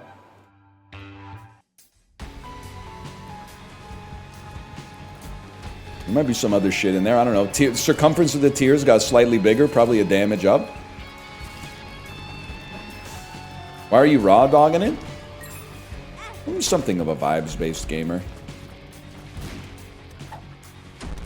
I resent having so much information at my fingertips, to be honest with you. To be honest, I don't think it's really helped us make more informed decisions. Mostly just pissing me off.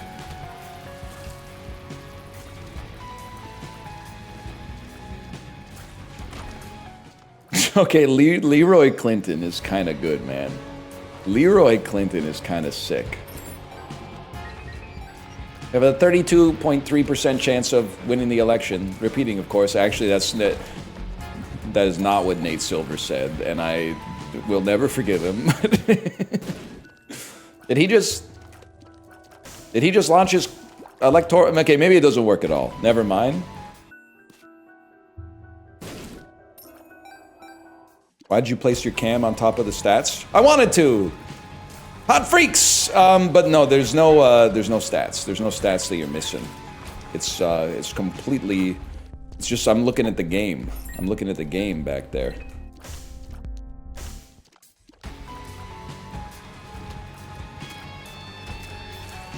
I'm playing Isaac from back before we were cursed with the gift of divine providence. Remember that?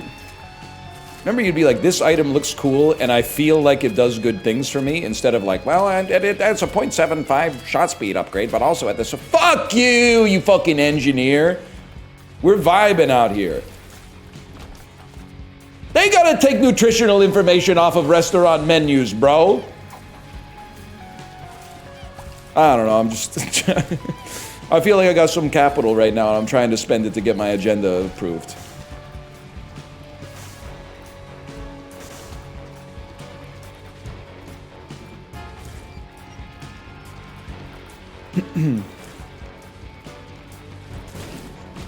Huge. You're just old and confused? I'm not really confused. I'm not being the old allegations, but I'm very rarely confused.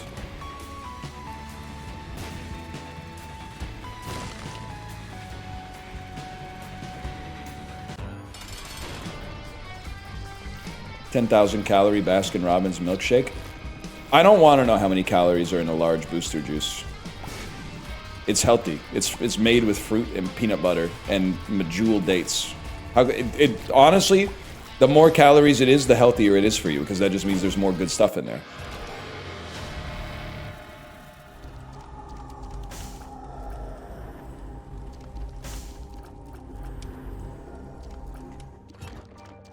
Huge. Huge. Only 502? Really? That's not that bad, man.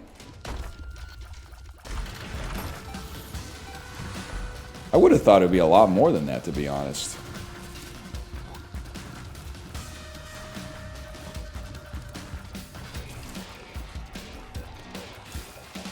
How much protein? Hopefully 0. No, that's not. Sorry, protein. Sorry. Protein, cover your ears. If they ever invent a 0-calorie protein, man, project managers everywhere are going to be eating, bro. Imagine calorie-free protein. Chibli, write that one down. That's a good one. What were my other? I've come up. Okay, so viral video Criterion collection actually is the only actionable idea I've ever come up with in my entire life. But then, yeah, antimatter, like a maglev construction platform, so you could build apartment buildings without causing a fucking ruckus on the street for the people who are still living down there. That one's good, but I don't think I'm the type of guy to really see that one through to completion. Because okay, the coin flip app, that one could go crazy. I do also think platform shoes for the beach, like platform Crocs, so you don't get sand in your Crocs, is a good idea. Prescription windshield. Cooler heads have prevailed on that one. I'm not sure my lose the glasses and get a prescription windshield is gonna fly. Oh man. A standing, yes, okay, but now I do think that there's a chance that a standing car could still work, but you need to find a untapped market of idiots to buy it. Sitting's the new smoking, bro. Buy our stand-up car. Like a Segway? Kind of, but it goes 130 miles an hour. It goes 0 to 60 in 4.2 seconds. Bro went brrr.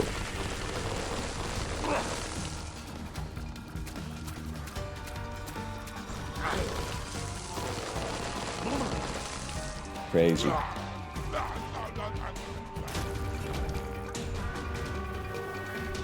I don't know what this shit does, and that's the way I like it. Yeah, kind of like a Flintstones car, but you like don't have to move it via the power of your own 2 feet.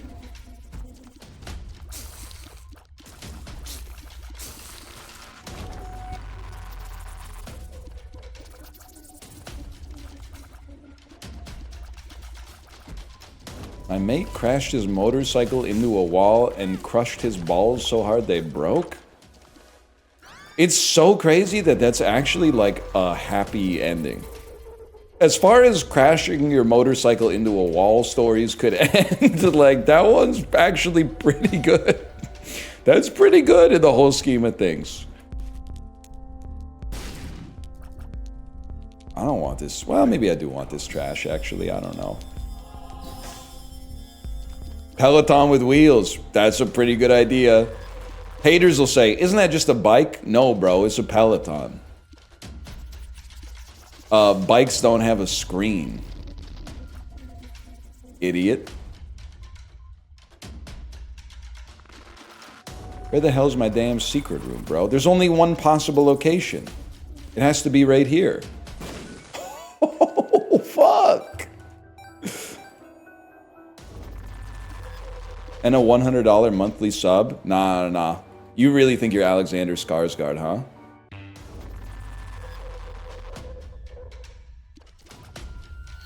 I'm a damn genius. Ghibli, write this down. Write this down.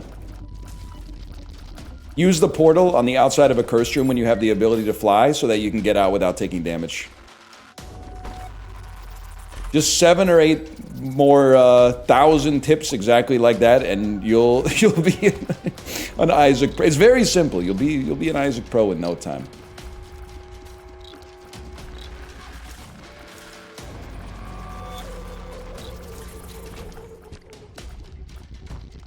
Yeah, that's true. 6, maybe 7,000.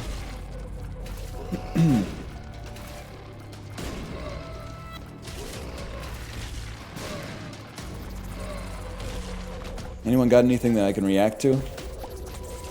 He's out of material. Get him. Chat, what did you have for lunch? Goggy's preying on my downfall every day. I'm not out of material. I'm just out of material that you guys are ready for. If you guys could clear the promotion mission, I could start hitting you with some level 40 material instead of this level 39 fuck-ass material that's for babies. But you're not ready for that yet. You haven't done the damn dailies yet.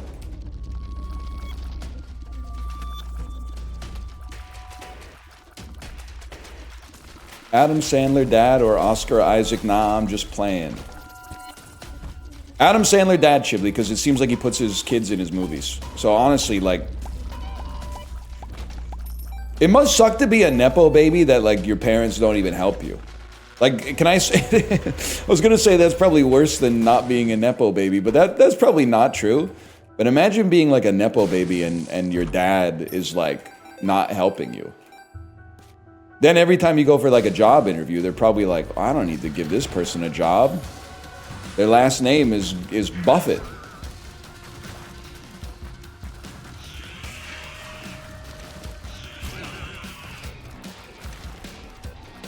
Got to think about it. Then I think about it. Warren Buffett's kids are like legit 65 years old because he's 98 or something. So they're I don't know, they probably figured it out by now if I had to guess.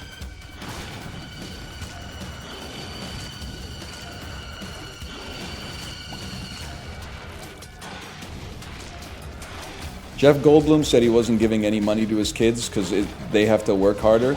I honestly, and this source is my ass, Jeff Goldblum gives me like horrible vibes. And I got nothing against him, and I liked him in Independence Day when I was 7, and I like him in The Life Aquatic, and I like him in Thor Ragnarok, but there's something, he gives me some scary vibes. I mean, that's not me saying that he's done anything, because how would I know? I'm just saying, that shit would piss me off. Because you actually also, like, I live in LA, he's actually pretty cool. Well, what do you know? You've actually met him? Okay, well, that makes you sus. Maybe he's alright. Maybe I just hate him because, well, I don't even hate him. Maybe I have a distaste for him because lots of people like him. Either way, what was I saying? Because if being a Nepo baby obviously helps, but I feel like if you don't help your kid out monetarily, it kind of makes you a scumbag because you were away filming like The Life Aquatic or some shit, right? Like you weren't even, Daddy wasn't there. I don't know, maybe he was there. I'm talking out of my ass. Goggy was right, I'm out of material, but Austin Powers was right too, man. Daddy wasn't there, and now all of a sudden, Daddy took the Life Aquatic check from Wes Anderson, and he ain't even passing a dividend down or nothing. He's not even making me a member of the trust.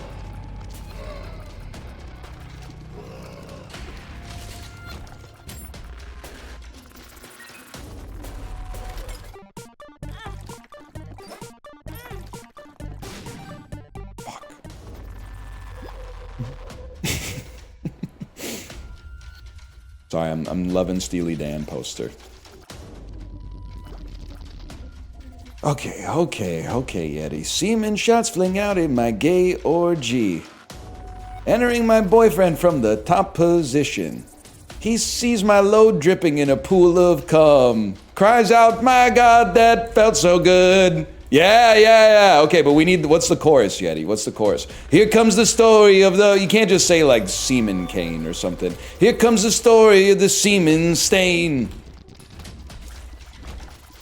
That auspicious blot that needs to be named, or it's, that still remains. Something Club Soda couldn't do.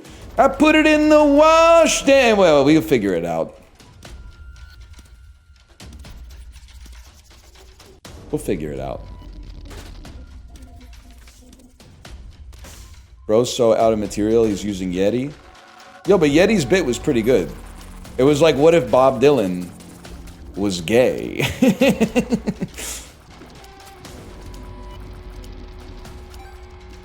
Which might be the only way to make Bob Dylan better.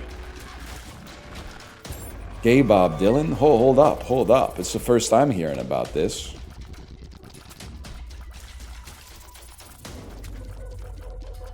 Now do the Newport Festival bit. What, play it fucking quiet?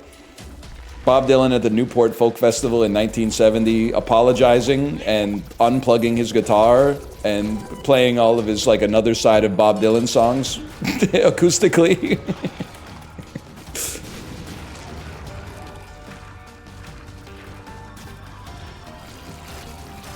Play it fucking quiet. Someone open each and every door. It's me, babe. Because all the songs are reversed. So he's now, instead of it ain't me, it is me. Leviathan, huh? Did they actually want to kill him? I don't know, man. It was the 60s. People were very close-minded back then. They were like, oh my god, an electric guitar?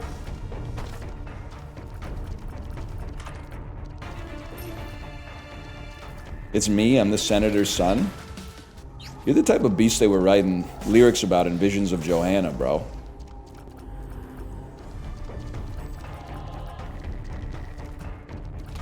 Tag yourself. I'd be the one with the mustache that says, please, I can't find my knees. My bad, that's stuck at... yours was stuck outside of Mobile with the Memphis Blues again. I might be stupid. I'm having my Bob Dylan pass revoked. That's the one that comes on 2 songs after Visions of Johanna, you fucking fraud. Because I'm pretty sure sooner or later one of us must go is in the middle there. Nobody fucking cares. Nobody cares. Little old lady got mutilated late last night, but you don't fucking care, do you? Just give me my treats and my reels. Yeah, it makes me sick.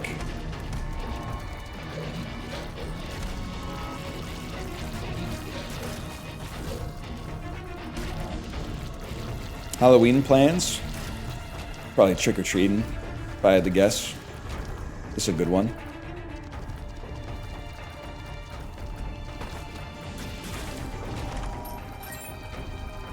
Fuck you? What the fuck is your problem? What's the costume? I'm not answering your question because I answered this question yesterday, and I only answer questions for real NL heads. Not people who are like, hey, I watch every stream, but didn't watch yesterday's stream. You know what really, Chiblee, can you back me up here? This really pisses me off. Sometimes I'm like 1-2 seconds late. 6, maybe 7 seconds late. Gen Alpha Classic Rock Enjoyer be like, what should I put on? Sticks? Zeven? You know what I'm talking about? Anyway. People will literally like post in chat. They're like, he's late, where is he? Where is he? And then like when the stream starts, I know they're like, he's live. Time to not pay attention to what the fuck he's saying. Pissing me off, man. You're ribbing me for not even being here, but then when I'm here, you got me like off in the second monitor while you're like jerking off in your main monitor. Can't even figure out what the hell you're doing with your time, man. And then you're literally going, oh, it's called multitasking, saying some shit like that. It's called multitasking. I'm listening to music, watching a stream, and playing a video game at the same time. I'm being very productive. Listen, you disingenuous so-and-so. We're talking about big ideas here. We're talking about the Criterion Collection of viral videos. Don't make me play all of Boom Goes the Dynamite, because I'll fucking do it. And that video, I don't think Gen Z's ready for that video, because a man basically spiritually dies on camera. He dies within the first 45 seconds, and then they keep it going. They're like, bro, this is the Ball State College Sports Hour. People need their sports news. We can't just yank them off the air. People have got to know how Ball State College women's basketball team did in their game last night. This is a public service.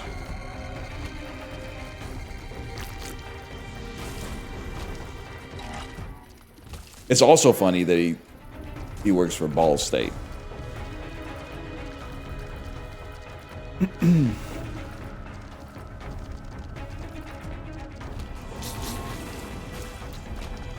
What about Deep Dive by Castellanos? I think it's a great video. I personally don't put it up in the Holy Quadrilogy, but I mean it's created an enduring meme for sure. I really like it.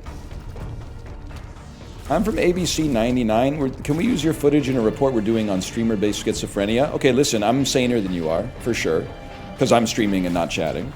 So that's just a given. But secondly, one thing I don't miss about being on social media, somebody posting a cool video and then 900 piranhas in the mentions. Hi! My name's Percy Jackson, the Lightning Thief. I work for ABC Who Cares in Ball State. We'd love to use your footage for free if you don't mind. We'd love to send you a little hat. We'd love to send you a ABC 61 hat from all our friends here at the Sinclair Broadcasting Corporation. They don't even ask anymore? Well, that's worse. So you sure showed me. You have educated me as to what the world looks like now. And I wish you hadn't.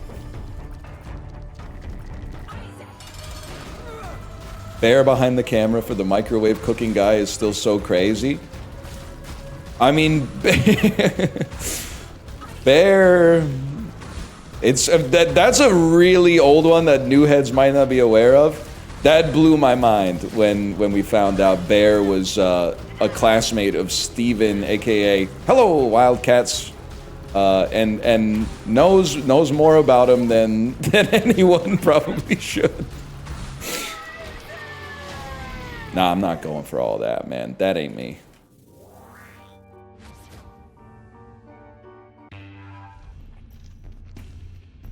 One of my favorite segments. I mean, Weber Cooks is an all-time video too. But the question is, what video do you put in? If you were gonna put in a Weber Cooks video. I personally, my favorite Weber Cooks. I know a lot of people are saying nachos, and I can't disagree, but I'm gonna disagree. I like the rice-a-roni one, specifically for the extra wrinkle, where he mixes the rice with like a wooden knife, and then leaves a plastic knife, and then leaves the knife in the bowl when he microwaves it for like 2 minutes. And then eats it. Bro microwaved the plastic knife and ate it, man. It's crazy. I mean, he didn't eat the knife, but he kind of did, because the shit got hit with like 120 seconds of gamma radiation. Would it fuck up somebody's life forever if you just like shattered a hole in their microwave door without them knowing, but still in such a way that the microwave works?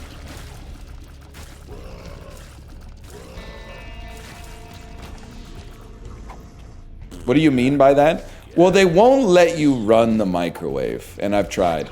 They won't let you run the microwave with the door open,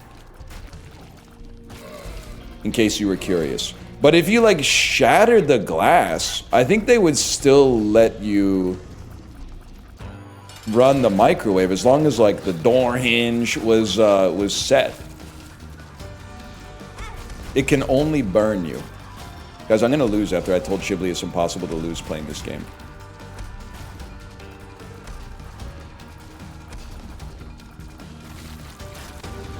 Never mind, I'm never gonna lose again.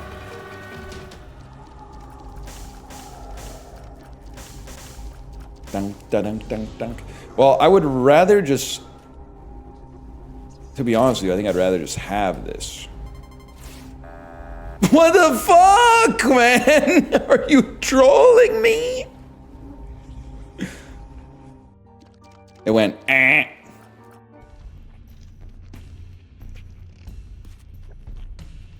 So I don't know, I always just assumed that if you could like, if you would shatter the glass but then run the microwave and then like just stand at the microwave waiting for your shit to be cooked, like probably fuck up your abdomen if I had to guess. Probably not good for you is where I'd start with that.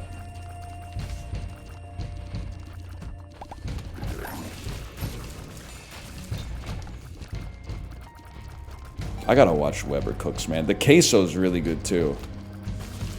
Doesn't it, like, if I remember correctly, the queso recipe is him microwaving a jar of queso and then just pouring it on the tortilla chips like straight out of the bag.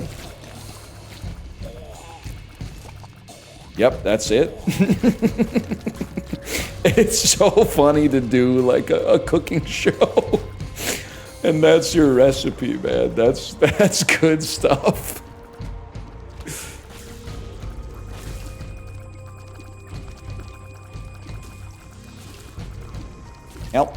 Help me.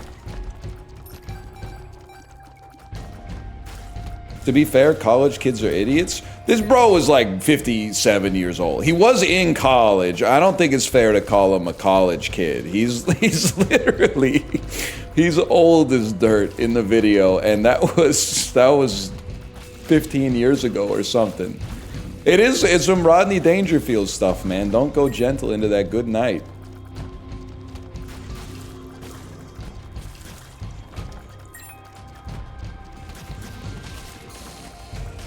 Has anyone ever, Chiblee, you'll like this one. Has anyone ever studied why Mormons are so good at being family vloggers?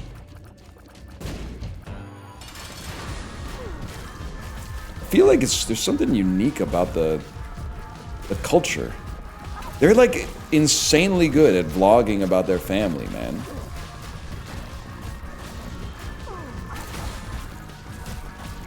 In a way, it's kind of like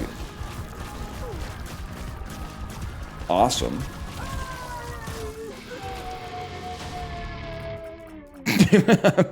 I'm not gonna name names, Chiblee. I'm not gonna name names because you can't. He shouldn't have been calling his kids that, I think. But it was a different time. It was a time where it was okay to call your child that. Don't kill me!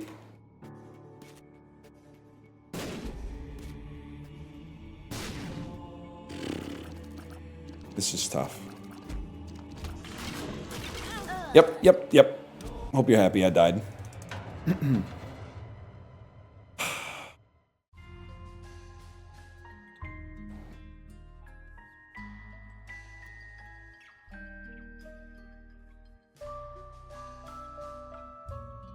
How'd you lose at this game? Taking devil deals in the La Casa. Well, I mean, we already we've done this much, Isaac. Might as well keep going. Can't end on a loss.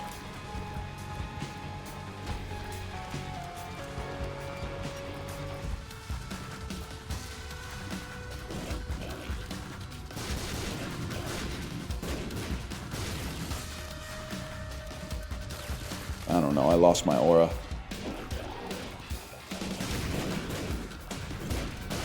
Can you just chill with this stuff? Angel deals this time? Is that how Lazy Troutman does it? Angel deals? Hello, YouTubes. It literally is. You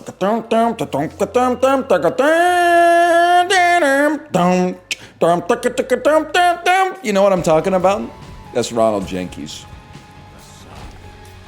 No DMCA if you just make all the noises from the song with your mouth.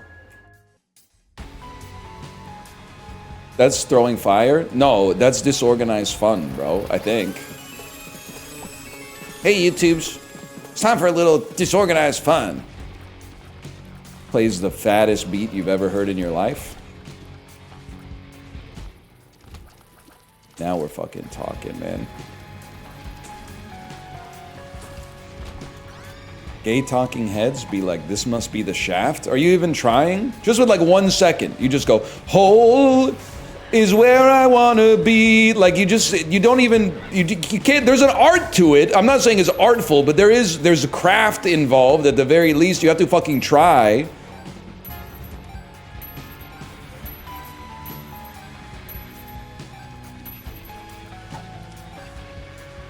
Fuck you. Pill that does nothing. Classic.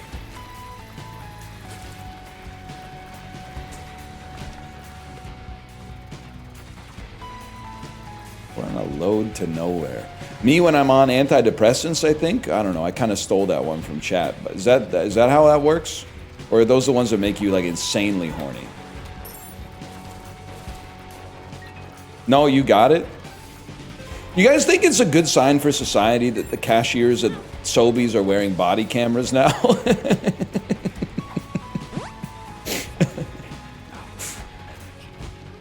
There's a news story recently that made me go, huh? The cashiers at Sobeys are wearing body cameras? No, we don't even have Sobeys in Vancouver.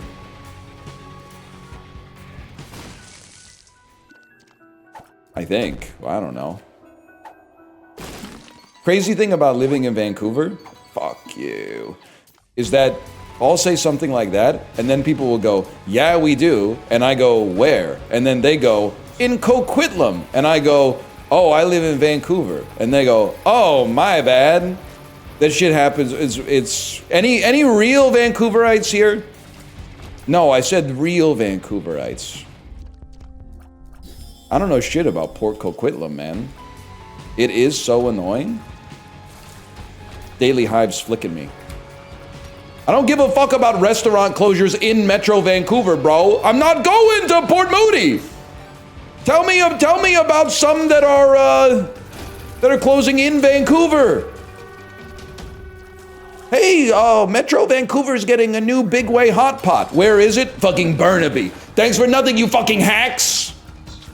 There's a new brunch restaurant opening up. Oh, that sounds cool. That sounds cool. Maybe I'll go. Never mind, it's in Langley. Makes me sick, bro.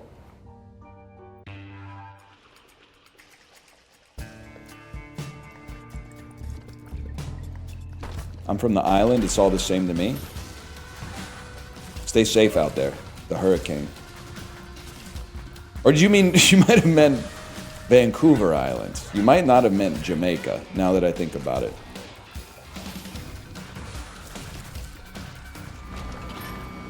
I thought you were talking about Jamaica. Shot speed down. Oh no. Yeah, I'm just a lad from Kingston. Think the island boys are safe? I think they're safe from the hurricane. I'm pretty sure they're stateside.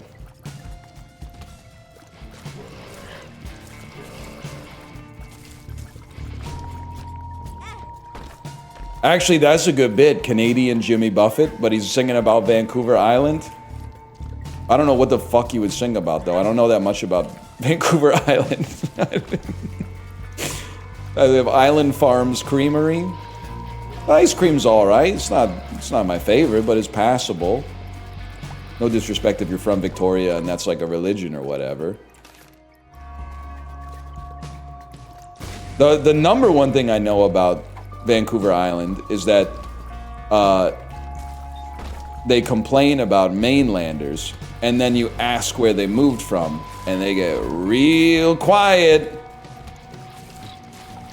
Now, if you're a born and bred Vancouver Islander, I'm not talking about you, but there's certainly a lot of people that move to Vancouver Island and all of a sudden get real uppity about the people that were their neighbors like 6 months ago.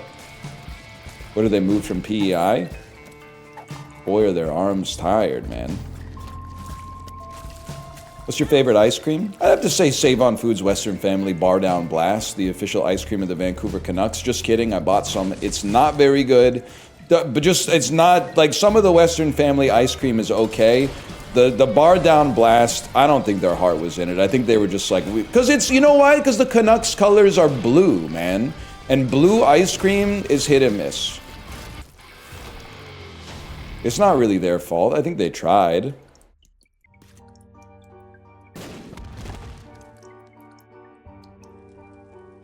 There's no reason for me to go here.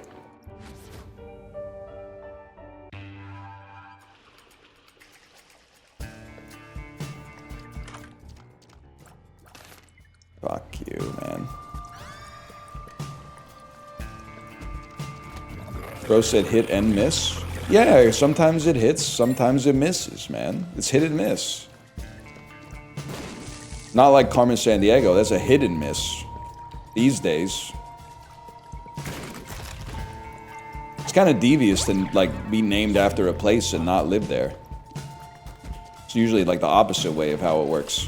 Usually it's like one British guy, like, sailed a boat through here, like, 300 years ago, and then we have to keep saying his name forever. For some reason. I don't know, man. Unc might have even been asleep when they came through the Georgia Strait. But all of a sudden, I gotta say his name 10 times a day? Fuck you, George Vancouver ass. You probably sucked, if I had to guess. Kind of cracked at sailing, I suppose. Do you stand North Van? I like the idea of North Vancouver. The problem is getting there or getting back from there. But that's not North Vancouver's fault. That's just, you know, that's just life, man.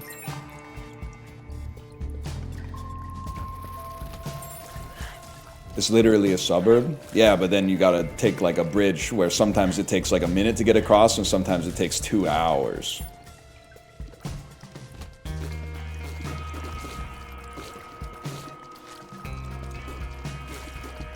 Fuck that bridge. I mean, the thing, at least it's a scenic bridge. It's not like, it could be worse, man. You could be on like the Oak Street Bridge to Richmond. At least in terms of like scenery. But yeah, it kind of sucks. Sucks. You kind of see the scenery and then you're like, all right, I want to go home.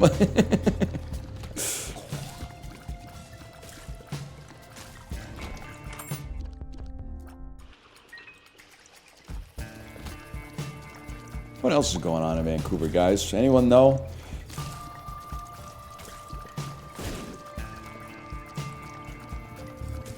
Not that much. Bands, yep. Expensive housing. Yeah, but that's like that's not really news, that's more like olds. Been like that for a minute now. FIFA next year? That's true. I will not be attending, but best of luck to you if you are attending. How does this work again? We walk in and walk out to get Angel Deal precedence, or we don't walk in to get Angel Deal precedence? Don't walk in. Coming to my city too, but tickets are expensive. I don't even want to say anything, because like if you bought tickets, I don't want to yuck your yum. But the calculus of me as a relative non-soccer fan going to the World Cup is bad. The tickets are expensive, the games are short, and my team ain't that good. So I think they could call me a hero for not entering the queue and driving up demand for tickets. They could call me a hero for that. I would accept that.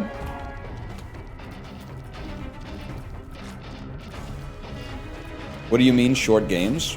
Well, like a baseball game is on average 6 hours and 20 minutes long. So you're really getting your money's worth. But a soccer game is like 90 minutes. And then if the team whose governing body gave the most money to FIFA is losing, then they might add 8 to 10 minutes of injury time on. But if the team whose governing body gave the least money is leading, or is losing, then they'll probably just say 90 minutes is good enough. The ref swallowed the whistle for that half.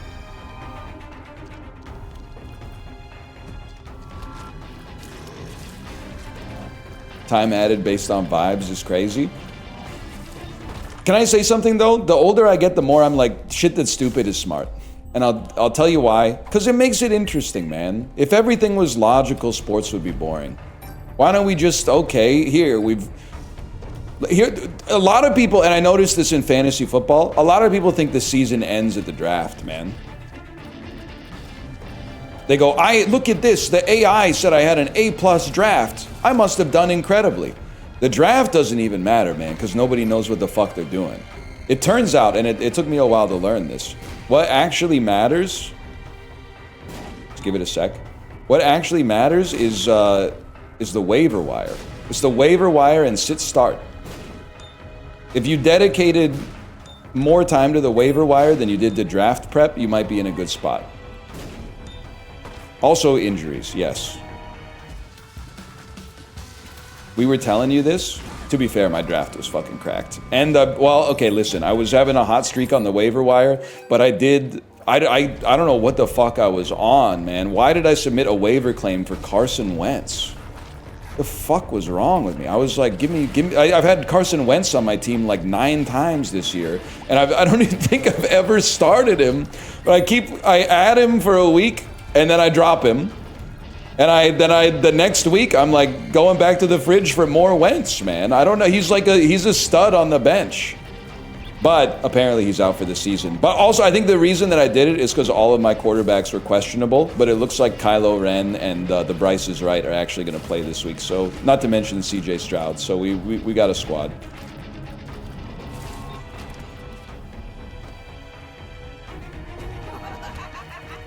I did draft Anthony Richardson thinking that Daniel Jones was going to wash out as the Colts quarterback. That's not my finest. Not my finest draft move for sure. But if I don't know ball, bro, I'm like 4th in the league or something like that. I'm 4th out of 12. If I don't know ball, then these guys are complete troglodytes.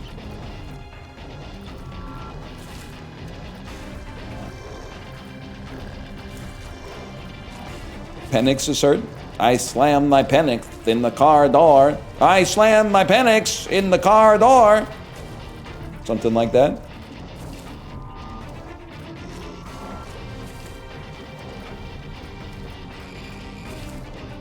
So nice he said it twice. You don't know shit about Parappa the Rapper, do you? The boss says the line first, and then you have to hit it with the same cadence as Parappa. You don't know what the fuck you're talking about. And the worst part is you don't care. You don't care. You don't care to improve.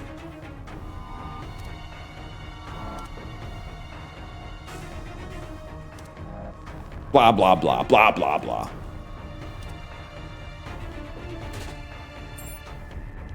I don't card door, do you? Fuck Cars moderator, Melania Knaus. Be like, I don't really card, do you? Fuck, fuck, fuck.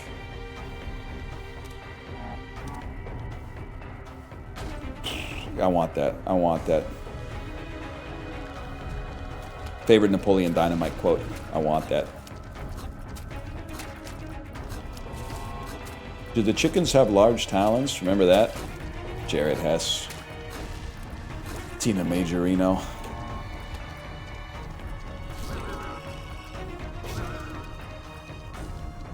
Cargo shorts full of tater tots kind of sick though. Stop? Are you saying stop because you don't like the Napoleon Dynamite quotes? Or are you saying stop like Napoleon Dynamite says quit it in Napoleon Dynamite?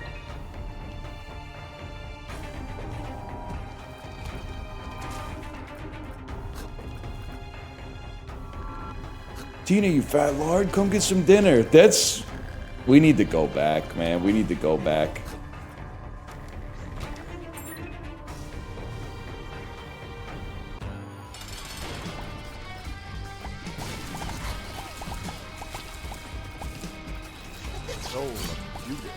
What the hell is that?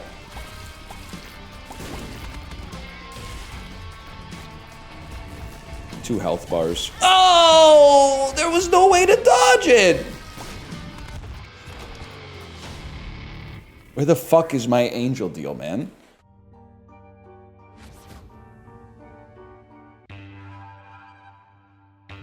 Have you seen the guy just living his life as Napoleon Dynamite in the trailer park? I haven't, but you got me thinking. How fucking sick would it be to show up to like an Amish community with a scorpion jacket from Drive? Because they have like no fucking inoculation to that shit. They don't know what the fuck it is, man. I bet it would rip through that community like a saw blade. They'd be like, holy fuck, that's the nicest jacket I've ever seen. Yeah, that's how we dress on the outside now. It's the craziest jacket I've seen in my fucking life, man.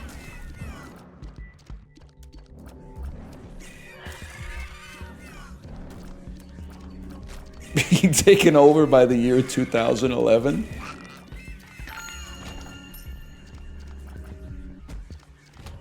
Did they have like COVID restrictions in Amish communities, or did they like not give a fuck?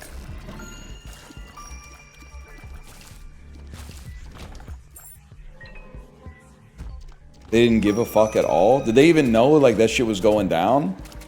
Were they like, what the hell? I rode my horse to the damn store and it's closed or something? Everyone's wearing masks like it's damn Halloween. Or they probably call it All Hallows Eve or some shit like that. I'm, you know, not doing myself any favors here.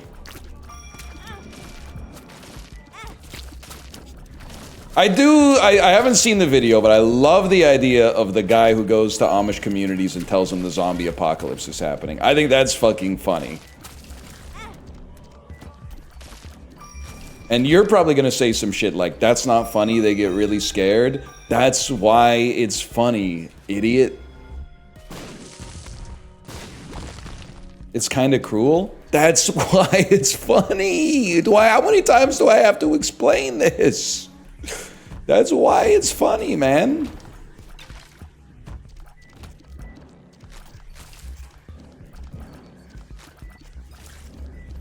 I'm not saying it's fuck them because they're Amish. I'm saying it's like he has to do it to Amish people. Because if they weren't Amish, they would just look at their phone and be like, no, it isn't. But if you're Amish, you don't have that ability. So you gotta decide if this dude's passing the vibe check. It's also, Kate was watching a video about, it was like a Korean travel vlog, and I have no idea why. But this South Korean guy who barely spoke English took a trip to like Pennsylvania Dutch Amish communities, and he was like vlogging the whole thing. Shit got me laughing. I didn't really realize, because he was talking to people. A lot of them are like farmers, or they teach at the local schoolhouse or whatever. But then like some of them were like, oh, I work at like the factory down the street. I didn't realize you could be like a part-time Amish. Like you can be an Amish guy who works like outside of the community. I mean, you gotta make money, I understand that, but I guess I just sort of assumed that it was like a self-sustaining community. I didn't realize you could just be like, you could like work at the airport and then like go home and be Amish. I kind of thought it was like an all or nothing type thing.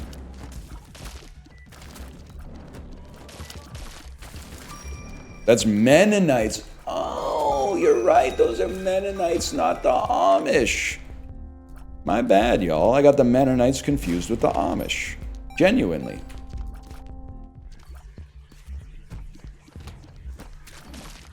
The other question, and this is coming from a genuine place of curiosity, not mockery. The mockery comes after the understanding, because you figure out how to do the most damage with your words once you can actually empathize with someone.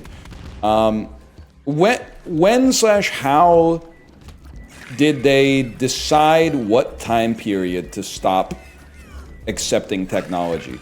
Like, is it on a sliding scale? Like, okay, we're gonna stop in 1750, but we're gonna, every year that moves forward, like, we're gonna move forward a year too. So are they like 20 years away from having electricity or whatever?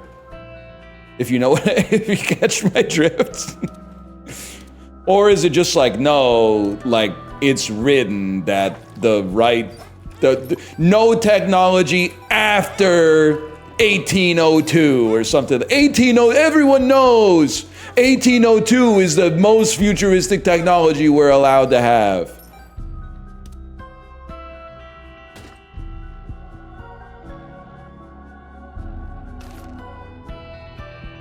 Fuck it, bro, we ball.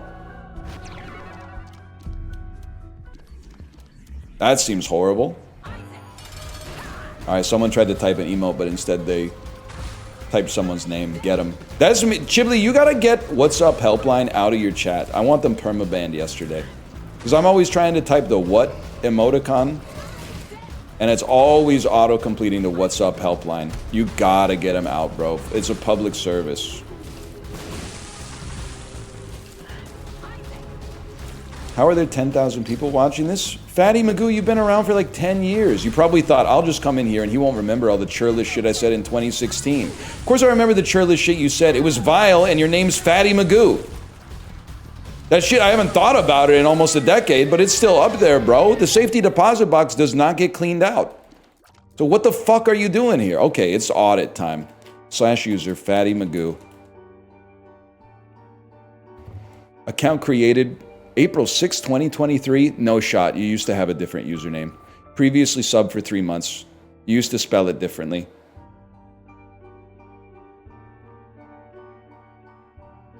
Okay, you just been typing like a normal dude. Maybe I'm shadowboxing. You might be all right. Oh, I don't think so, though. I don't think you got something wrong with you.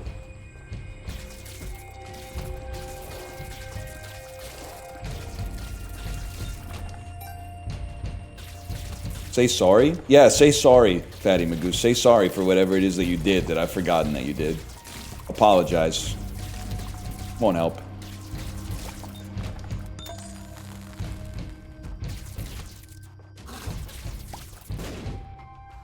I'm out of here.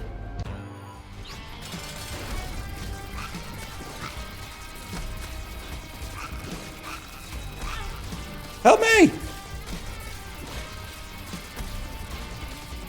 You banned them here? Wait, Origin banned them and Ion banned them? I knew there was something. Or I gotta go deeper into the audit. I ain't ever looked at the tabs in the moderator view.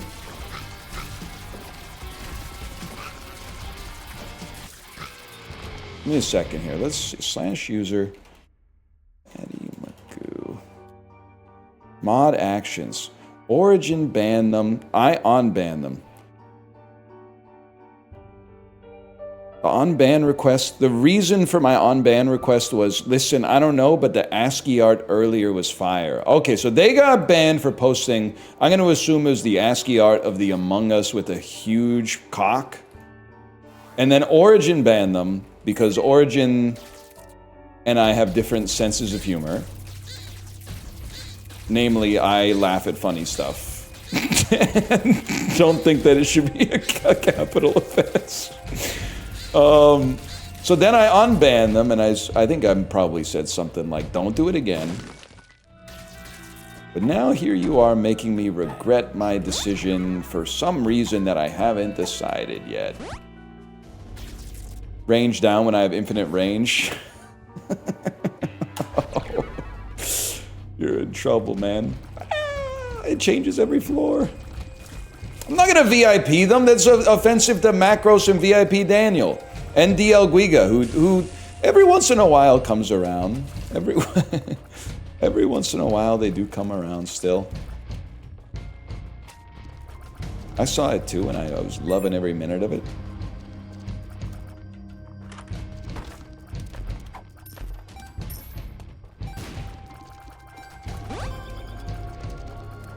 You're like an empty nester to him. Why does... Now we got... The Peloton community goes through ebbs and flows. Right now, I'd say... Well, right now is a mixed bag. The summer... in the spring, we had lots of riders, okay? And then in the summer, lots of the riders pivoted to either riding outside or running. So we lost some riders. And I'm not going to lie to you, we bled a lot of people to Zwift. Which I actually understand. I think Zwift is probably a superior solution, but now that I've already got a solution, I don't want to pay like another $1,200 to just get on one that's a little bit better. Instead, I'll let the Peloton Corporation bleed me dry until the bike breaks, and then I'll move to Zwift. But either way, we got some new blood as well. But the new blood, they don't have the respect for DL Guiga, man. They'll say something, DL who? DL who?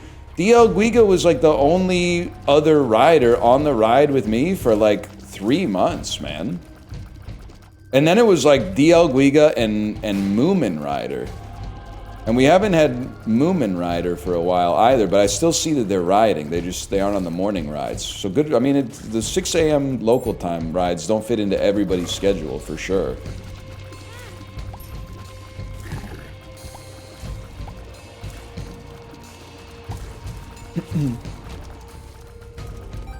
DL Guiga did love to complain about my Peloton.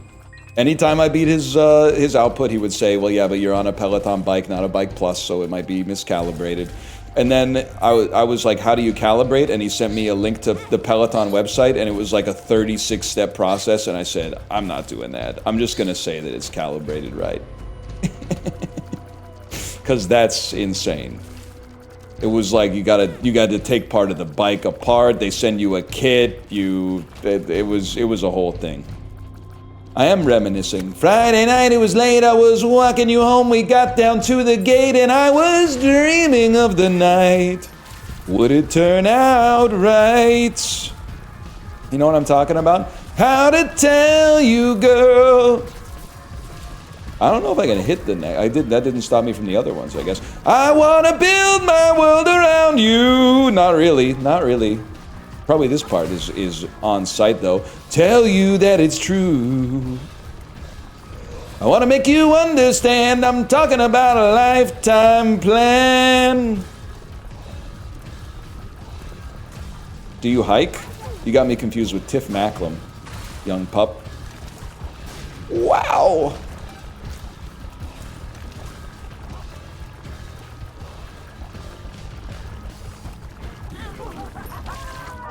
I'm not fucking dying. Nah, I'm out. Are you a beast of the air, the sea, or the sky? What the hell's the difference between the air and the sky, bro? Did you forget Kip Casper? Kip Casper was around for a bit, but they weren't as regular of a morning rider. There's oh, I'm dead. There's a lot of riders back then. Cosmo Kramer would come on and mog us sometimes.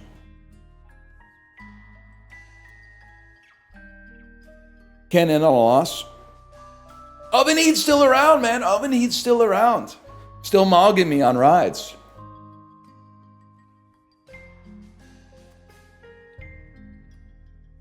Isn't Cosmo Kramer the racist guy?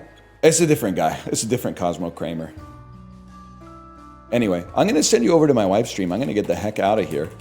We'll be back tomorrow. I don't know what the hell we're going to do tomorrow. It probably won't be 5 hours of Isaac. We don't deserve that much good stuff. I'm going to go eat lunch. Later. Once I hit the raid button. Later.